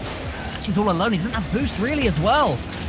50. Good demo. To make some play from here. Vatira goes for the air triple bump and toxin catalysm. I'll have. Just get it away. I'll have it. I'll throw a body at that. Oh, no, Opportunity on. Dogs with the bump. German Amigo takes series lead. Look at this. Tox and Ivan, it's their show. The incredible duo dribblers just making it from one side of the pitch to the next. The instant timeout called by Carmine Corp. Do you blame them? Oh my God. Right.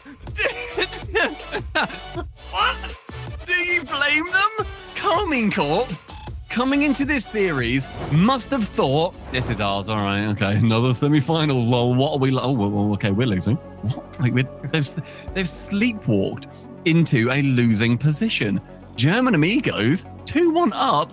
You've got to time out there. Shut down that momentum. I'm beaming at just how weird this is. It's great. This has been my dream for a long time, to have a team that is able to defend their way against a team that's in such form as Carmine Corp, a squad that have made, 4 grand finals in a row regionally, that just seem online. I mean, the conversation isn't even about Carmine Corp online anymore. That's assumed knowledge that they will do well online. The question moves on to lands, right, for them.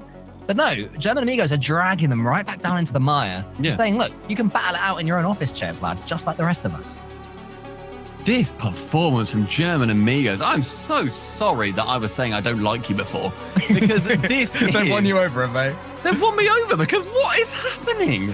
Just no one, truly no one, saw German Amigos taking a lead. You guys didn't give them a game.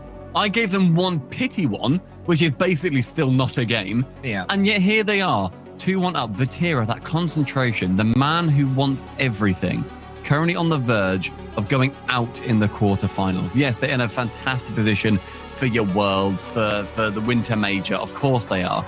But these individual results, these are the ones that can knock somebody. And he is an incredibly emotional player. And I say that with the utmost respect, because he wears his heart on his sleeve. But that just means it is prime and ready for a stabbing from a German Amigo's knife. And that first goal as well, 30 seconds in, and you can see that, an infield pass that's met by Tox, who boots it into Rosed, except wait a minute, Rosed's our goal somehow. Then the overtime, it just replayed that goal so many times, right? Put you and me in rank, right? Put you and me against Carmine Corp, even better. All right, you and I are going for a dual dribble. As we do. If we run that 1,000 million times, how many times does it actually work as a goal for us? I'll give it 4, 5. 4 out of 100 million or whatever I said. Yeah, something like that. I think that's generous. That's about what, 2 or 3%? Like, that's not very often at all. Close enough. Don't check the math.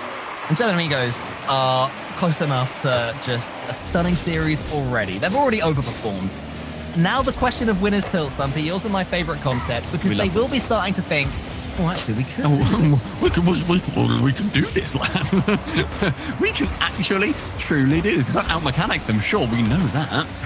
But we can win this, and that is a scary old place to be. When you've got nothing to lose, you can throw everything, but as soon as that is on the line, that's where it starts to become scary. So in the last game, there was a very early goal, 30 seconds in, from German Amigos, and it just shaped the tide. Let's see if the same happens here, or if Carmine Corp can just be a little bit more solid at the start, make sure they're not throwing anything away, over-committing that third man. As tempting as it might be against German Amigos to make a statement, I don't think that's how you're going to play it. Vatira wanting to work out of that defense, trying to find himself in a position where he can show off his brilliance. Hasn't been able to just yet in this series. Tox passing to Ivan, who's completely isolated on that left wall. One reset, tries to 50 it down into the net, but Itachi can clear it central. Just over a minute has elapsed, and nothing has occurred just yet. And these double commits from German Amigos, they are far from perfect right now. They are making errors. Tox outdoing Itachi. My God, man. I don't care if you didn't score that. Just cut it before you didn't score. Like, put that in a montage. It's all right. Didn't quite have the flick to get over the top there of the German Amigos defender either. And it's gratefully gobbled up by Catalysm. Keeps things going. Vatira gets that pre-flip almost. Tox closes him down fast again. Back to Itachi, but that was a dangerous moment. If Itachi had been beaten by Tox there, it could have been danger signs for Carmine Corp all over again. Ivan starting to get these catches. German Amigos, you know, for as much as we talk about how they're not the most mechanical team, they are so clean mechanically. Their touch is always really nice, you know, to get them into a position to get a decent 50-50 or whatever it is they need. I mean, they're also just their game sense, their positioning. They're not as mechanical as KC. They know that. They're not as mechanical as the Liquids, etc.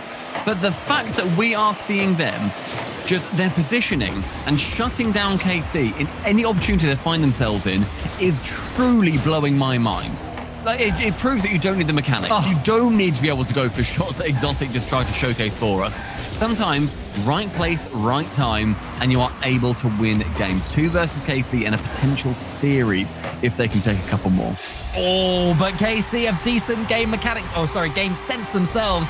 That wasn't mechanical. That was just out-rotating your opponents, boost-starving them, then eventually earning that pressure finish. 1-0 KC, and they will be overjoyed to get an ugly goal. Scoreboard. Exotic 178, Itachi 178, Vatira 176. Rip. I thought you were happy that it was 1-2-3 at the top. No, unfortunately not. No, I just quite liked seeing that they were so close to each other. Chuck a blanket over them if you want. Oh, that's quite sweet. Well, I'll keep going under their little blanket, see if they can double up their lead. As they're all cozied up together. Vatira's touch. Almost past Ivan, but Ivan takes him out. Tox the chance to go mechanical himself. Unable to do it on that occasion.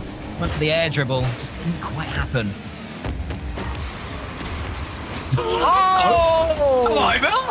Catalysm can score it though. Let's all bathe in the glory of our new mechanical master, Ivan. Going below one defender, ground pinching it, setting up Catalysm. German Amigos, they are drawing again in the third. And the thing is, when you play a slower game, if you do step up your pace, your opponents can struggle to deal with it and realize it's happening. That's what happened there for Ivan. He just clicked his fingers and went that wee bit faster, and Carmine Corp couldn't deal with it. They couldn't adapt on the fly. They have another chance to attack now, though. Itachi just bombards that ball over the top, but Vatira's so far back. Can't do anything with that one. Tox into the center. It's looking like we're going to have a period of German Amigos defending against Carmine Corp. Are they able to stay up to the task again as the pressure of the series increases? And that's what this entire series is. It's how much pressure can German Amigos take? How bloodied and bruised can their faces become before they then concede a goal? So far, they've been able to get a couple of counter goals, and they've even, they've conceded, sure, but it is the game plan. That is exactly what German Amigos do. And it's frustrating, KC. They look infuriated at times. They want to conquer this team. And yet, the team that they beat 4-0 last time out, and also the team that they are currently in a tactical timeout against. And we know, regular viewers will realize those things are magic. I don't know the actual percentages, but they up your percentage of winning the next game by a long way. They let you think, they let you play. Vatira, you disgusting young man. Going low then going for the wave dash, flicks it over one, then the quick tap over the final defender. The lead for KC and the mechanical mastery for Vatira. 50 seconds for German Amigos to avoid this series becoming 2-2. Carmine Corp desperate to force parity in this one, but Tox with a chance to go for the double. It's a little bit high. Catalysm there to the side. Ivan's waiting in the center, getting bumped or helped along his way, depending on how you look at it, by Vatira. They do have that ball back to orange territory. Vatira's there with the ball. He goes for the bump instead. Vatira's starting to warm up. Stumpy is beginning to have some fun. He's starting to realize I am one of the best in the world and I can win this. My team can win this. We take this series and we do not take it lying down. 15 seconds left. Vatira again with another goal. 3-1 is going to be leveling up our series here on Utopia to 2-all. German Amigos have done a phenomenal job so far, but now the true test comes. Can you battle Vati? It's been more sluggish than we started, but a slightly lethargic Carmine Corp have come alive in the last 15, 30 seconds or so.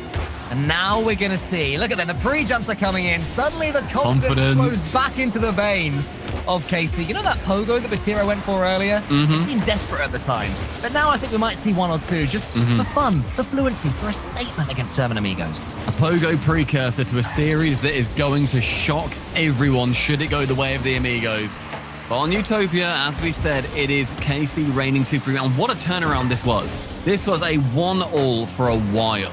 And the fact that KC can get a couple off the back, that is going to be the confidence that they so desperately need to be going through into game number 5. Carmine Corp there went from awful to authoritative in the space of one dribble, one fast play there from Vatira. Suddenly sets them well along their way.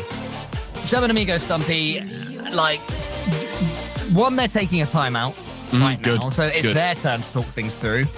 2, where do they go from here? Because all of a sudden the game plan wasn't effective and it had been up to them. The game plan was still fantastic, and I do not think they should deviate. Normally I'd say change it up, do something different. German Amigos do not do that. They have got some of the most impressive defense that we have seen. Yes, it's imperfect. Like, yes, there are problems. Yes, we saw better in the Resolve vs. Oxygen series, right? But when it comes down to just, I'm going to say, to not having ambition to be offensive. Yeah. Like, I mean that in the way where they don't feel that that is for them. And that is good to understand because they have got to this point by knowing that is their game style.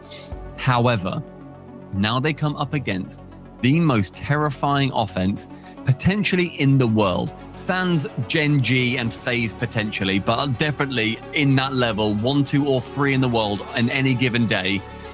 Their offense, #1 goals in Europe so far this event, #1 in shots this event, #3 in shooting percentage and converting those shots into goals. They put a lot on net and they score a lot. German Amigos so far have shut them down. However, German Amigos have got the biggest test coming up, and that is to carry on doing what they're doing. It's difficult. When you feel it start to turn against you, so difficult to stick to that game plan. And their coach Verge is no doubt telling them that's what they have to do. It's worked up to now. You've got themselves 2 games against Carmine Corp, a team that beat you 4-0 last time. You've already literally done infinitely better than you did on that occasion. Do not bottle it. Do not go against everything you believe in. Maybe add a bit more flair. There was a moment in the last game where I think it was maybe Catalysm was going up the wall and he had a chance. You know when players sort of go up the wall, they drive up onto the ceiling, fall down for a pre-jump and then dodge into it? He had an opportunity to do that. Instead, he just waited and the pass came straight at him and he couldn't do very much with it. It was the safer play. He went for the percentage play when they were on the full attack. German Amigos, I just want to see them be that little bit more confident when they do have ball control. So go for the ambition with those plays, but otherwise the game plan needs to stay the same for German Amigos. They're frustrating KC beyond anything it feels like KC have been frustrated by before.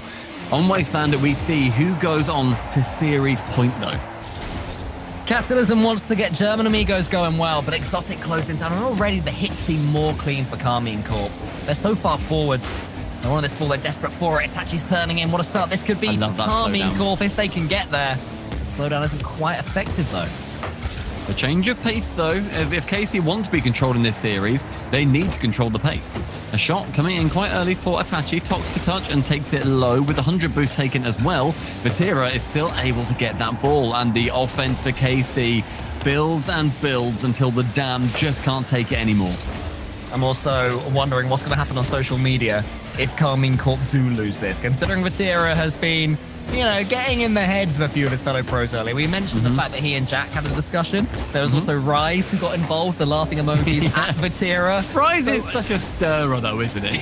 I mean, that's the brilliance of it, because Vatira isn't afraid to, you know, preemptively call out his opponents. That's when you put a target on your back if you do lose. So he's ratcheted up this pressure, and this is where they have to deal with it. Exotic pinching towards net alongside Ivan.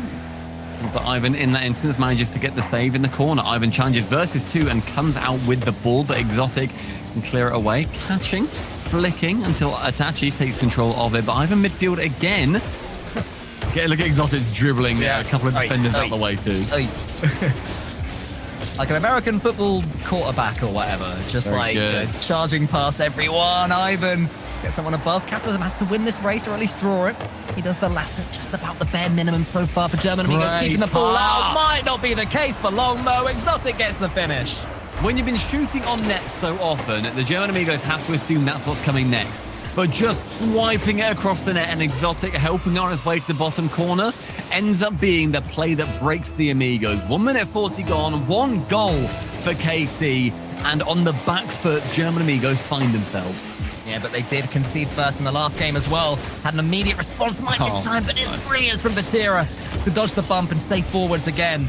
Get his team forward, back onto that front foot. Vatira's still there going for bumps. He's really got bloodlust right now. Itachi wants to put that one above the goal, manages to. Exotic can't quite get it on target. Itachi should, but Catalysm with a wonder save. Multiple chances. German Amigos, though, this is their bread and butter. They're able to keep that ball away from going in their net with third to be Catalysm wisely goes to the wall instead of trying to follow up. Good touch onto the back ball. Vatira, though, clearing long. 40 boosting. Exotic has to catch up to it. Tox left wing. Sees Vatira challenge him. That's on target, and Itachi stretches with every inch of that Fenix to clear the ball away. Ivan's wanting bumping, though.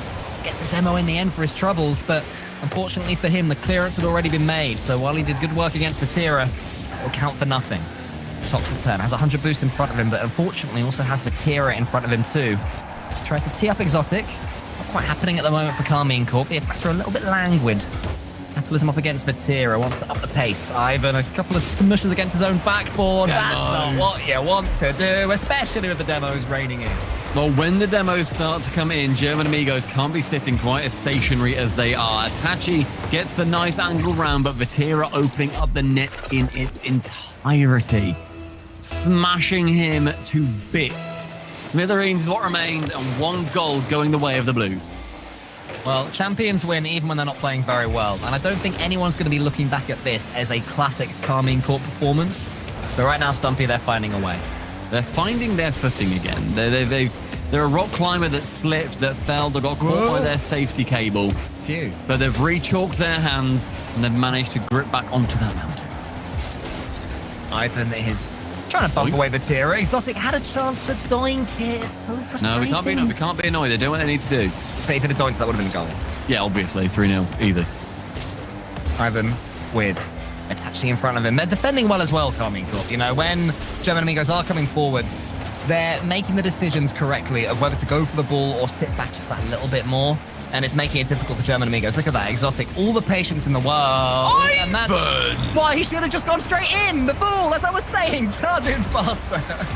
Taking his time has led to Exotic jumping the 50 and the ball's slipping past Exotic behind him. Ivan again dribbling to victory. Well, that's the last time I praised the Carmine Corp passive defending.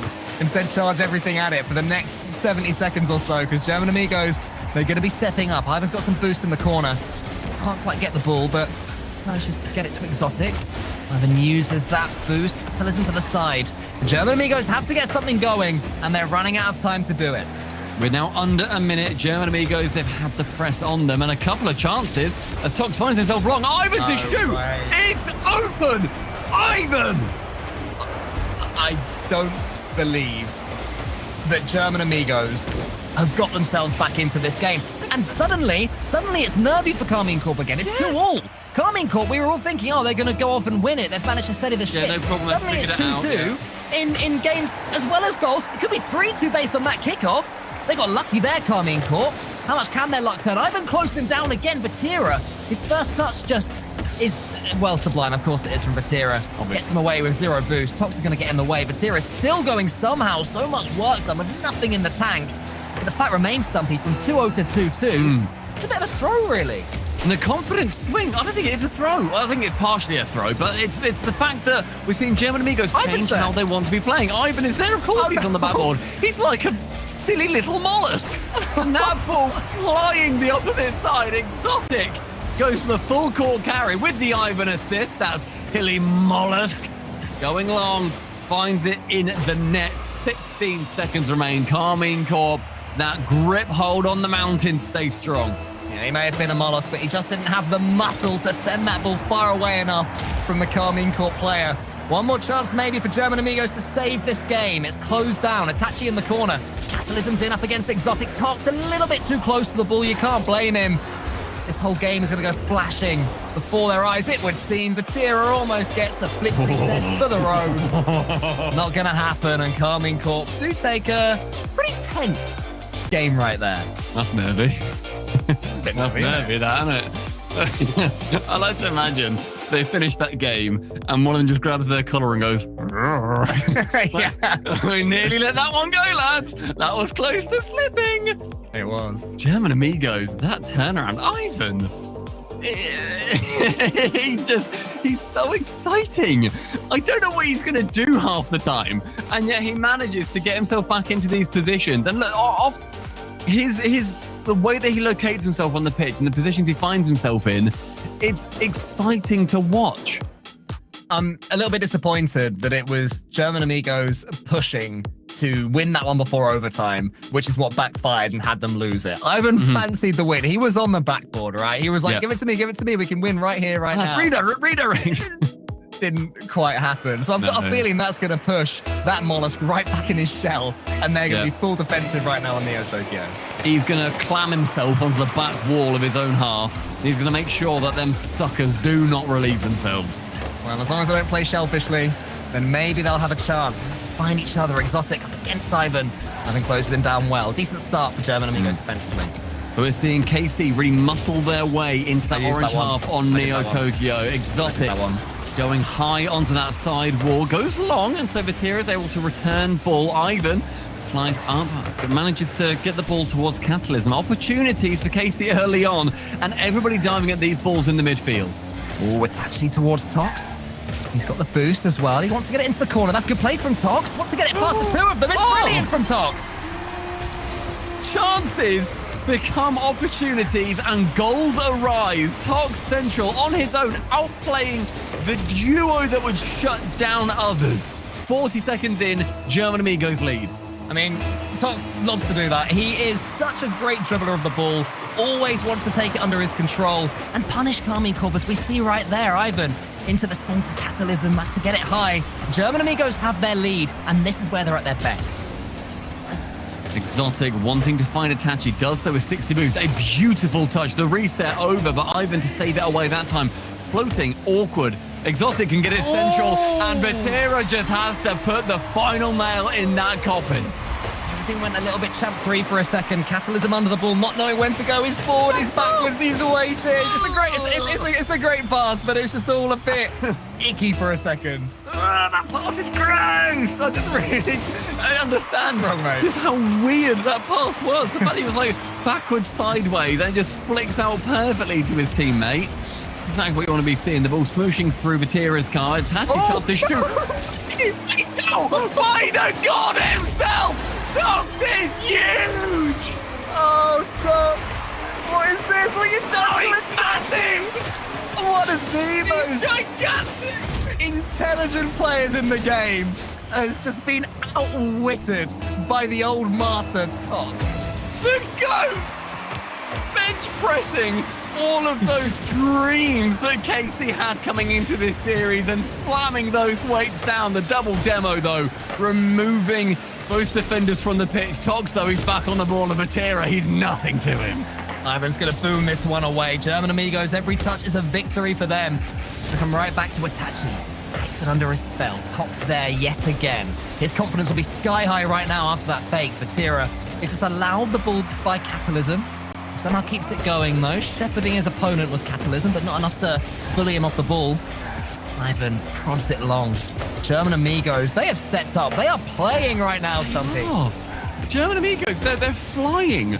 It feels like they've partly changed their game plan, but otherwise, they're just going for as many weird plays as they can. And KC, they're not expecting it. They can't play against this all the time. Vatira, though, goes for a bit of the old special, tries to get a flip reset, but he grounds himself with it. No goal this time. Itachi to shoot with an incredibly weak shot.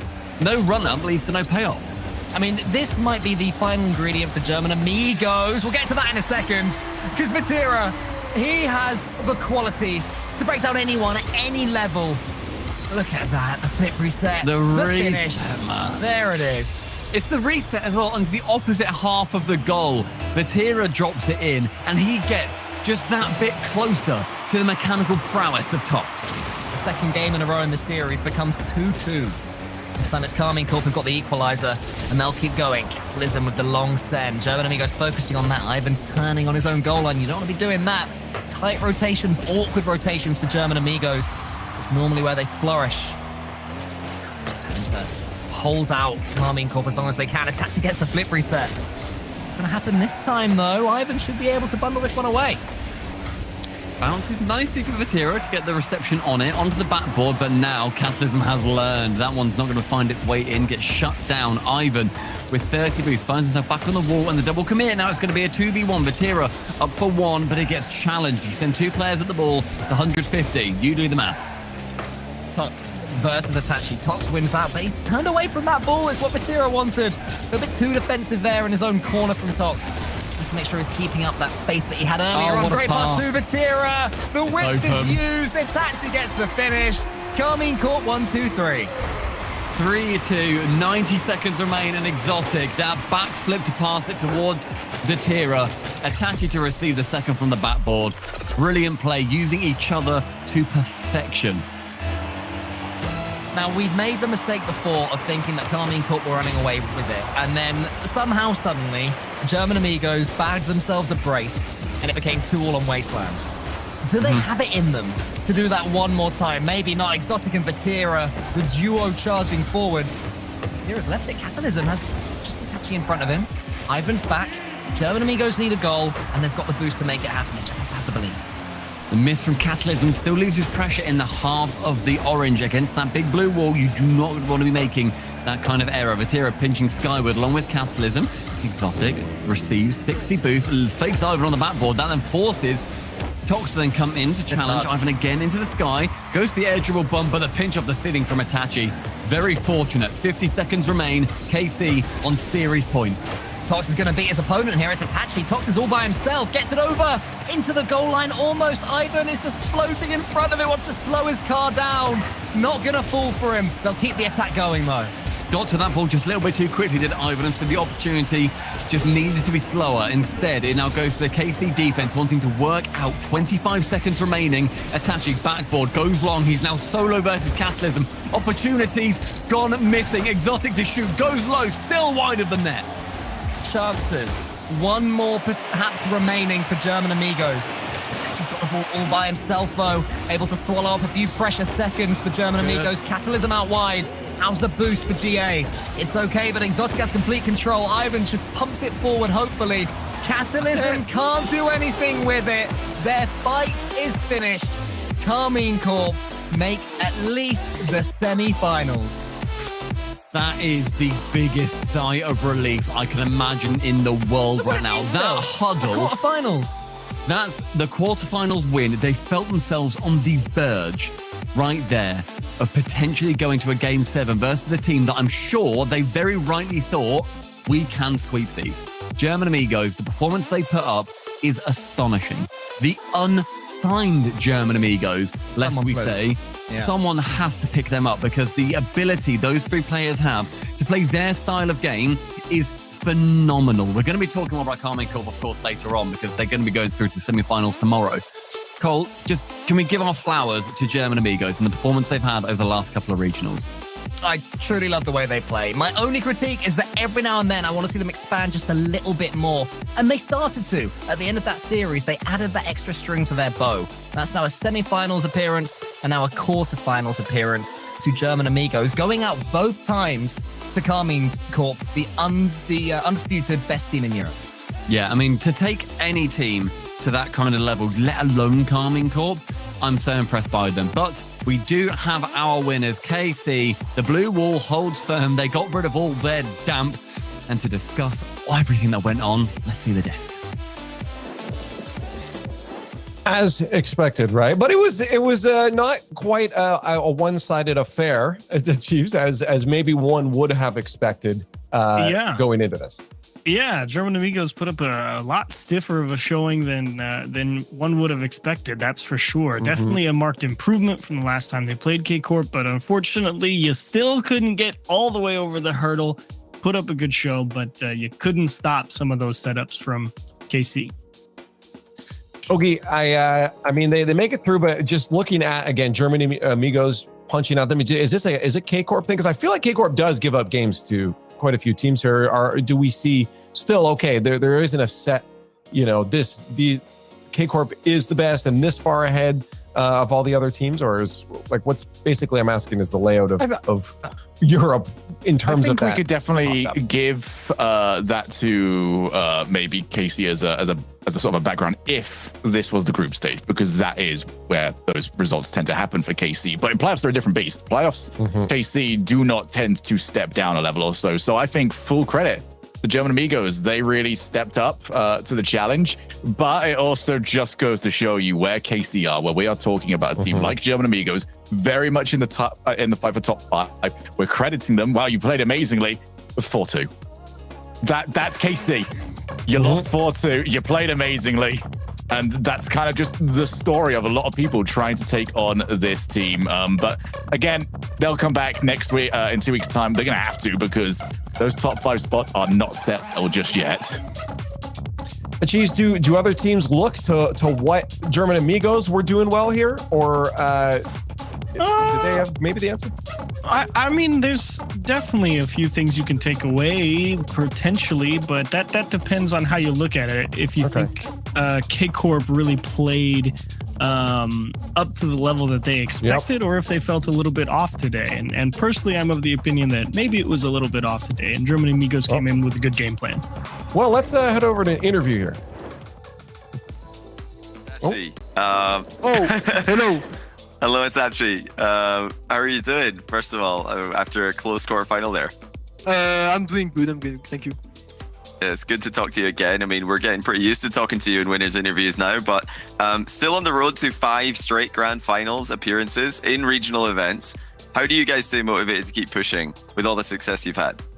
We want to mark history, So even if we win 1 or 2 regionals or 3, we will just keep pushing to do the best results every tournament, and we play game per game, and we just want to win it all, and that's what keeps us motivated.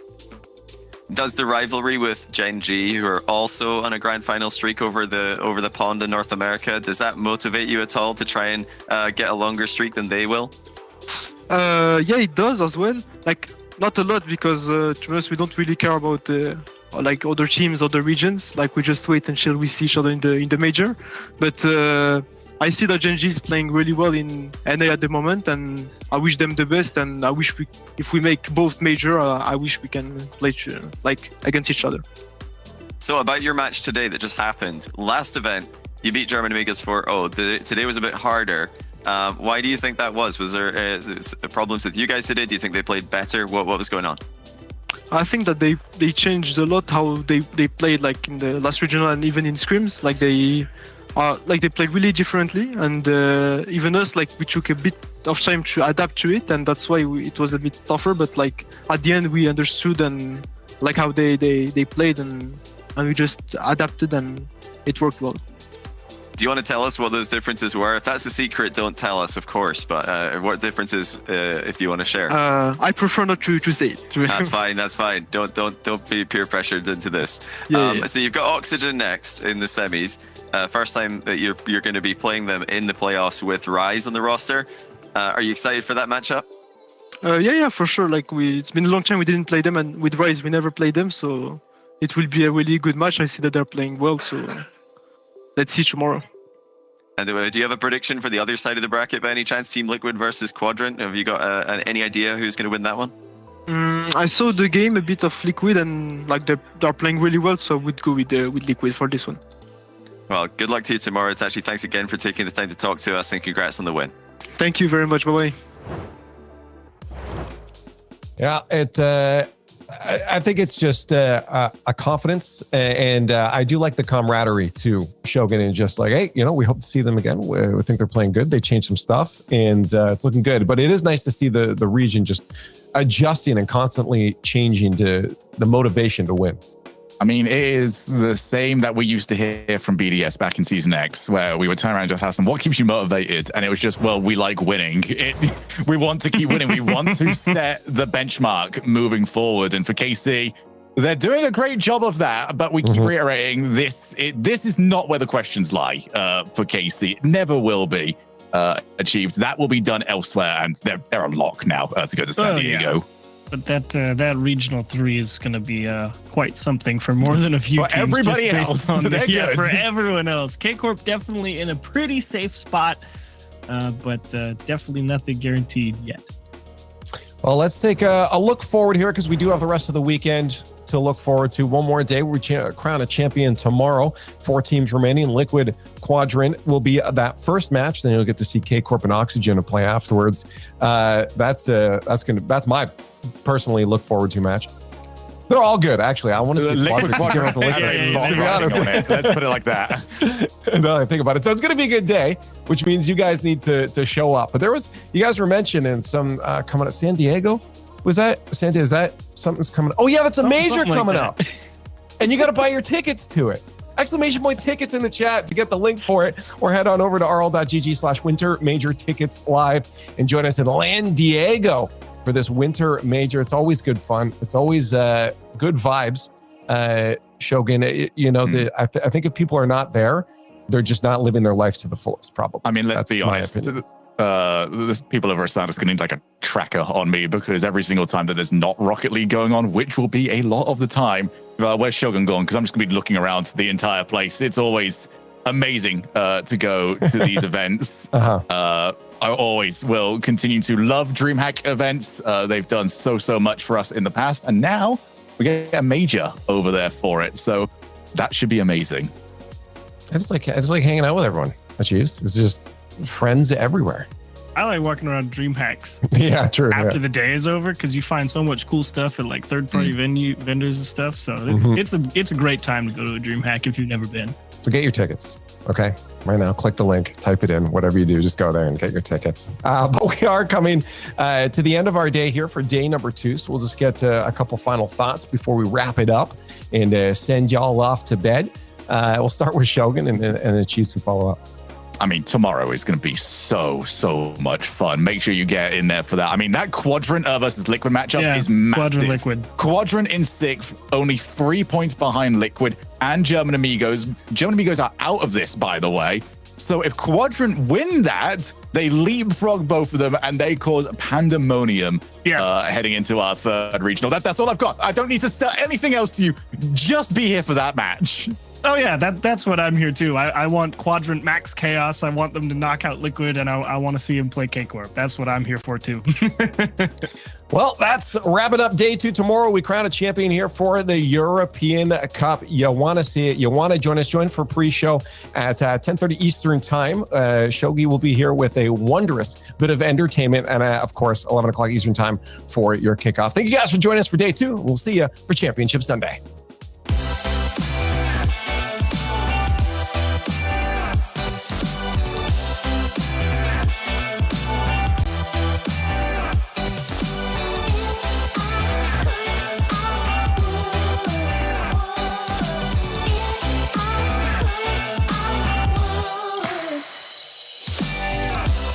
Before school's gotta get worse, and sometimes it's gonna hurt.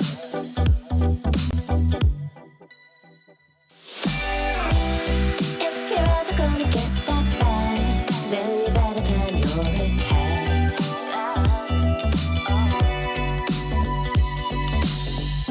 You're braver than you know it. You're stronger than you show it. You're braver than you know.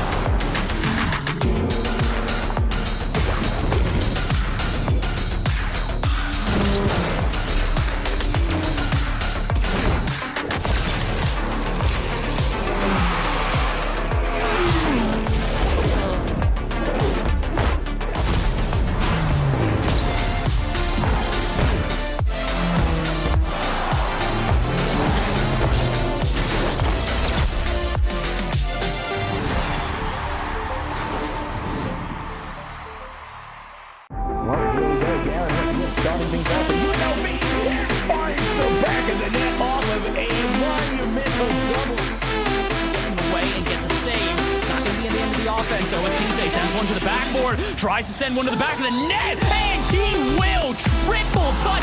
You said the double might work out. How about a triple? Oh my! This time, fire! Try to clear this away. Landing on the foot of Andy. Picked up the steam. It's still there for Jimmy. He scored!